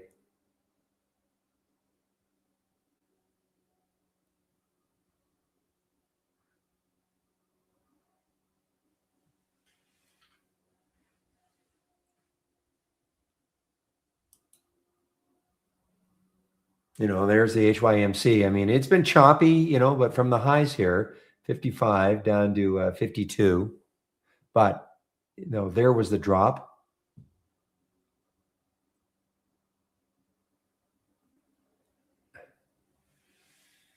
All right, VIR had a pullback, but now just sitting underneath 10, 980 right now. Still have some of my position left. Who knows? Maybe it'll get to 2025 like the analysts were talking about. Look what happened too. You see how it held the VWAP? Acted as support. It's about as beautiful as you can get acting as support.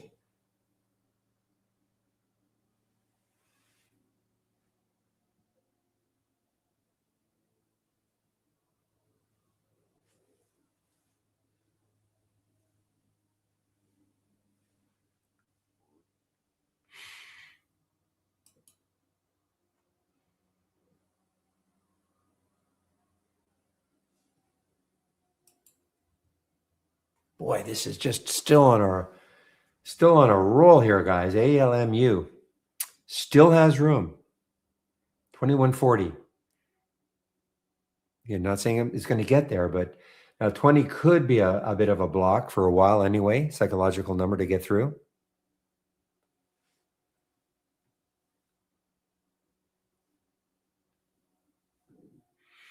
I'd love to do, I might have to do, get Gemini to do a comparison for me of ALMU and AXTI. I want to see how they stack up. I mean, AXTI has just been incredible. But stacking up in terms of financials and I heard a little pop. That means that Chris Varley's in our YouTube room right now, guys. So I'm going to put myself on mute in the main room. We'll see you guys in about 1 hour. So and now I can welcome Varley. And I know, Chris, I'm going to rub this in. Didn't you used to have AXTI? Oh, you want to rub something and look at AAOI. Want to rub what do I want to rub? If you want to rub something and look at AAOI. That was the one. I own both of them. I owned AXTI at like $20, sold it around 30. I owned AAOI a lot of times. And I most recently sold it at 51-ish. Ooh. Well, when was that? Let's see now. 50 and 1-ish. That would have been, oh dear. That was only about 3 days ago. Yeah. I'm not feeling too good after I woke up today and saw that. I mean, I was really already pissed on Friday. I'm really mad right now. But I mean, like I could predict that and like I made money and you know all these things. But, well, Chris, take a look at ALMU, okay? The reason I say that, I mean that's you know, only reason I know it, it's on our AI today. But the reason I'm talking about that one, last week when I saw AXTI, now I don't know enough about this segment, but AXTI, it's all to do with substrates. Okay, it's some kind of large diameter substrates. And when I looked at ALA and I was trying to find anything that's had something to do with substrates last week, and I couldn't. ALMU though does, and so I'm wondering. I'm going to do a little kind of comparison later on financially to see how it stacks up with AXTI. So because maybe, just maybe, it's it's a sleeper. Maybe. I mean, it's having itself an hour today with $4.35 already. Exactly. And it's only got 15 million in the float. AXTI, which is an all-time high right now, has more. I don't know how much more, has 50 million in the float. So I'm just wondering, if people are like me, looking for another substrate type play and seeing, wow, this ALMU has certainly got a ways to go. I don't know. Certainly reasonable. Yeah. I mean, it's making quite the move now, and AXTI has been making great moves for I know on and off for months now, actually. Months now, exactly. So I'm definitely gonna take a look at it. I've thumbnailed that chart, so I'm gonna keep an eye on myself now. Yeah. All right, my friend. Well, listen, I'll take off now, and I'll see you in about 1 hour. And so, sorry I brought that up. No, that's all right. I was going to talk about it today anyway, so. Okay. Well, I beat you to it. Okay. We'll see you in an hour, Barry. Take care. Bye-bye. All right, everybody. So welcome to my screen. Barry's on his way to a much-deserved break. And I am settling in. I apologize. You're probably going to hear me banging on my keyboard a whole bunch. I'm going to turn my mic a little bit down. You should be able to hear me fine, but maybe I'll dull the keyboard. I've been stuck in a support chat with someone for a bit, and I don't want to just dump them out of the chat because I started here. So I may respond there on occasion. Anyways, with all of that said, happy Monday to you all. Open forum as per usual. I don't have any pre-done content, so please get those questions in for me. It's much more beneficial to yourselves, and it's more beneficial to me. If you're all asking the questions and driving the content with this, and why do I say it's beneficial to me? Well, I'm going to drone on about the same 4 or 5 things I do when there's no, questions coming in whatsoever. I just don't think it's ultimately beneficial to the support of the software and folks learning it. I try to keep it educational and informative and engaging as possible, but anybody that knows me, sometimes there's just not a lot to talk about. That's all there is to it when it comes to the markets. CNBC or Bloomberg or Fox or whoever the heck is out there, discussing finance. And they're there for entertainment. There just isn't breaking news every 4 seconds that really matters. Contrary to popular belief. So I just think it's much better pertaining to the software and people's education if they're really engaging and asking the questions that are most important to them, what they're looking for with the software. So, but anyways, if no one is asking questions, so be it. Do my best to keep it informative here.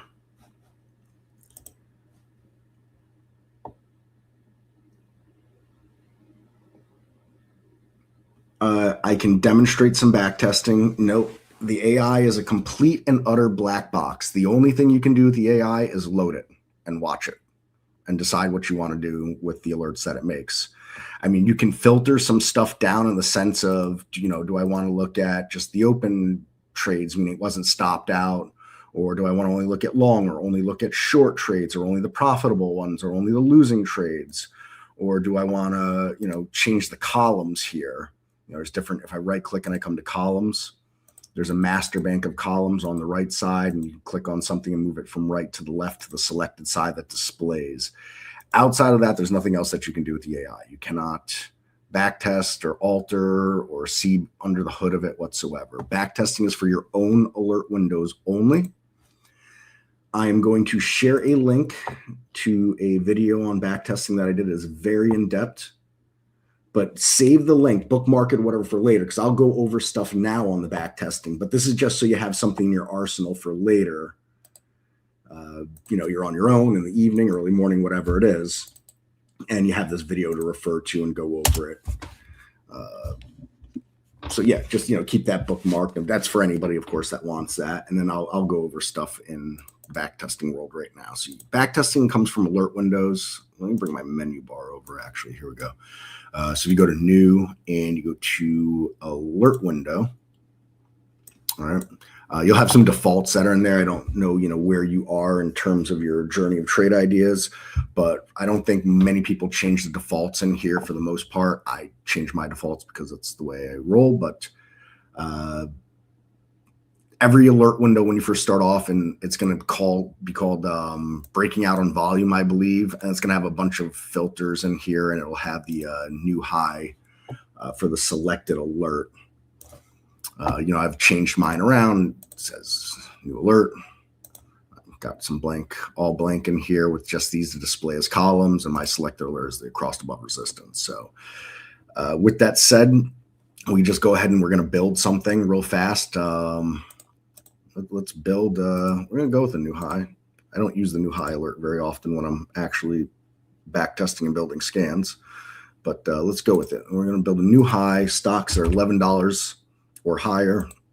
Let's say they got a relative volume of, I don't know. Let's go with 2.75. That sounds like a great number to use today. And they traded at least 875,000 shares. I'm just kind of throwing stuff at the wall right now for fun. Let's say that they are,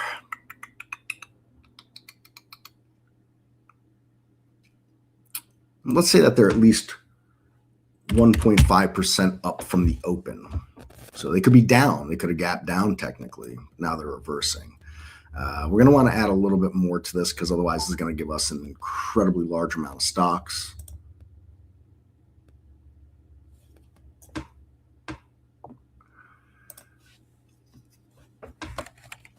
Bear with me one moment.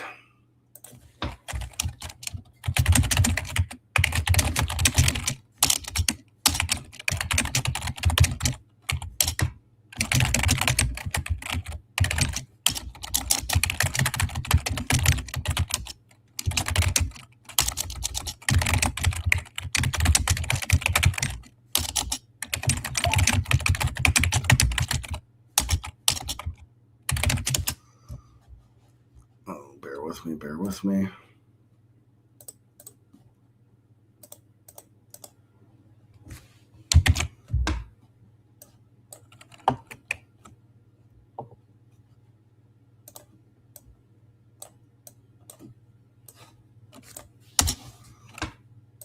Okay.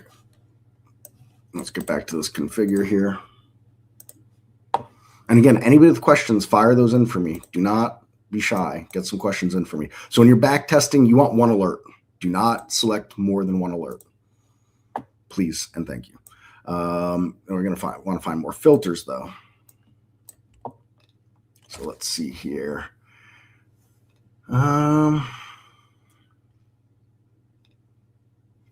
Gee, what do we want to do? Where do we want to go? We're talking momentum here.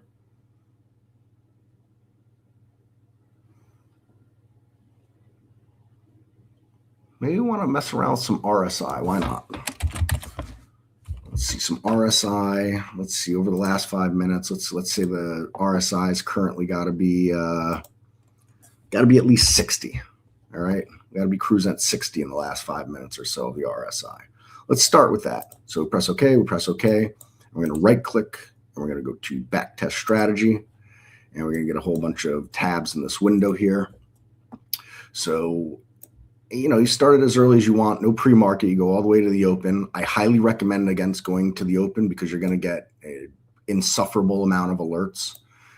But, do as you will, do as you wish. I like to, when I'm trying to build a scan like this, start at 9:45 a.m. Eastern. Timed exit. You must pick a timed exit, whether it's minutes after, time of day, or if you're going on the swing trade side of things. There's no way to backtest without picking a timed exit, though. Must be done. I'm going to stick with the 30 minutes for now on this risk management. You do not have to put a risk management in, but I'm going to. Let's enable a profit target. Let's call it 20% to the upside. We'll cap it there. I'm not going to put a stop loss in. In the advanced tab, go all the way out here. Let's push out to the full 62 days that we're offering right now. Generally, the back testing window is approximately 60 market days. You could see it as much as 66 sometimes. You could see it as low as 59. I've seen it. It just all depends on how market holidays fall, essentially. That's how it works. I highly recommend, for at least the beginning of your back testing, stay away from the advanced conditions. The advanced conditions are essentially using some kind of alert to get out. So like, for example, a new low would get you out on the day or something like that. The reason I recommend against it is that most people are back testing to build automated strategies, myself included, and the advanced exits cannot translate to an automated strategy. The broker can't take that order and hold it. So you have to work with orders that the broker can hold, right? You can't use, an RSI as an exit. You can't use an SMA as an exit. You can't use a position and range as an exit. You got to use something that translates to an actual dollar number that the broker can calculate and hold on theirs, because we don't hold the orders on our side. The orders are all sent as your opening order goes over there. It's a bracket order. If you get the fill, the target, and the stop, go live. If you're with IBKR using that as a broker, the time stop will be sent and sitting over there as well.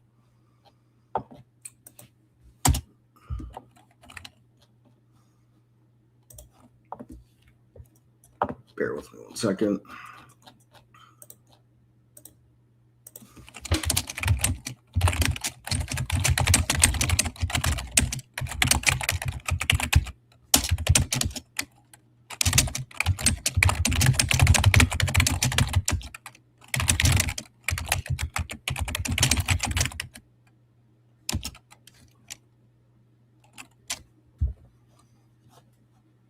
All right, so that's that. Let's go to summary, just telling us what we got going on here, and we're going to press simulate buy.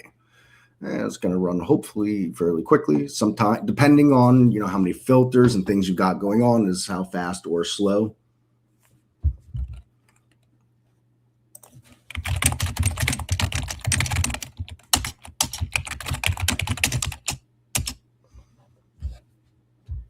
So it's really slowed to a screeching halt at this point. When this happens, you may need to reset your connection. Let's see if that gets it jumbled.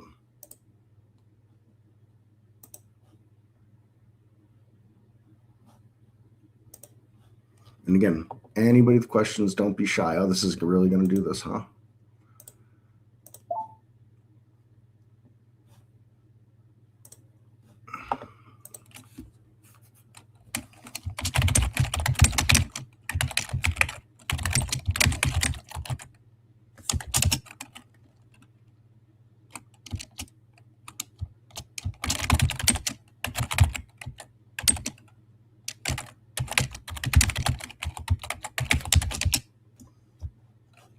There we go. And not a very good back test.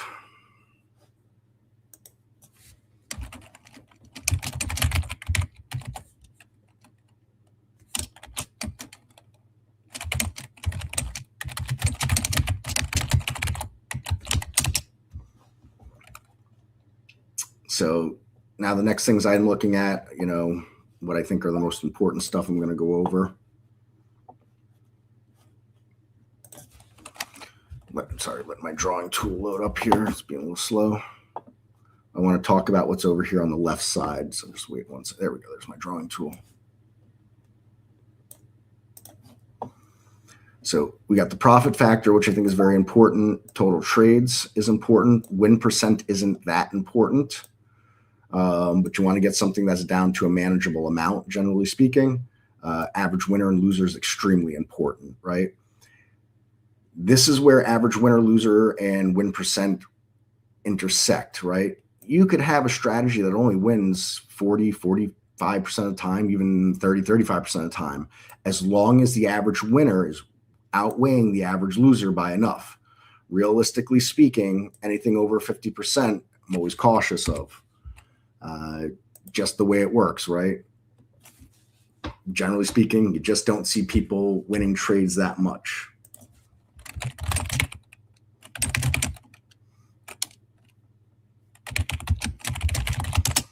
So bear with me, folks. I got to take a screenshot of something.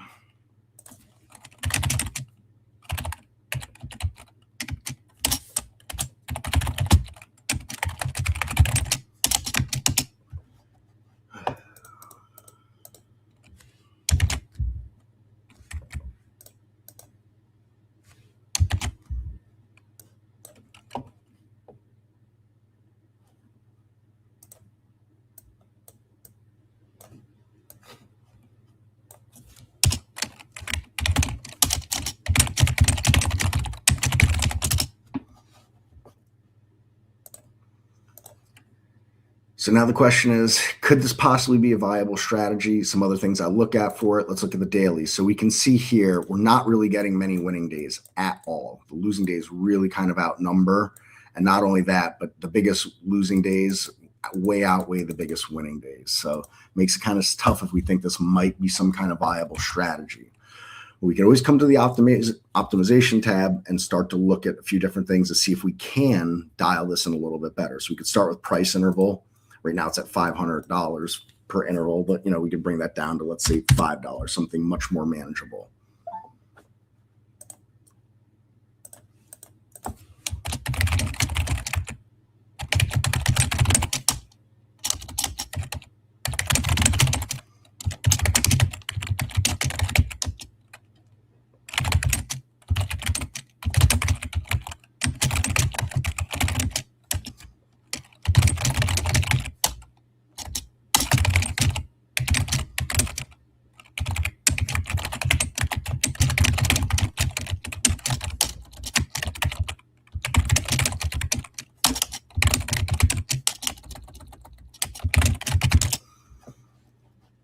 We can see here, it's a pretty even spread where it's good and bad. And we can see how many trades were taken at each level, percent total, what it's averaging for percent winning and losing, profit factors, win percent, all those items in there for different keys for us as far as the optimization process goes. So we can see there's no clear edge here on price and trying to optimize based on price. We've time of day here and start to optimize based on that.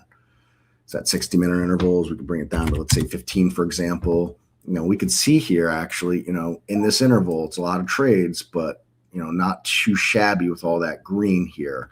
But that's really it. That's, otherwise it's kind of spread out pretty much all over the place. So I don't think there's a lot of optimization to do there. And then last but not least, the real goodies, the nuts and the bolts, every single filter that we offer, you can optimize based on that. And we can take any one of these filters in here. We can go ahead and click on it, and it's the same thing. So change 15-minute on the dollar value. It's at a $5 interval. Go ahead and change it. Let's say if I wanted to do it as a 50-cent interval, 0.15, press enter.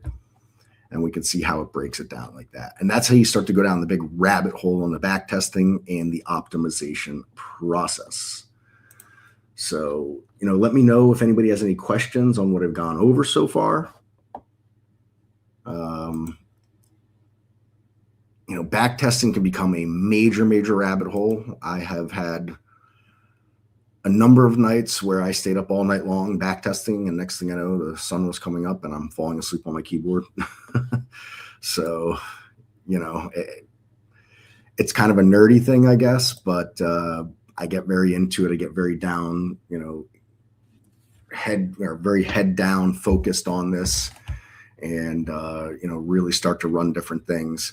One thing about the back test being easy to run that's kind of is the fact that sometimes you start to get a little careless. At least I do, right? You start running back testing, I'm kind of start throwing stuff at the wall and seeing what's sticking instead of sticking to kind of a more of a systematic process on it, where, if you had, if it took longer to run back tests, if there's more involved, more legwork involved, it makes you be a little more cautious about it because, you're spending your time doing this, right? And all of a sudden you start to kind of just press back test and press back test. And you're not really doing anything specific with it special, or you're not really, doing anything data driven at that point. you know, you're wasting, I don't want to say you're wasting your time, but you're not making the best use of your time is, I guess, the best way to go about that.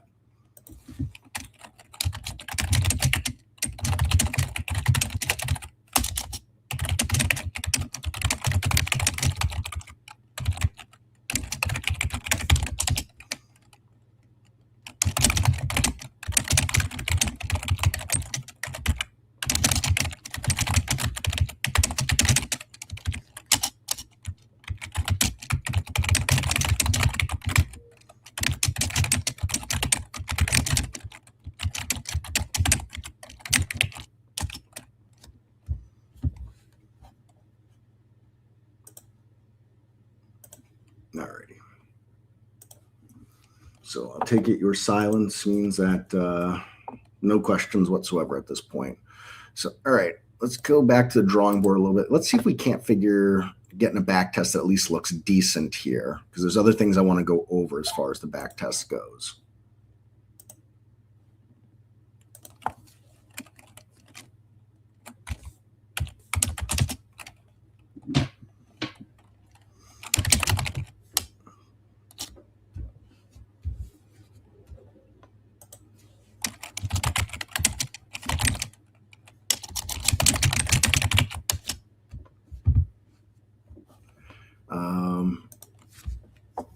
All right.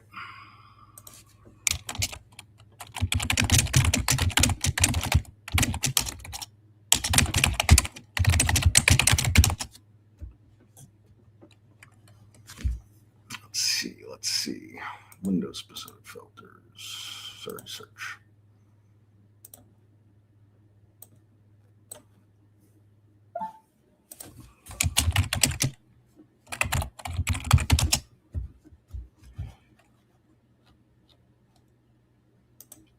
You know what? What if we were to raise this up? Let's just do for fun.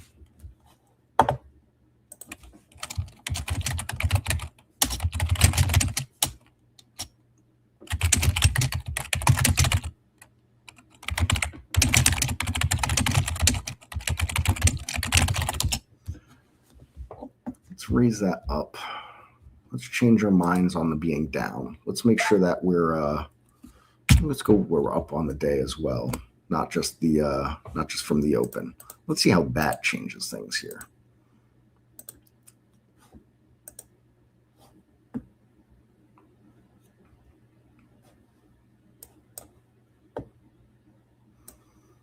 Back tester just not having it today.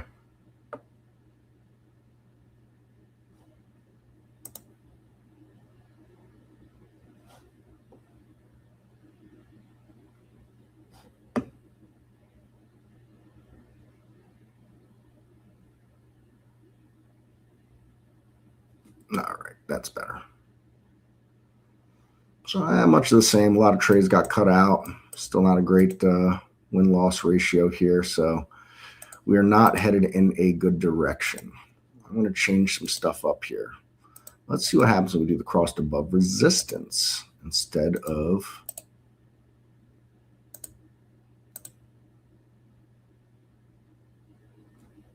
the new high.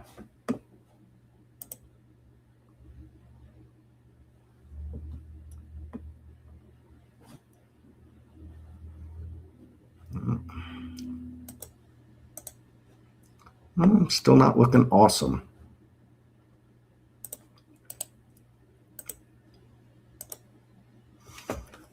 Gee.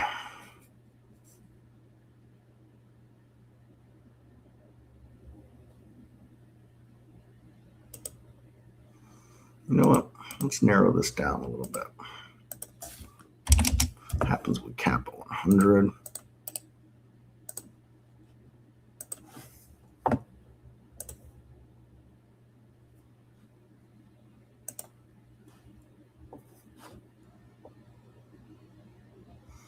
Okay. A little more workable here. Now we can see the green outweighing the red here. And this is something we could mold a little bit.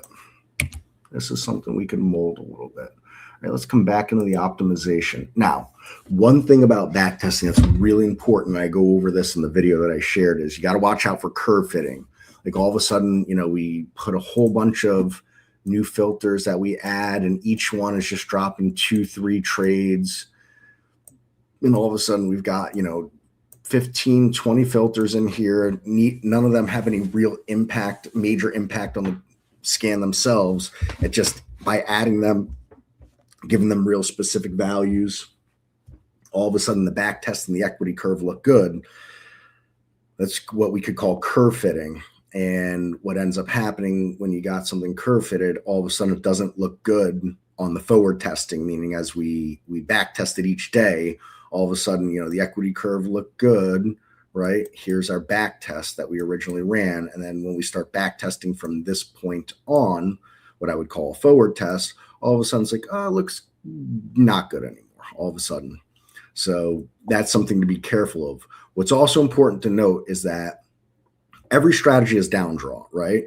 So something could go on for a period of time and look real good, and that could have a pretty bad period and get itself turned back around again as well. Unfortunately, 60 some odd days is not enough to really know if that is, that is going to be your case. So that's where, continuing to back test for long periods into a forward test, and then maybe resaving the scan to your cloud and renaming it, with some kind of notes in the name or something like that could be helpful. And if you are a spreadsheets kind of person, data person, I'm not, you can save detailed results as well to a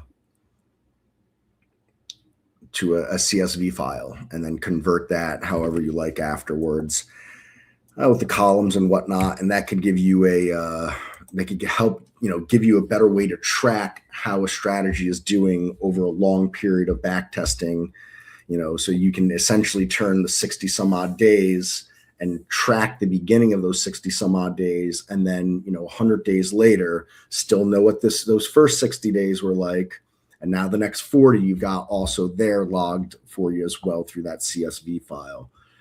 It's something that I'm kind of thought about a little bit recently with some of the back testing I'm doing, and perhaps try my hand there. I'm Google Sheets / Microsoft Excel illiterate, but never hurts to learn something new, right? So, all right, let's dig into some optimizations here. So we can see in the price here. Now, look, if we segregated the scan out just to those stocks there, it's going to look pretty darn good, actually, right? And so just for fun, I'm going to do that, but I want to keep the base scan that we've got going on here. So I'm going to right click. I'm going to duplicate this so that we've got the base scan still. Put that up here, and I'm going to come to configure. I'm going to come to Windows specific filters, and let's see, we want the minimum now to be $40. We want the maximum now to be $69.99. We'll press OK. Okay, we're going to run that back test, and we're going to compare. We're just going to see what it looks like. So summary.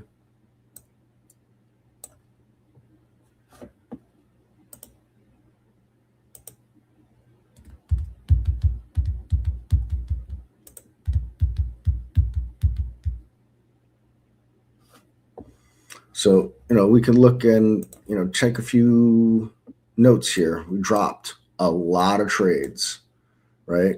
Look at this profit factor now. We went from a 56 to 45 spread, which is, it's nice that the winners are outweighing the losers, not outweighing them by a significant amount. Now we're almost, to a 2-to-1 ratio, which is really nice, actually. Bringing that profit factor up quite a bit from 1.17 to 1.9. So overall, much better looking strategy. I always like to continue to compare these things. So if we've got the daily here, let's bring this underneath and compare the daily here. We can see a huge difference here in those, max days now, even though it's the same number, just above, they look much more significant compared to the red days because we've really cut that down now, right? in comparison that I shouldn't say we cut them down. We've widened the spread a lot between the winners and losers. What we've done, we've widened the spread between the winners and losers. So, not too shabby looking from there. So I'm going to close that. We're going to work off this one for now. We might come back to the base one in a little bit. Sorry, check on the questions. No questions still. So I'm just going to kind of continue with what I'm doing at this point. And if anybody wants to go a different direction with any of this, let me know. So we're going to optimize a little further at this point. So we did it by price. Let's look at time of day. Tough, because you got just 2 trades that are real bad there. You got 19 trades that are pretty darn bad there. But, there's no way to connect the good looking stuff without cutting out the bad looking stuff. So we're going to leave that for now anyways. A thought you could have is to run, create different scans, right?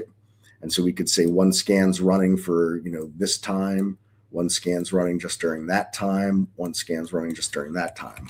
We're also looking at 60-minute intervals, so it's tough to see some of the inside picture. I'll cut it down to 15 just for fun. And, we can see it break down even better like this here on where the scan looks good and where it doesn't look good. And again, it's always, an option to break down a scan, especially if you're putting into Brokerage Plus to run and having it run, at this time to this time, and then you put a second version of the scan in there and you have it run from that time to that time. But the one thing you want to consider is, for example, this right here where like the trade was a complete home run. There's only one trade at that time.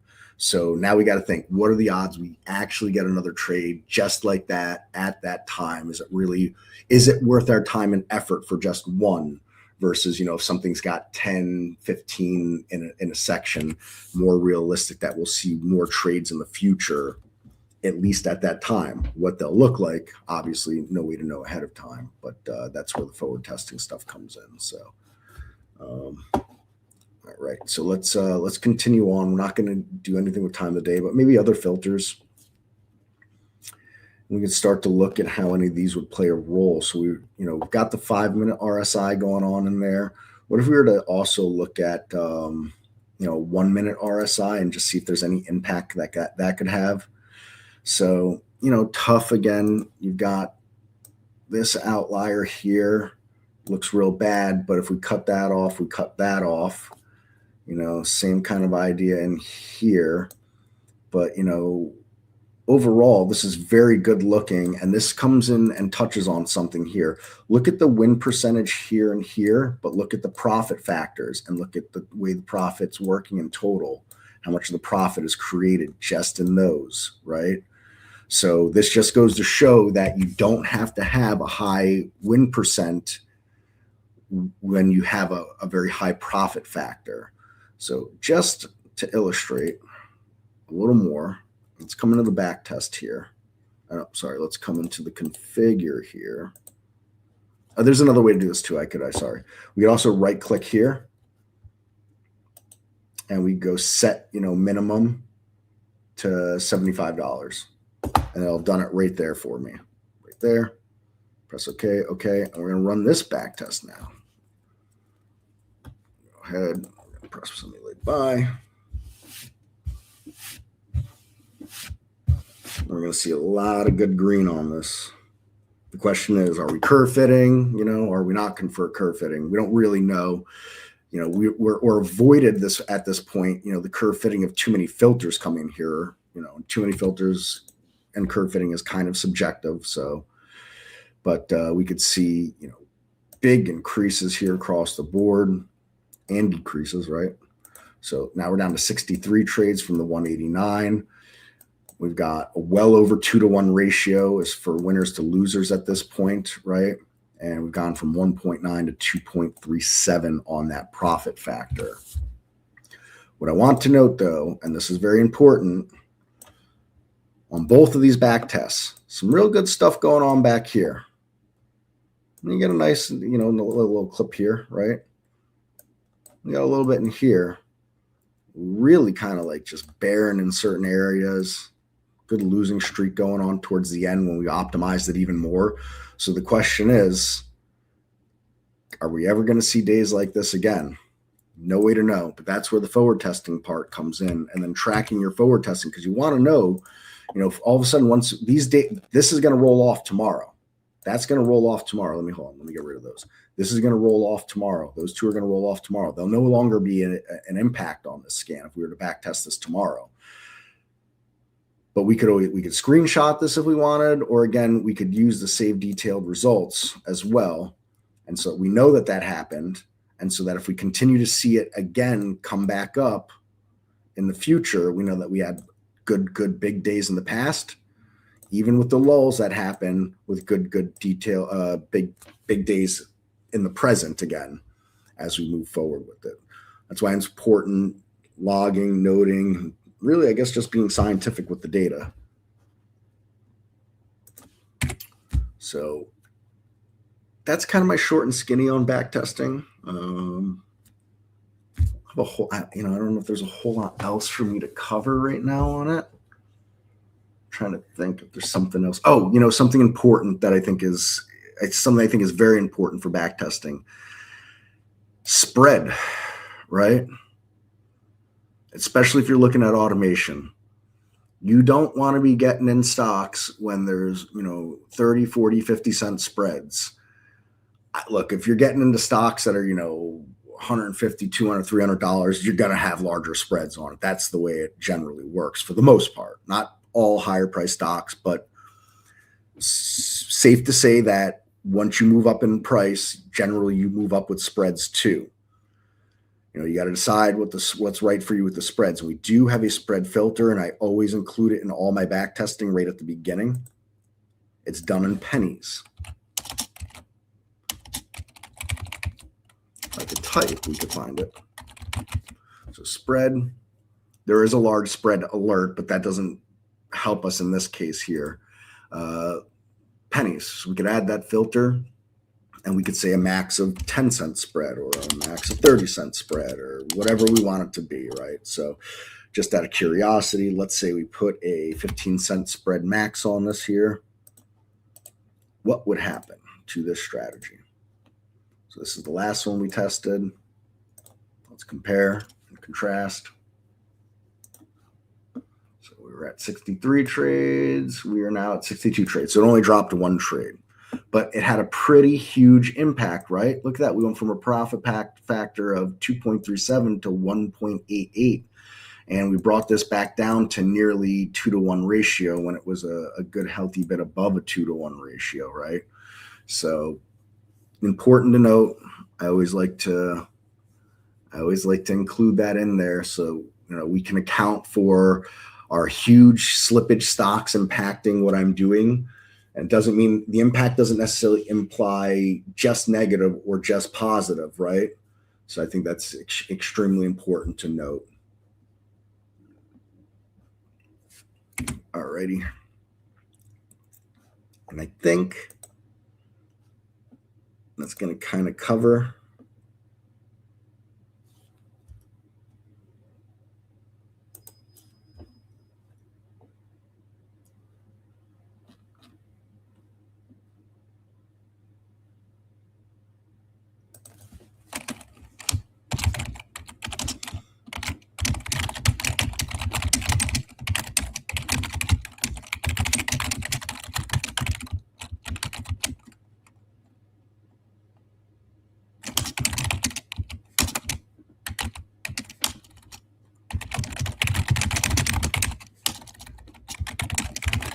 So anybody with questions, please don't be shy. Fire away for me here. It's been there's been a quiet 40 minutes here, to say the least. Quiet from you all. A lot of talking from me.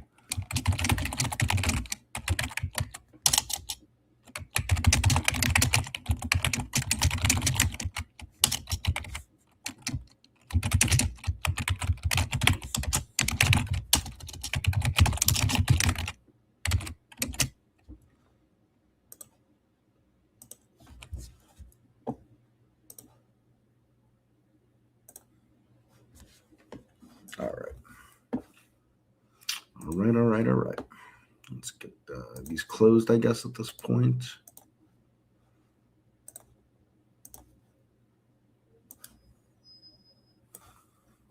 And I guess if nobody's got anything coming in for me right now, I'm going to talk about how important it is to ignore the news. Now, I know there are going to be at least a couple of people watching that are going to find it very hard to believe what I'm about to say. But I had no idea about anything that had happened in Iran until this morning when I woke up. I don't even know what day anything started over there. I don't know if it was Friday night or Saturday. And I'm going to tell you, I don't care. Like, when I say I don't care, it would literally be impossible for me to care less. I don't care. And I don't want to know. I don't ever need to know. My life will not change one bit.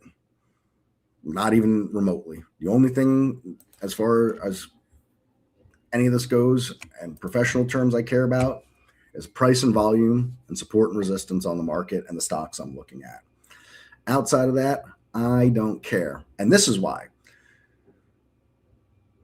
This morning, when I had gone onto Twitter for the first time in days, it was so much doom and gloom, and this is the big one, and it's World War III, and we're going to crash, and all that stuff like that. And the SPY is up right now. So I guess the market's not crashing today.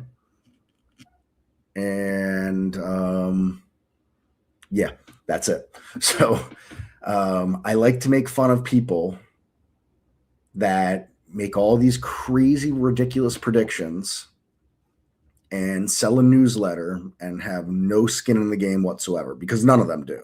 Not one. Maybe they have some 401ks or something like that, but none of them are active traders. None of them are active money managers. They're all a bunch of liars.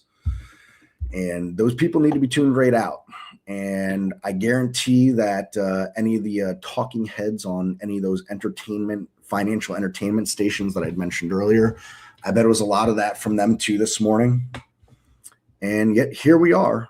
And they'll all probably right now like, so shocked. I can't believe it's positive. My goodness. Like that nobody could have seen that coming. It was impossible. How could we be wrong?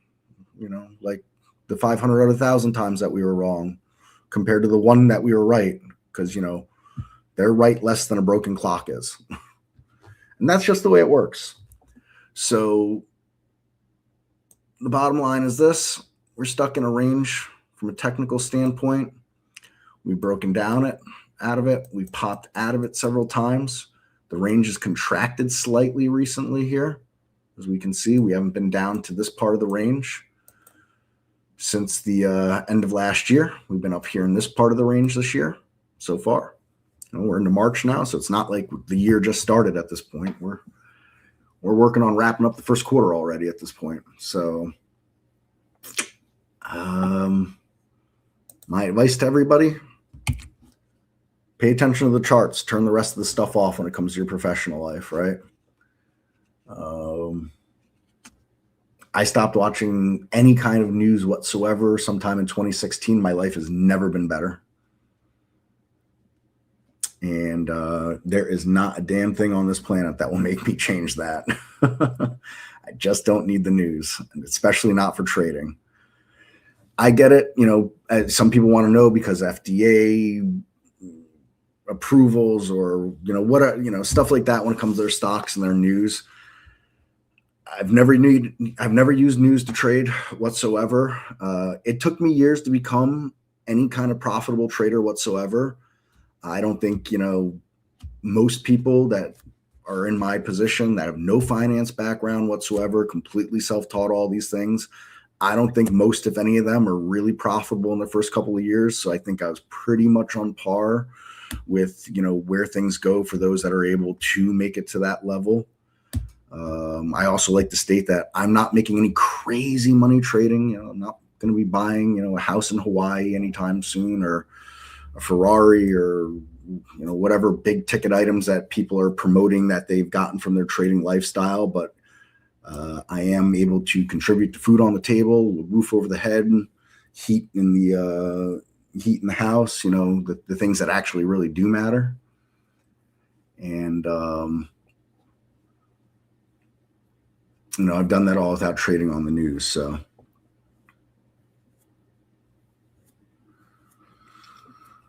Yeah, again, energy's been up though before this even happened, right? And let's just be clear. There's always some tension going on somewhere in the Middle East or an African state that is big to oil. Like always. I mean, at least since the 70s, anyways. So we're on 50 some odd years at this point that it's going on, and XLE here has long since decided it was going to be on the run, right? Don't worry, XLE, take your time. So, I mean, look at this XLE chart. We're going back to the beginning of this year, and this thing's already been up and away. So that already means energy stocks were already up and away as it was before this weekend happened. So I already knew that energy was in play. I've known for weeks, if not longer. I've known for months, I should say. On top of that, come on, chart. I know you can do it. Okay, I got to turn this off because this is annoying me. This is what I want. I want a big scroll out here, Before that, we had a couple of years of just energy, breaking out. Nope, not quite. Back down. Breaking out. Nope, not quite. Back down. Breaking out again and again and again until finally it did make a breakout, right? So I didn't need the news for that. I'll give you another example. I love this example. It's probably one of my most favorite ones to give. Last year, right around this time, the market sold off. Let me get this chart the way I want it to look for this. That'll work. Last year, right around this time, the market sold off. Actually, you know what? Let's do it this way. Here we go. All right. So here's the sell-off from last year at this time that went on, and big, beautiful bounce V recovery, right? I had been talking about for a little bit last year. I said, gee, I'm not crazy about the way this consolidation is going and volume starting to decline. That means we have less conviction while we're up here from a technical standpoint. And what then happened? Well, the tariff news came out and we sold off.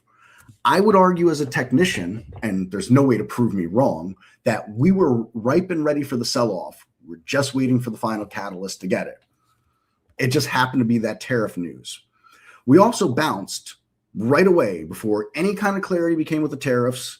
And all of a sudden legal action became involved, and this person or this country is going to get this reprieve, but we're hard deal on this one, and whatever the hell that was going on with it, I'd argue from a technical standpoint that the technicals led the news. The news didn't lead the technicals. I've got evidence to support me on it. Here we are on a weak consolidation period with declining volume, right? That's a beautiful, perfect technical setup for a sell-off. I'm not saying that the news is never watch the news or, don't use news whatsoever. I'm just saying it's not needed. There are plenty of people, I'm well aware, that trade off the news nonstop, and they probably do way better than I do, and good on them. And they should. They should continue to do what they're doing because it's working. And anybody that wants to do it that way. The biggest takeaway I want to have from this here, though, is be careful of the news you consume, at least when it comes to your professional life. I think it matters for your personal life, too, but that's, another story for not here. How many times have we seen, some pharmaceutical company get some big FDA approval or something like that? And, the stock is so off to the races, just as you would expect. And within a day or two, it not only gives back all those gains, but more afterwards. And it's like, well, good news, off to the races. No news changes all through here. So why am I below my starting point from the good news? That doesn't make sense. It doesn't have to make sense, but that's the way it goes very often. In the reverse side of not reverse side of things, but on the other side of things with earnings. I bet anybody that's been doing this long enough has seen a stock report really great earnings, and then it sells off, and it even had good guidance, and it still sells off with the good earnings. And we've seen a stock with bad earnings and poor guidance, and the thing is off like a rocket ship. I mean, on what planet does that make sense? This one, because it happens all the time. It's just the way it goes. So, anyways, I just like to take my shots at all the people out there for the doom and gloom and all the times they're wrong. And on the off occasions when they're right, 1 out of their 1,000, 1,500 predictions, and I don't think that's hyperbole, they're not right. They just kept, they just kept guessing the same thing until they got it right finally. That's all there was to it. Positivity doesn't sell for some reason. Negativity sells. So I would note we are, we're in this wicked range right now. And, there's a bit of decline on volume. And that has me more concerned than anything else. But we still didn't take out recent lows, even with everything that went on today. And the market's still, moving up right now. It's made up more highs as we're speaking right now. So, just keep that in mind that in the face of everything that's going on, it almost looks like it wants to try to fill that gap from Thursday to Friday. And, it's already taken out the high of Friday at this point. So that's something to consider too. That's the overall market, cap weighted for the S&P 500. Let's look at the non-cap weighted RSP. Made a new all-time high on Friday, and it's challenging to make another new all-time high right now. How do I know that? 205.24. So, I would just keep that in mind. Well, maybe that was the all-time high. Was that it? We're so close, though. Yeah, so that was it back here Friday. What did it do? It only did 205.08 on Friday. The point being is this, though. Equally weighted S&P 500. Beautiful uptrend since December. Beautiful uptrend going on since December.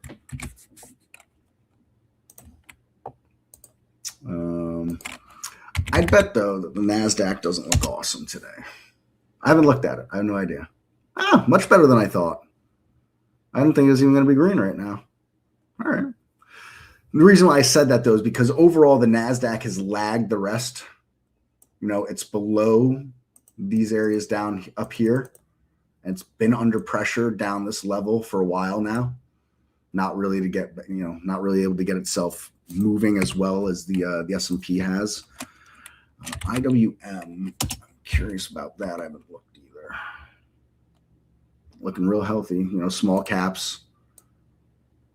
When people are less believing in I shouldn't say people, when the overall market, the conglomerate that makes up the market, is less believing in what's going on, you see the small caps really start to get slaughtered. And I think it's important to note you do not need the small caps in any way, shape, or form to have a bull market. The IWM and the small caps were in a bear market as we started this bull market back in, I don't know, whenever it was. I guess it was early 2023 this bull market started. So, we're in the third year of this bull market, I think, third plus year. And the IWM did not catch up and get out of that bear market until sometime last year. So we're well into 2 years into this bull market before the IWM started to play any kind of catch up significantly. And it's hanging out up here in the nosebleed sections of all-time high for itself as well. So it's just something important I like to note. That's all. I sometimes like to think of the IWM as a risk-on, risk-off indicator, meaning the more people that are willing to put money to work in these small cap and riskier growth stocks, it means they're willing to be exposed to more risk in general. Not an end-all be-all fallacy, but all the same.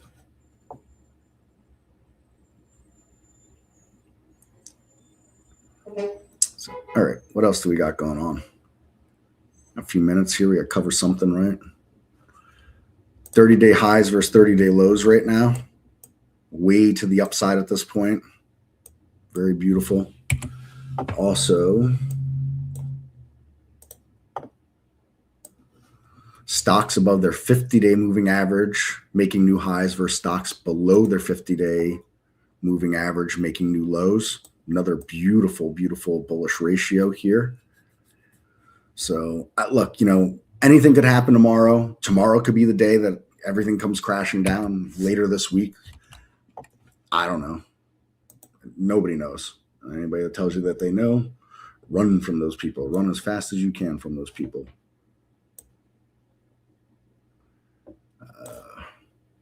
A lot of overall healthy things going on as far as the data we could see right now.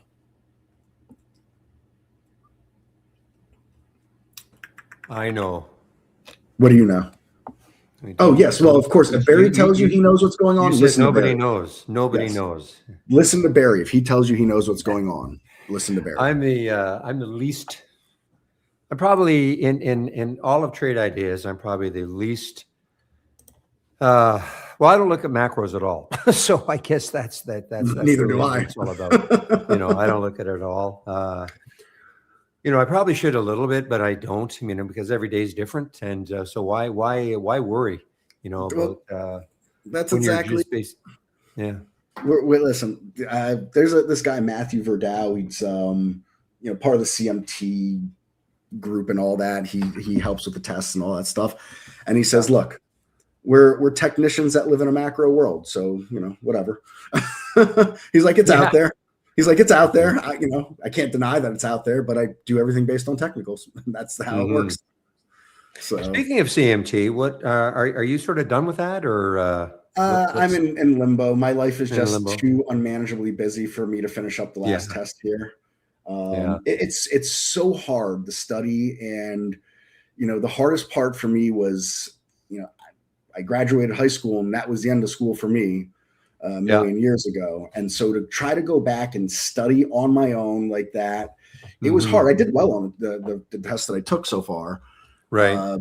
But I know how much harder it gets. And then you got to come up with like your own kind of technical thesis, and you don't have to sell anybody on it, but you have to, you've got to come up with something on your own that's, unique to yourself and pass the test and all that. And I just don't have the time to do it at the moment. I'm not going to not complete it. The only way I'll not complete it is if, God forbid, a terrible accent were to. Yeah. Okay. But it won't be happening in the next, I'll say it won't be happening in the next year. Maybe when they open up the December testing for this year, the December 2026 testing in June, maybe my life will be more manageable by then.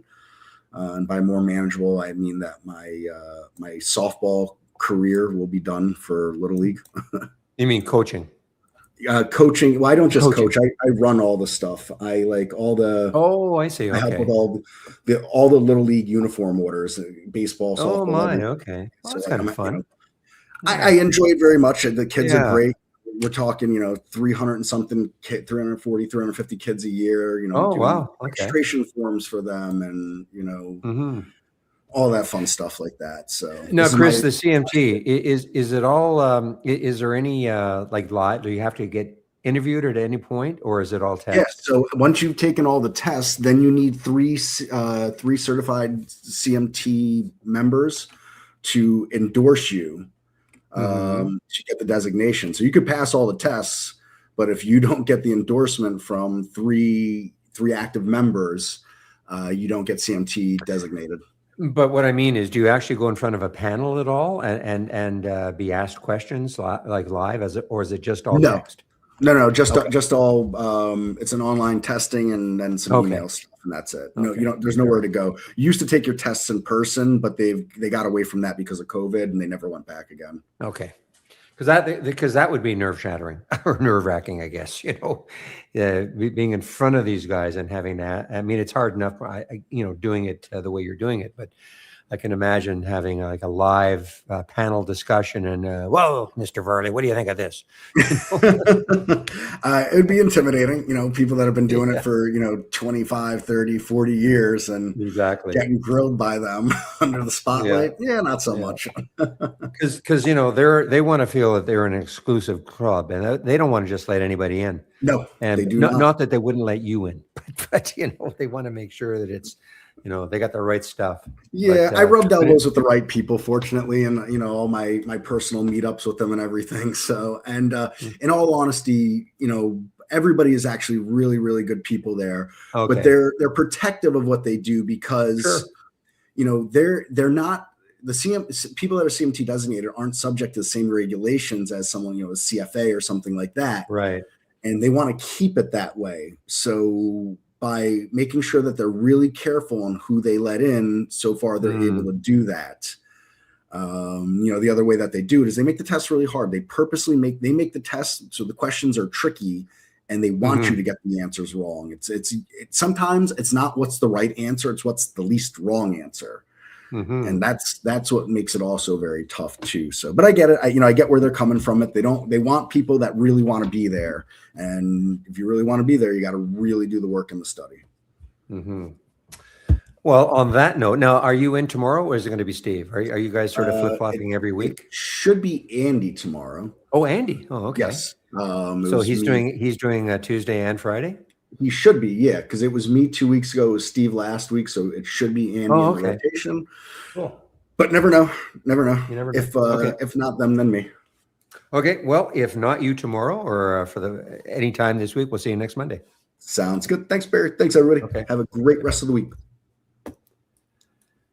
All right, guys. I am back in both rooms. Just got to grab the screen in the YouTube room. That is done. Get my music going. That is done.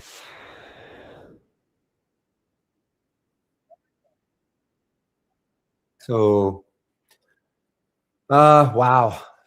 I remember seeing Ruckus when I was talking about this, thinking it might have a, tough time getting through, I think around 2350.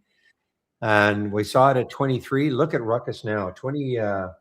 The alert was at 2302. We're now 2442.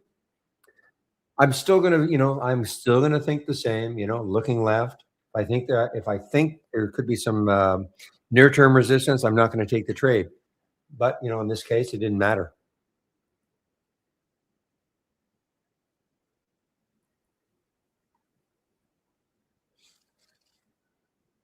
I'm late. I was talking to Chris. You didn't hear me. I was talking to Chris, you see.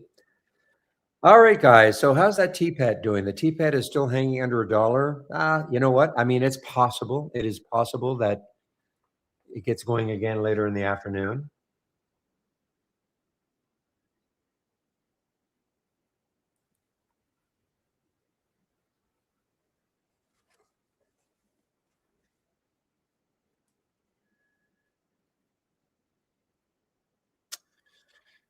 Thank you, Ian. Yes. Well, I do like my 1 hour break. Do a lot of stuff. Yeah, guys, look at the DYN. How about this one now? Why do I look at this one? Well, you know me, I like to see the ones that are just over the whole number. But looking left, I mean, it looks like, 1620, 1647. I mean, there's a little bit of room if it takes out 1620, but just not enough for me. I'm always looking for stocks that have a lot of room to run on the daily chart. For instance, 1847 would have, even 1750, well, 1750 would have been fine. Even 1715. I'm just looking left on the daily, the highs of the daily, on these daily bars.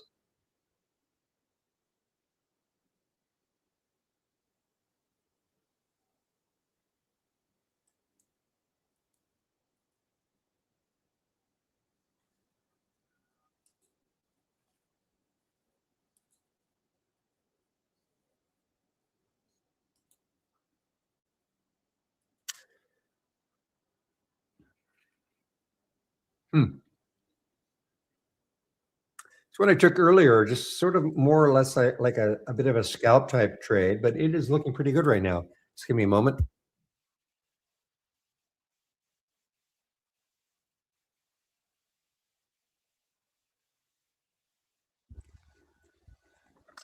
Yeah, this NTLA. Now that little bar down there, wow, that got down to 1475 though. That's not a great confidence booster.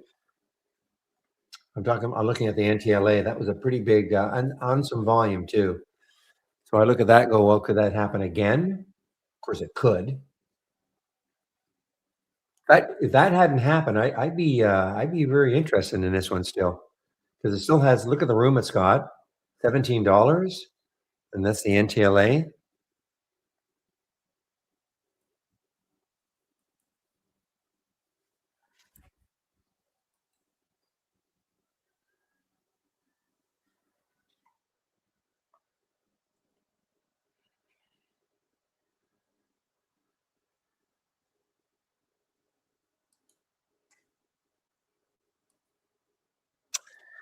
All right, guys. Well, it's 1:06 now, so I think what I'll do is, for the last time today, go over my homepage, all the information you can find, including scans, etc.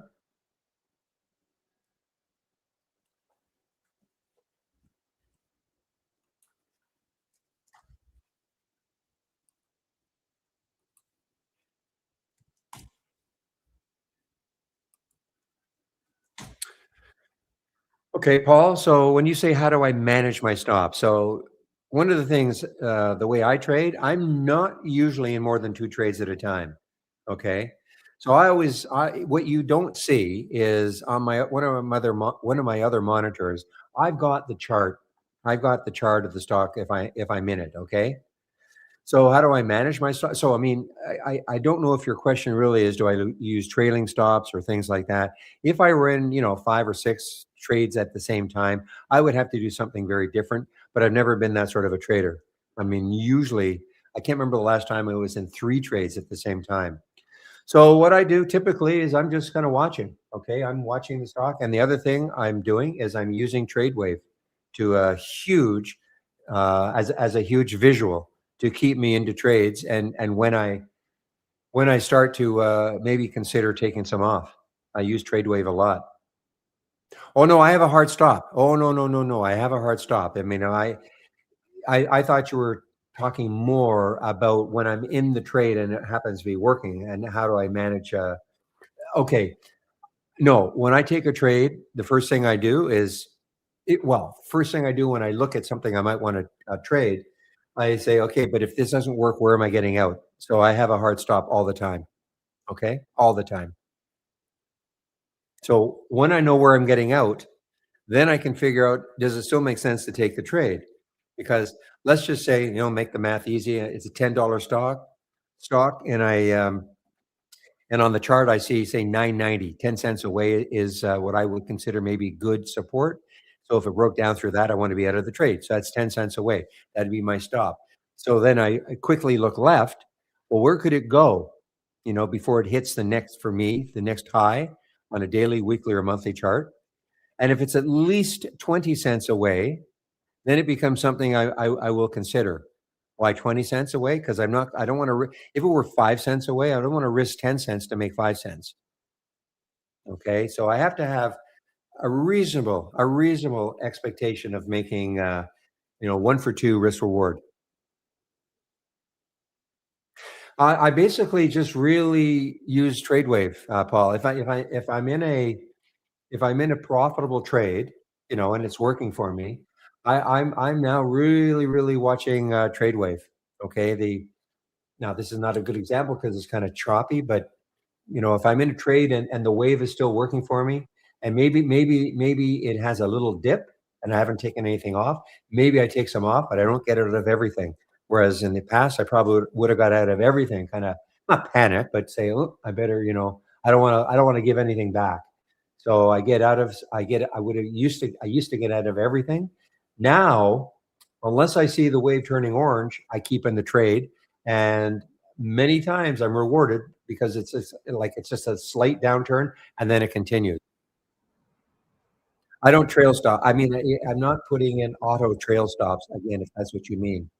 I'm highly visual. I'm just sort of, and I'm also, depending on the type of trade I'm in. I mean, if the trade is tracking the SPY a bit, I'm going to be always have my eye in the SPY chart. A lot of the things that we do here, though, are not, they're not typically, they're not, they don't care that much about what, say, the SPY or the overall market's doing. But I could be in the odd trade that it would matter. Yeah, I leave the original stop in place and simply watch, and then let the trade wave dictate where I might start to take some profit along the way. Wish I could find a nice, I don't like this. I'm just trying to find something that would be a little more smooth.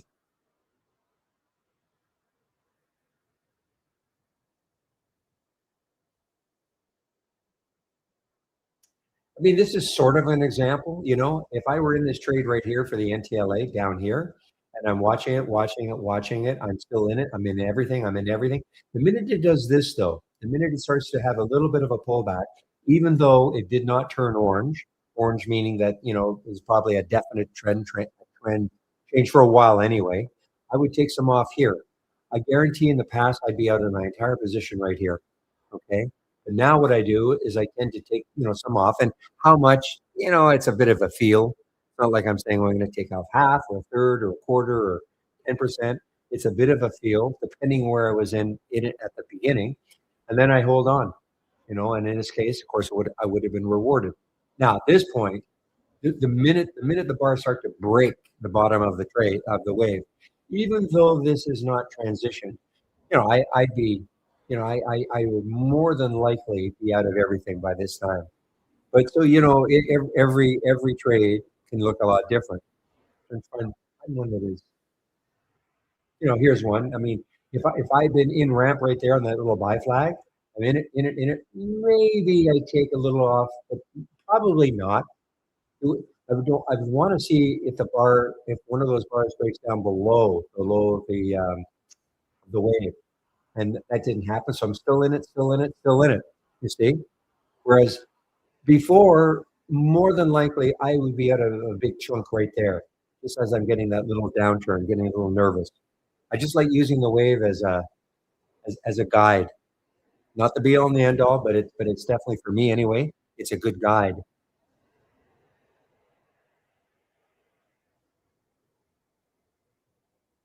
So I mean, you could say I am raising my stop in theory, every time I see an area where I think, okay, but it's not get out of the entire position type of a stop.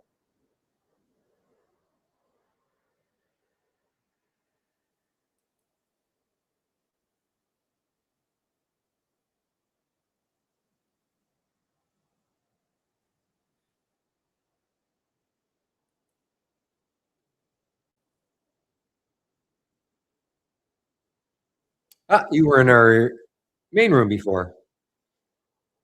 I'm talking to Angeli in our YouTube room. You were in the main room before. Recognize the name.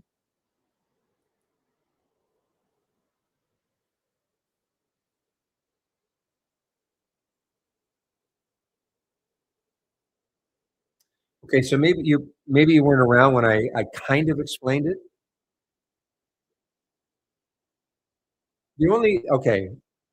The AI has something like that, okay? It has an entry and has a stop. It doesn't have a target, okay? But if you're just looking in general, and this is just a guide, okay, Angeli, just a guide, and there's nothing that's going to say, okay, FSLY, you should take the trade right now. And but depending on if you can see, let's see if I can find something here. Okay, that'd be a pretty wide stop. No. If you click on a symbol, I'm going to click on RCOS. Hopefully you can see what I'm doing. I'm going to click on RCOS. And if you can see on this 5-minute chart, there's a dotted line, a red dotted line that shows up. Okay. And this, again, just a guide. Okay. Just a guide. This is what they would consider is a potential area that you might want to put a stop in. I'm not going to tell you where you're going to sell, if it's moving upward. This is what I'm trying to say, though. Use the wave to kind of keep you in a trade a lot longer. There's not anything that's going to say, okay, you absolutely should sell right here.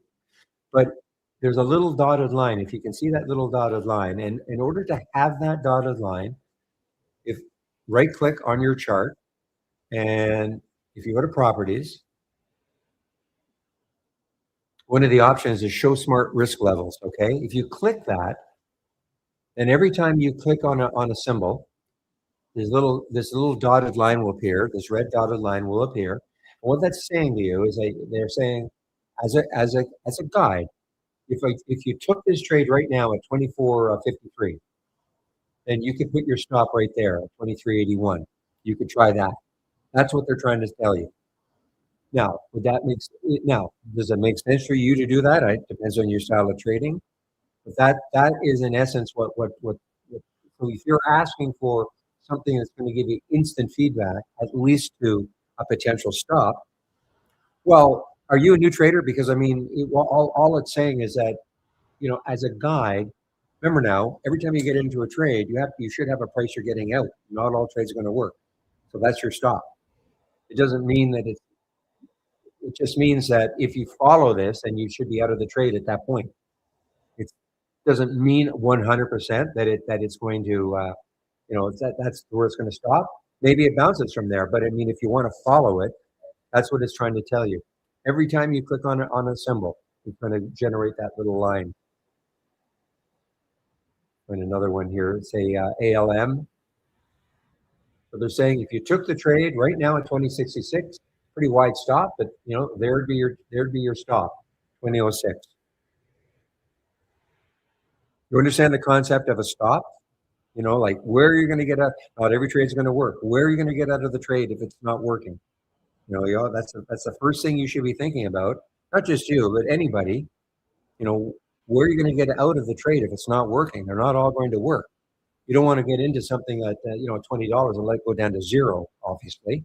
Okay, so you have to. One of the big key ingredients of trading is to be able to manage your risk.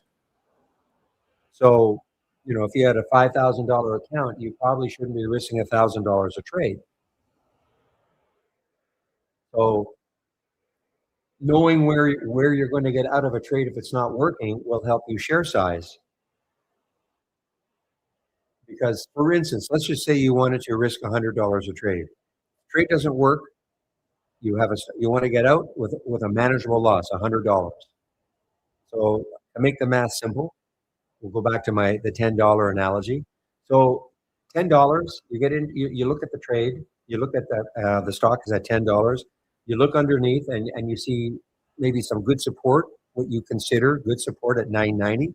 That's 10 cents away. And again, you look left and you see, wow, the stock could keep going at least 20 cents, maybe 30, maybe 40 cents until it hits maybe the next high, which could be a resistance area. So if you were going to risk $100 on the trade with a 10-cent stop, then you could take 1,000 shares. Okay, that's how you get share size. I'm not taking the same number of shares every trade. It all depends on, and I'm risking about the same amount every trade. So in other words, I'm not risking $500 one trade, $100 the next trade, $1,000 the next trade. I'm trying to keep my risk amount about the same every trade. So again, with that analogy of risking $100, so if you have 1,000 shares and it drops 10 cents on you and that's your stop, you get out and your loss is $100. Again, manageable loss. If your stop was 20 cents away, the same situation, you would take 500 shares. 500 times 20 cents. If it doesn't work, you're losing $100. What you don't want to do is, just sort of take 1,000 shares of something. You've got a $5,000 account and it drops $1.50 on you. Well, you're out $1,500. You can't let that happen. So risk management is so critical. Just give me a moment, please.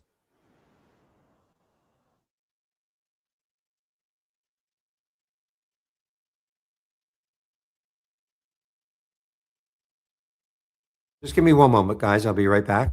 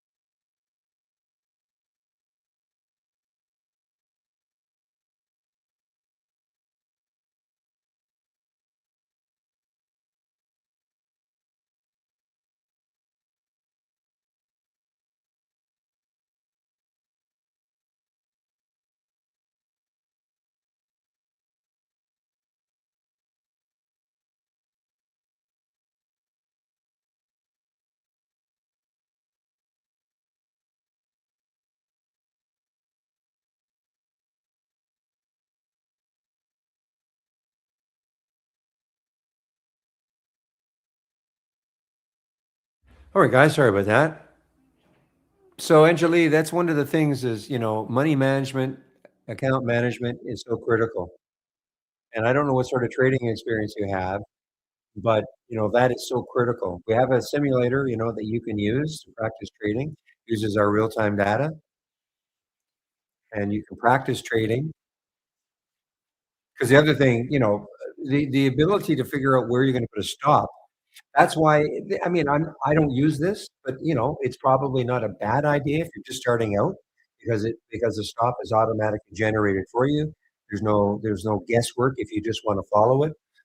A lot of times for me, a stop is looking at a chart and trying to figure out, okay, I think this is a good area of support, and if it broke down through that, I want to be out of the trade.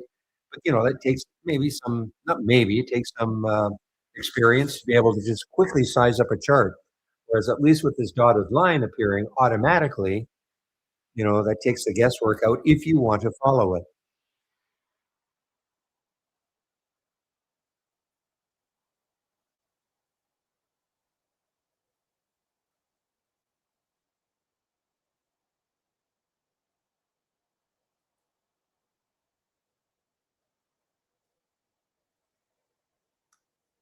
Well, let's see now. There's the NTLA.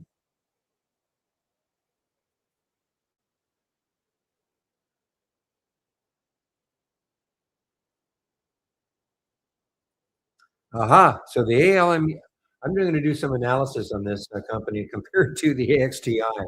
Did my video on this one, guys. I'm going to compare it. It may pale in comparison to AXTI, but I'm intrigued. Just the fact that it has this substrate stuff, and that's what AXTI does. And again, I'm not I'm not an expert in any of this, but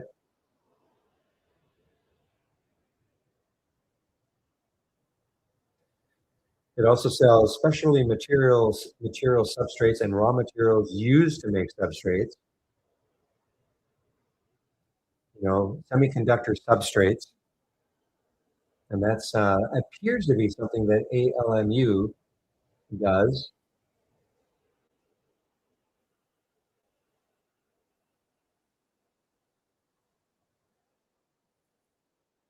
And just see, because obviously it has lagged, really lagged. I mean, its lifetime range is 70%.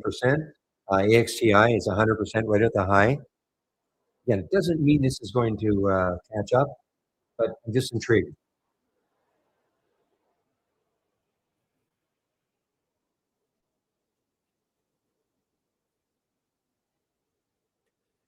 Really, it's got to be a very expensive stock. AVAV, 100-point range.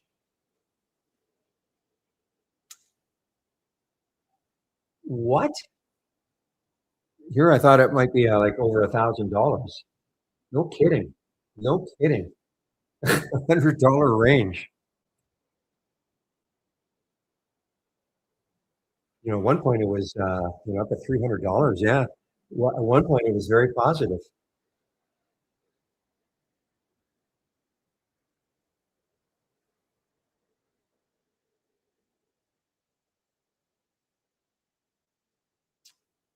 Autonomous weapons.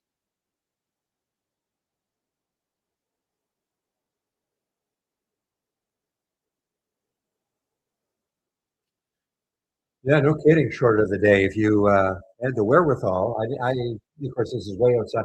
Even if you waited for the break of the 200-day moving average at 272. Again, this is way outside the price range I normally see, so I never would have seen this, but that is that's crazy. Yeah,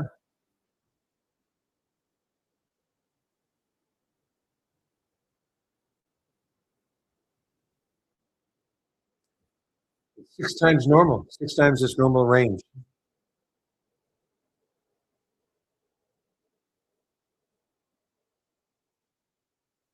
Yeah, it's normal range is about 17, so it's 6 times that.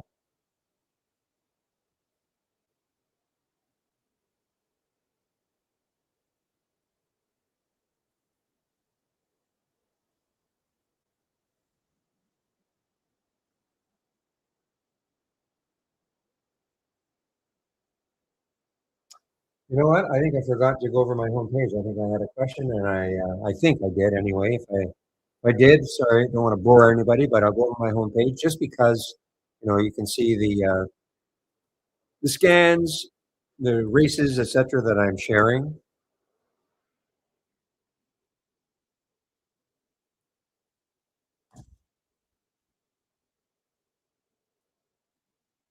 All right. No, I'm sure I didn't. So here we go. You want to take on a subscription right now, you can use this promo code. You get 15% off the first month only. First month only for the entire year of a Trade Ideas subscription. And that includes both the premium and standard plans. Okay. So all I ask, if you're going to take out a subscription sometime in the future, please use my code. Really helps to keep these rooms free. I'm moderating a YouTube room and this room here, the trading room. So if you're sitting in YouTube now, you can come over to this room if you want. This room is actually open at 6:45 a.m. Eastern Time. And today it'll go to 3:45 a.m. Eastern Time. YouTube, I get on the mic for both rooms around 9 o'clock. And when I leave, sometime between 2 and 2:30, I have to shut YouTube down. So if you want a room, and it's free, and there's a lot more interaction amongst traders. So if you're looking for a more active room, you can come into the trading room, okay? If you're sitting in YouTube right now. Education. If you do take out a subscription to Trade Ideas, first thing to do, getting started with Trade Ideas, okay? Getting started with Trade Ideas, 12 short videos to get you started, covering most of the key elements of the program. If you don't have Trade Ideas and you're wondering about the product, sort of that second video, go to the end. Should give you a good enough idea as to whether or not you'd like to try us for at least a month, okay? These monthly subscriptions are just month to month. You can cancel them at any time. Back to basics. If you're new to trading, this is for you. Again, Trade Ideas, called Trade Ideas. It generates ideas, but you click on a symbol and you're looking at a chart and you're wondering, well, I have no idea what it's trying to tell me. You probably should at least look at this back to basics and then practice some trading using our simulator. Back to basics, there are 15 videos, all free.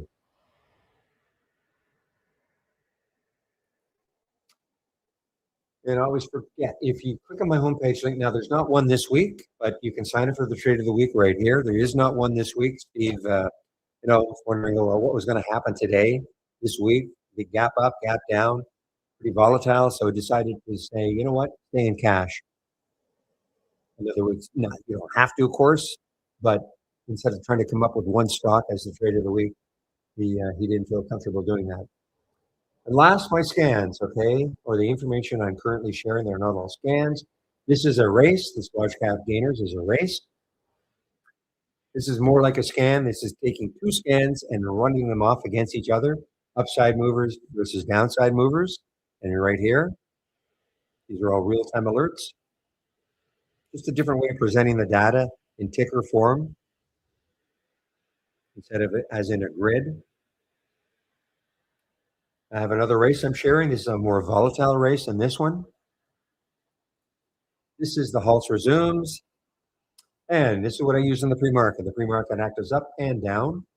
And I have some other scans that I'm currently sharing. I do not have them up and running, but you can take a look at them.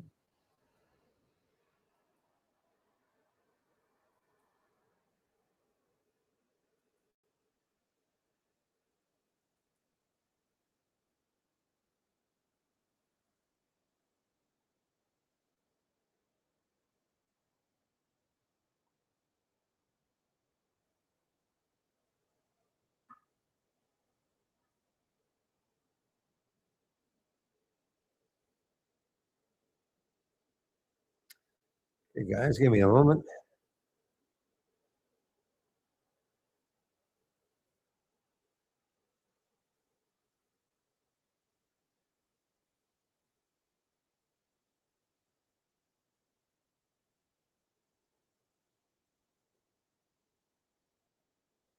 Okay, guys. Well, I may only have about half an hour left, so I mean, I can always stay later, but I won't if there are no questions. So, not a threat. It's just the way it is.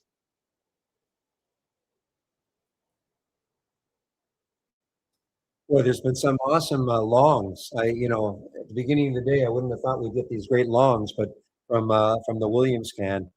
So that's what it looks like. I'm trying to figure out if I should tighten it up, though. I have quite a few alerts today. Actually, that's it. So not a horrible number.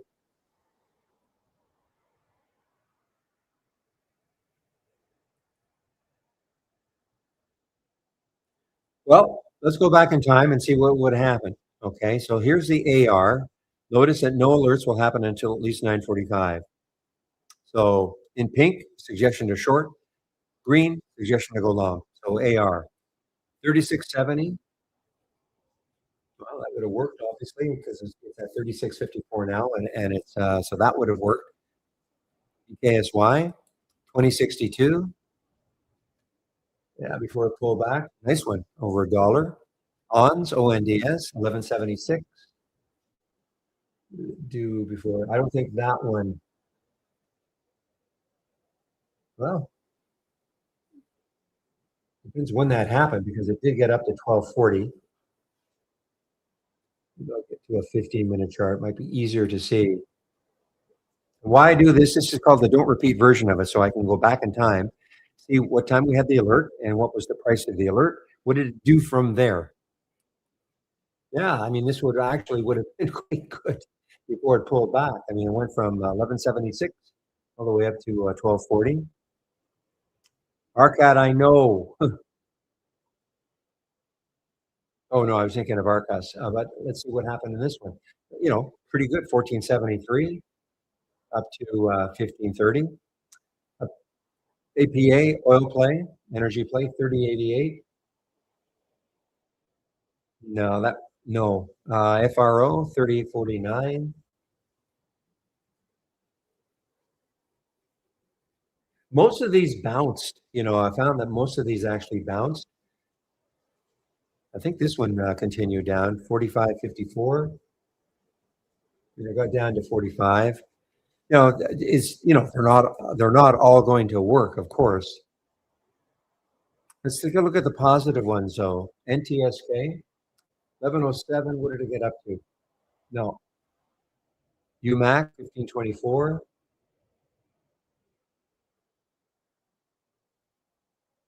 1520. Whoa, 1524.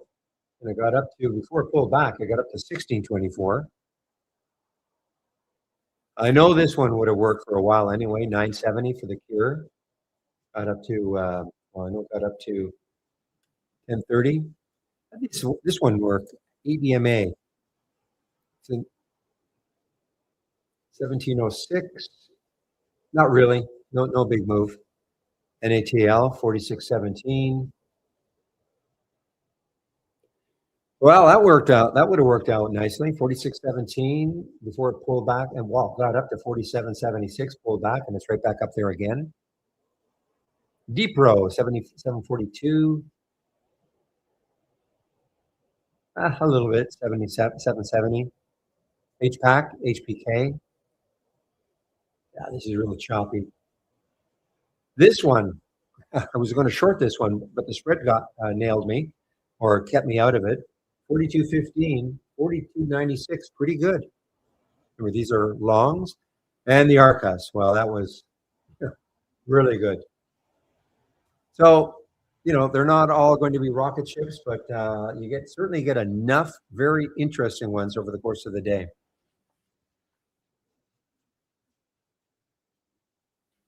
And then this is the repeating version of it. So every time NATL would make a new high, you'd see it over and over again. In the other look, it's just the don't repeat. You're only going to see the first time that the stock met all the filter requirements and made a new high.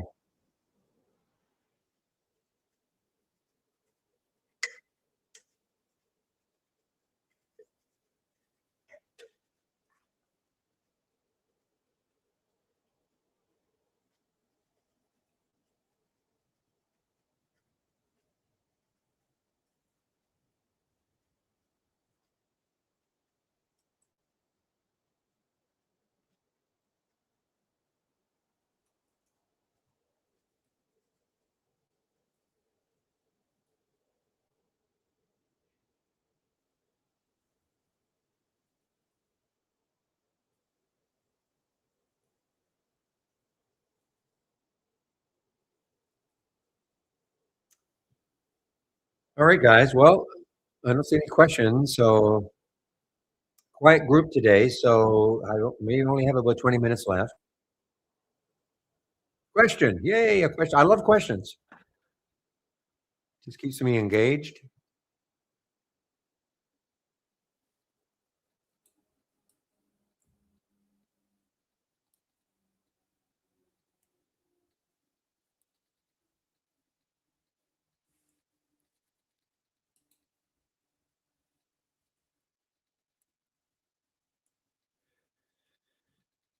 So neither, Paul. I have the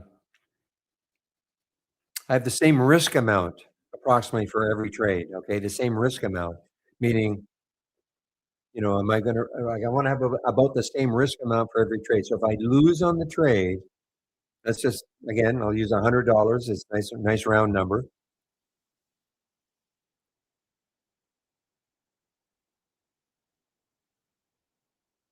Well, sort of. The risk amount, my stop and risk amount is based. Then it'll be based. That's how many shares I'll end up taking. So again, the whole thing is if I want to risk $100 per trade, you can see because my stop is not always going to be 10 cents away or 15 cents away or 20 cents away. It could be 23 cents away.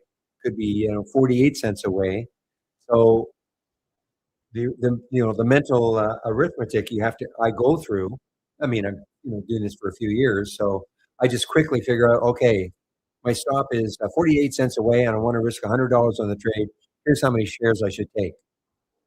Okay, so it's not a standard share number. It's the only standard is going to be how much I'm risking per trade, and I try to keep it about the same every trade. Risking meaning how much am I going to if it doesn't work? How much am I willing to lose on the trade if it doesn't work? And they don't all work. Obviously, they don't all work. So you could actually set up an Excel spreadsheet that you put in your entry, your stop price, where you're getting out, and of course it'll subtract it automatically, and then it points to the cell that would have how much you're willing to risk on every trade. So if it's $100, and then that would instantly calculate, approximately within reason, how many shares I'm supposed to take. I mean, if it says I'm supposed to take 432 shares and I end up taking 420 or 440, not the end of the world. But I don't want to be taking 600 shares.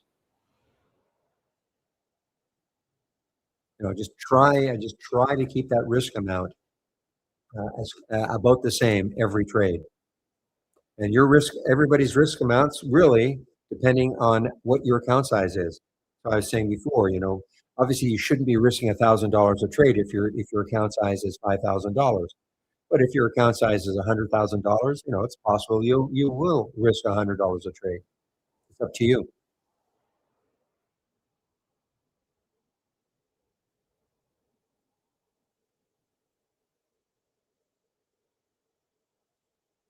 Well, again, your account. I mean, certainly wouldn't do that with a intraday. I mean, so I mean, how much your risk really is that you're right. It depends on your account size.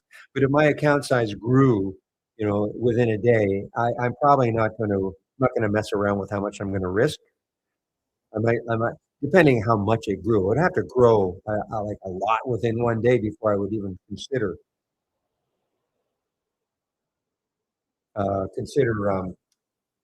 changing how much I'm gonna risk per trade.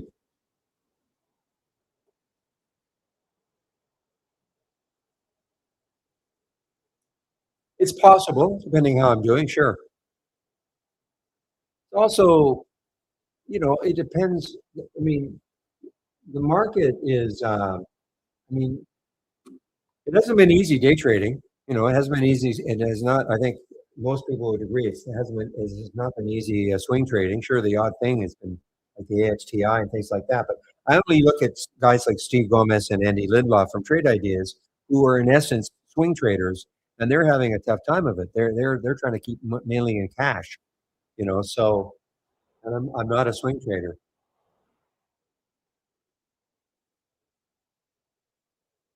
But yeah, I mean, in theory, if my account size keeps growing and growing and growing, Sure. In theory, I will up how much I'm willing to risk per trade.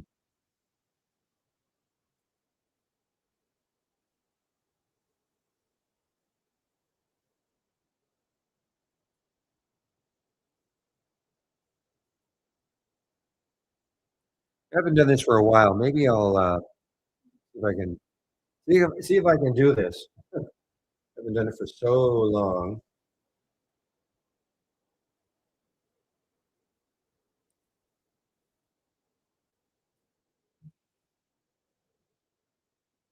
Okay, just give me a moment. I want to see if this is going to.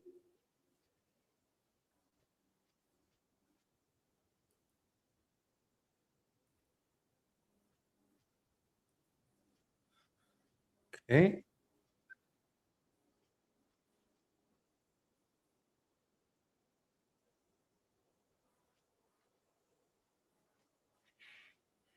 Okay. So here's an example. This is using the simulator. Never mind all this stuff. Okay. This is just purely using the simulator. Okay. And this is how you can practice trading. I'm using Brokers Plus. How to get Brokers Plus? If you click on New, and then at the top here, Brokers Plus. And never mind. Never mind anything else. I'm just interested in this buy and sell flag or the buy and sell button. So watch what I do. I haven't done this in a long time. I used to do it at least once a week. I just haven't done it for a while. Let's find a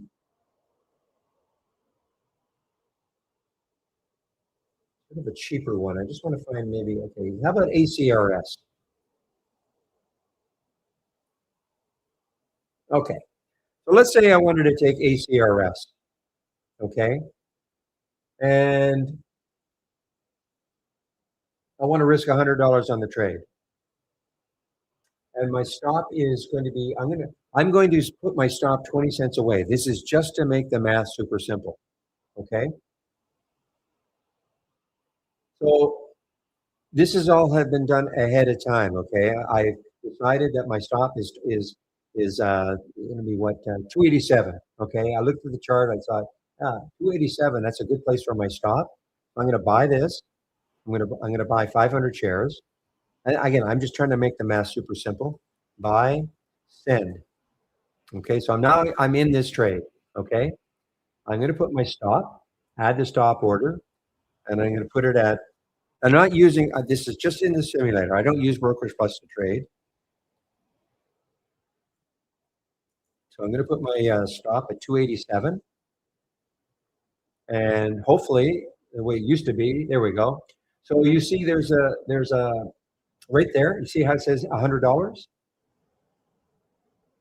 So I put my stop at 287. I'm in the trade at 307. If I let it hit the stop, I'm going to be out of the trade with a $100 loss. Okay? See how that worked? But understand that I'm not just making up 20 cents. I'm not saying, well, I should get into this trade at 307. I'm going to put a 20-cent stop. I'm only using 20 cents to make the math really simple. And that's why, I took 500 shares, 500 times 20 cents equals $100. Okay? So that's number one. So if this trade starts to work, you will start to see some profit, some numbers up here. Right now, you can see it says minus $20. That means that, if I sold it right now, I'd lose $20. Now, understand, if this started to move down, maybe even got through the VWAP right there, I reserve the right to get out early. I don't have to wait just to hit that stop. It depends, what I'm seeing, how I'm feeling. So that's my get out absolutely 100%. I'm not going to mess around. And that can be a problem with a lot of people. You go in with, you practice trading, and you should practice trading in a simulator. If you can't make money in a simulator when there's no pressure at all, and, forget about trying to make money when you have a live account. And, just because you make money in a simulator, though, doesn't mean that it's going to translate into making money in a live account. There's a lot of other factors. There's slippage. But one thing, though, and, I didn't start off this way. I don't think anybody ever starts off this way. Even if I didn't even know about a stop. Okay. You sort of go into a lot of trades thinking what's going to work. And even if it starts moving against you, I had no idea about what a stop was. I would just let it go down, and because I was convinced it would come back. And of course, many times it wouldn't come back, and you lose a lot more than you ever should have had you been managing your account properly. So you start practice trading, and you start making money in the simulator. You think, okay, it could be 2, 3, 4, 5, 6 months. Everybody's going to be different. And then you're ready to start trading. And so at the beginning, you obey your stop. You get out. Okay, I get out. But then every now and then there's one stock that comes in and you love it. Had news. News is not a reason I take a stock. Okay, it's a bonus. But so you get into a situation. You see the news. It looks awesome. People in the room are talking about it, and so you get in and you're all full of confidence. And then it starts approaching your stop. And you start to convince yourself not to obey your stop because you think, well, come on, it's going to come back. The news is way too good.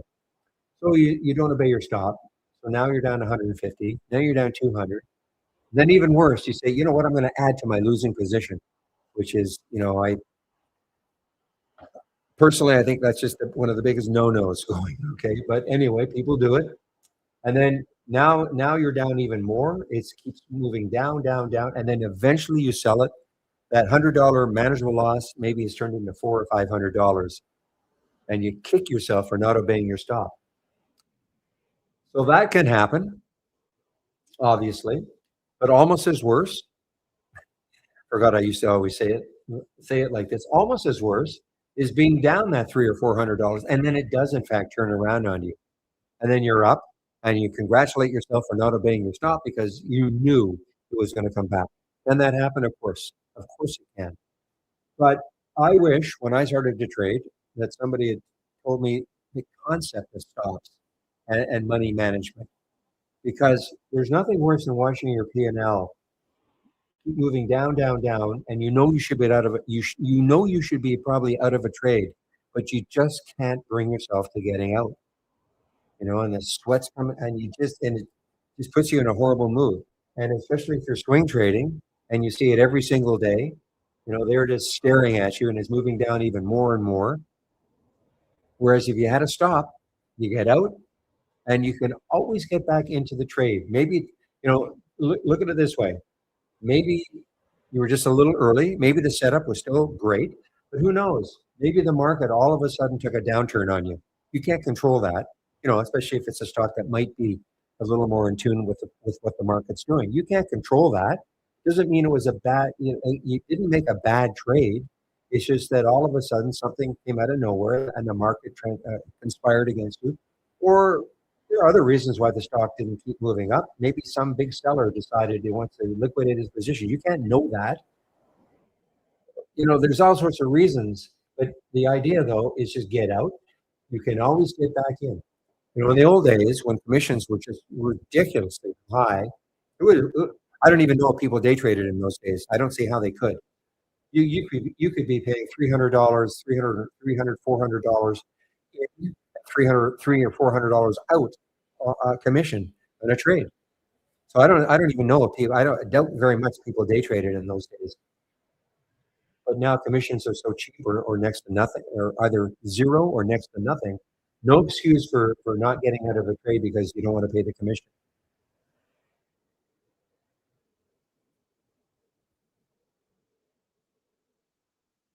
Yeah, that's true though, Barry. People convince themselves if I haven't sold yet, it's not really a loss yet. Really, in the 90s? Now, when did E-Trade start? That was sort of mid to late 90s.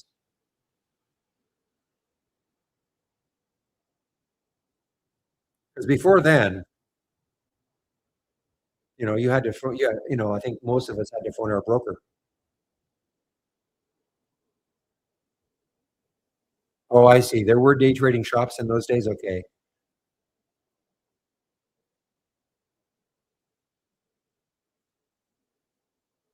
Anyway, Now you can use this simulator. You can use the simulator to also swing trade, because if I don't get out of this trade, practice swing trading, if I don't get out of this trade at the end of the day, and to get out of a trade, I would just flatten it. So if I had a bunch of trades in here, I would just key on the one I want to get out of and flatten it. Okay. But if I don't get out of this trade at the end of the day, then it becomes a swing trade. Okay. I probably should do this at least once a week. I used to do it at least once a week. Just showing people how you can how you can practice how you can practice trading using our simulator. It uses our real-time data, so it's a good way to practice trading.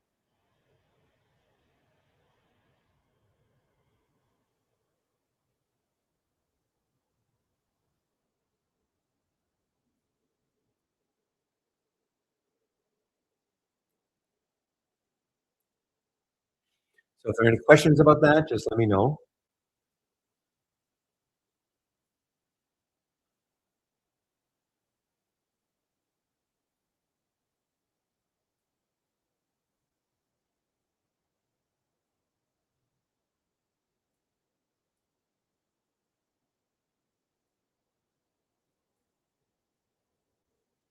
Oh, you can set a price alert right on here. Okay. I don't use Brokerage Plus at all. The reason being is, how do I get rid of this now?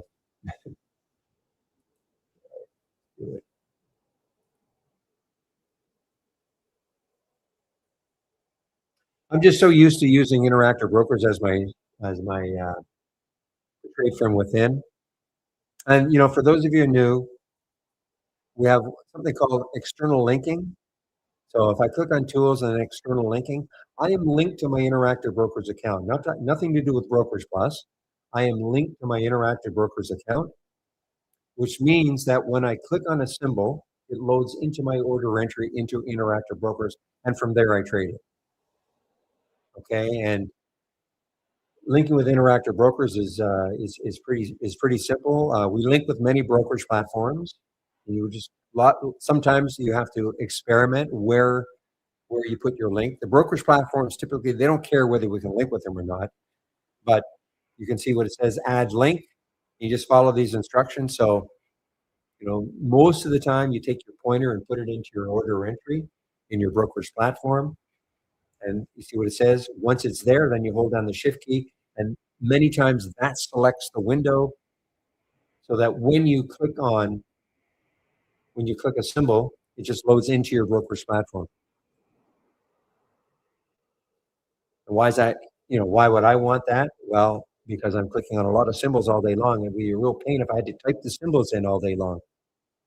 So this makes it big time saver. I mean, that's what the linking is. It's a big time saver if you're clicking on a lot of symbols all day long. You're just looking at a couple of symbols a day. It doesn't, you just type them in. It's not a big deal.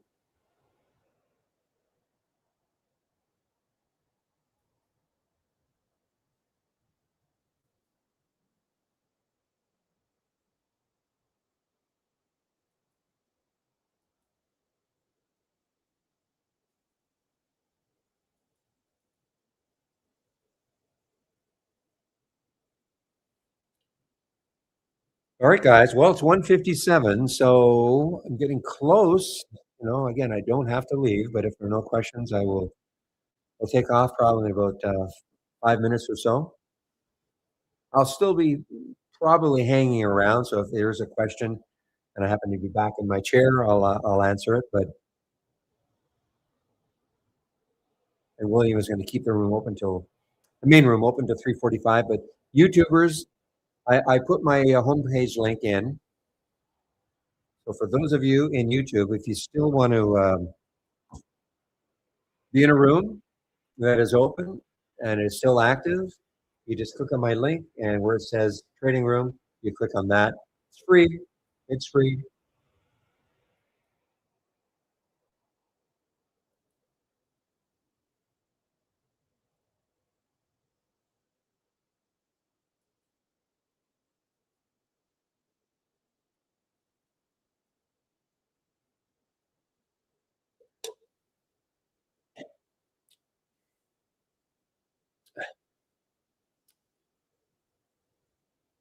Guys, keep an eye on the TPAT. I mean, anything is possible, okay? So here's the TPAT. At least it hasn't completely and utterly collapsed. It's now through the VWAP. Okay, it's over $1 again. With my mind, Obi. Again, remember, I have some of the stocks that I'm interested in to follow all day long. I have them thumbnailed in my other, and what a thumbnail is, just a small chart, okay, just a small chart. That's what I call a thumbnail. I mean, that's universally the definition of it. A thumbnail chart, just a small chart that you can kind of keep track of a stock that you might want to be following all day long. I'm always glancing. I'm looking left. I'm looking left because it's on my left monitor.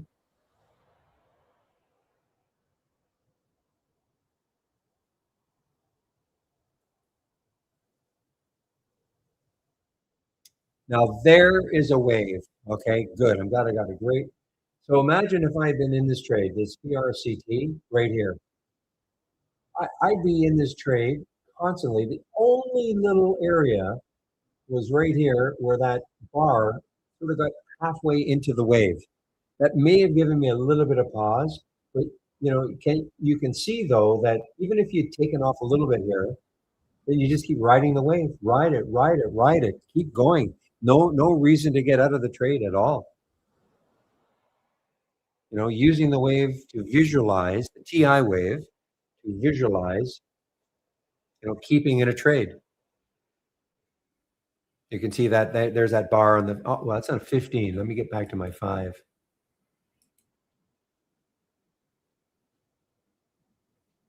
See how it flattened out, and then, boy, just a great. Now, the only issue right now is that as it gets a little parabolic meaning you can see how the wave is starting to get a little thicker, really easy to keep in the trade when the wave is narrow. That just means that the bars are the bottom of the bars are in contact with the top of the wave, usually. Now, do you want it to go parabolic if you're in the trade down here? Sure. But what if you were in the trade here, starting here? Because what starts to happen is, as it gets parabolic, is that you probably get people who were down here starting to take some profit. And that could be you too, but you're not getting as much out of it as, of course, the people that got in here, if that makes sense.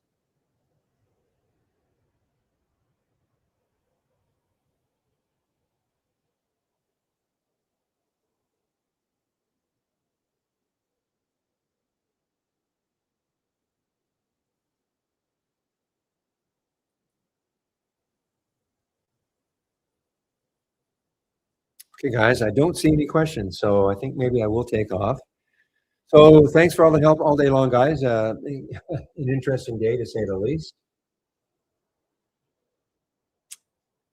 And Obi will open the room tomorrow, the main room, at around 6:45 Eastern time, 6:45 a.m. Eastern time. I'll get on the mic, both rooms around 9 o'clock. So have a great evening, everybody, and we'll see you tomorrow. I have to shut YouTube down now. So I'm going to end the stream right now.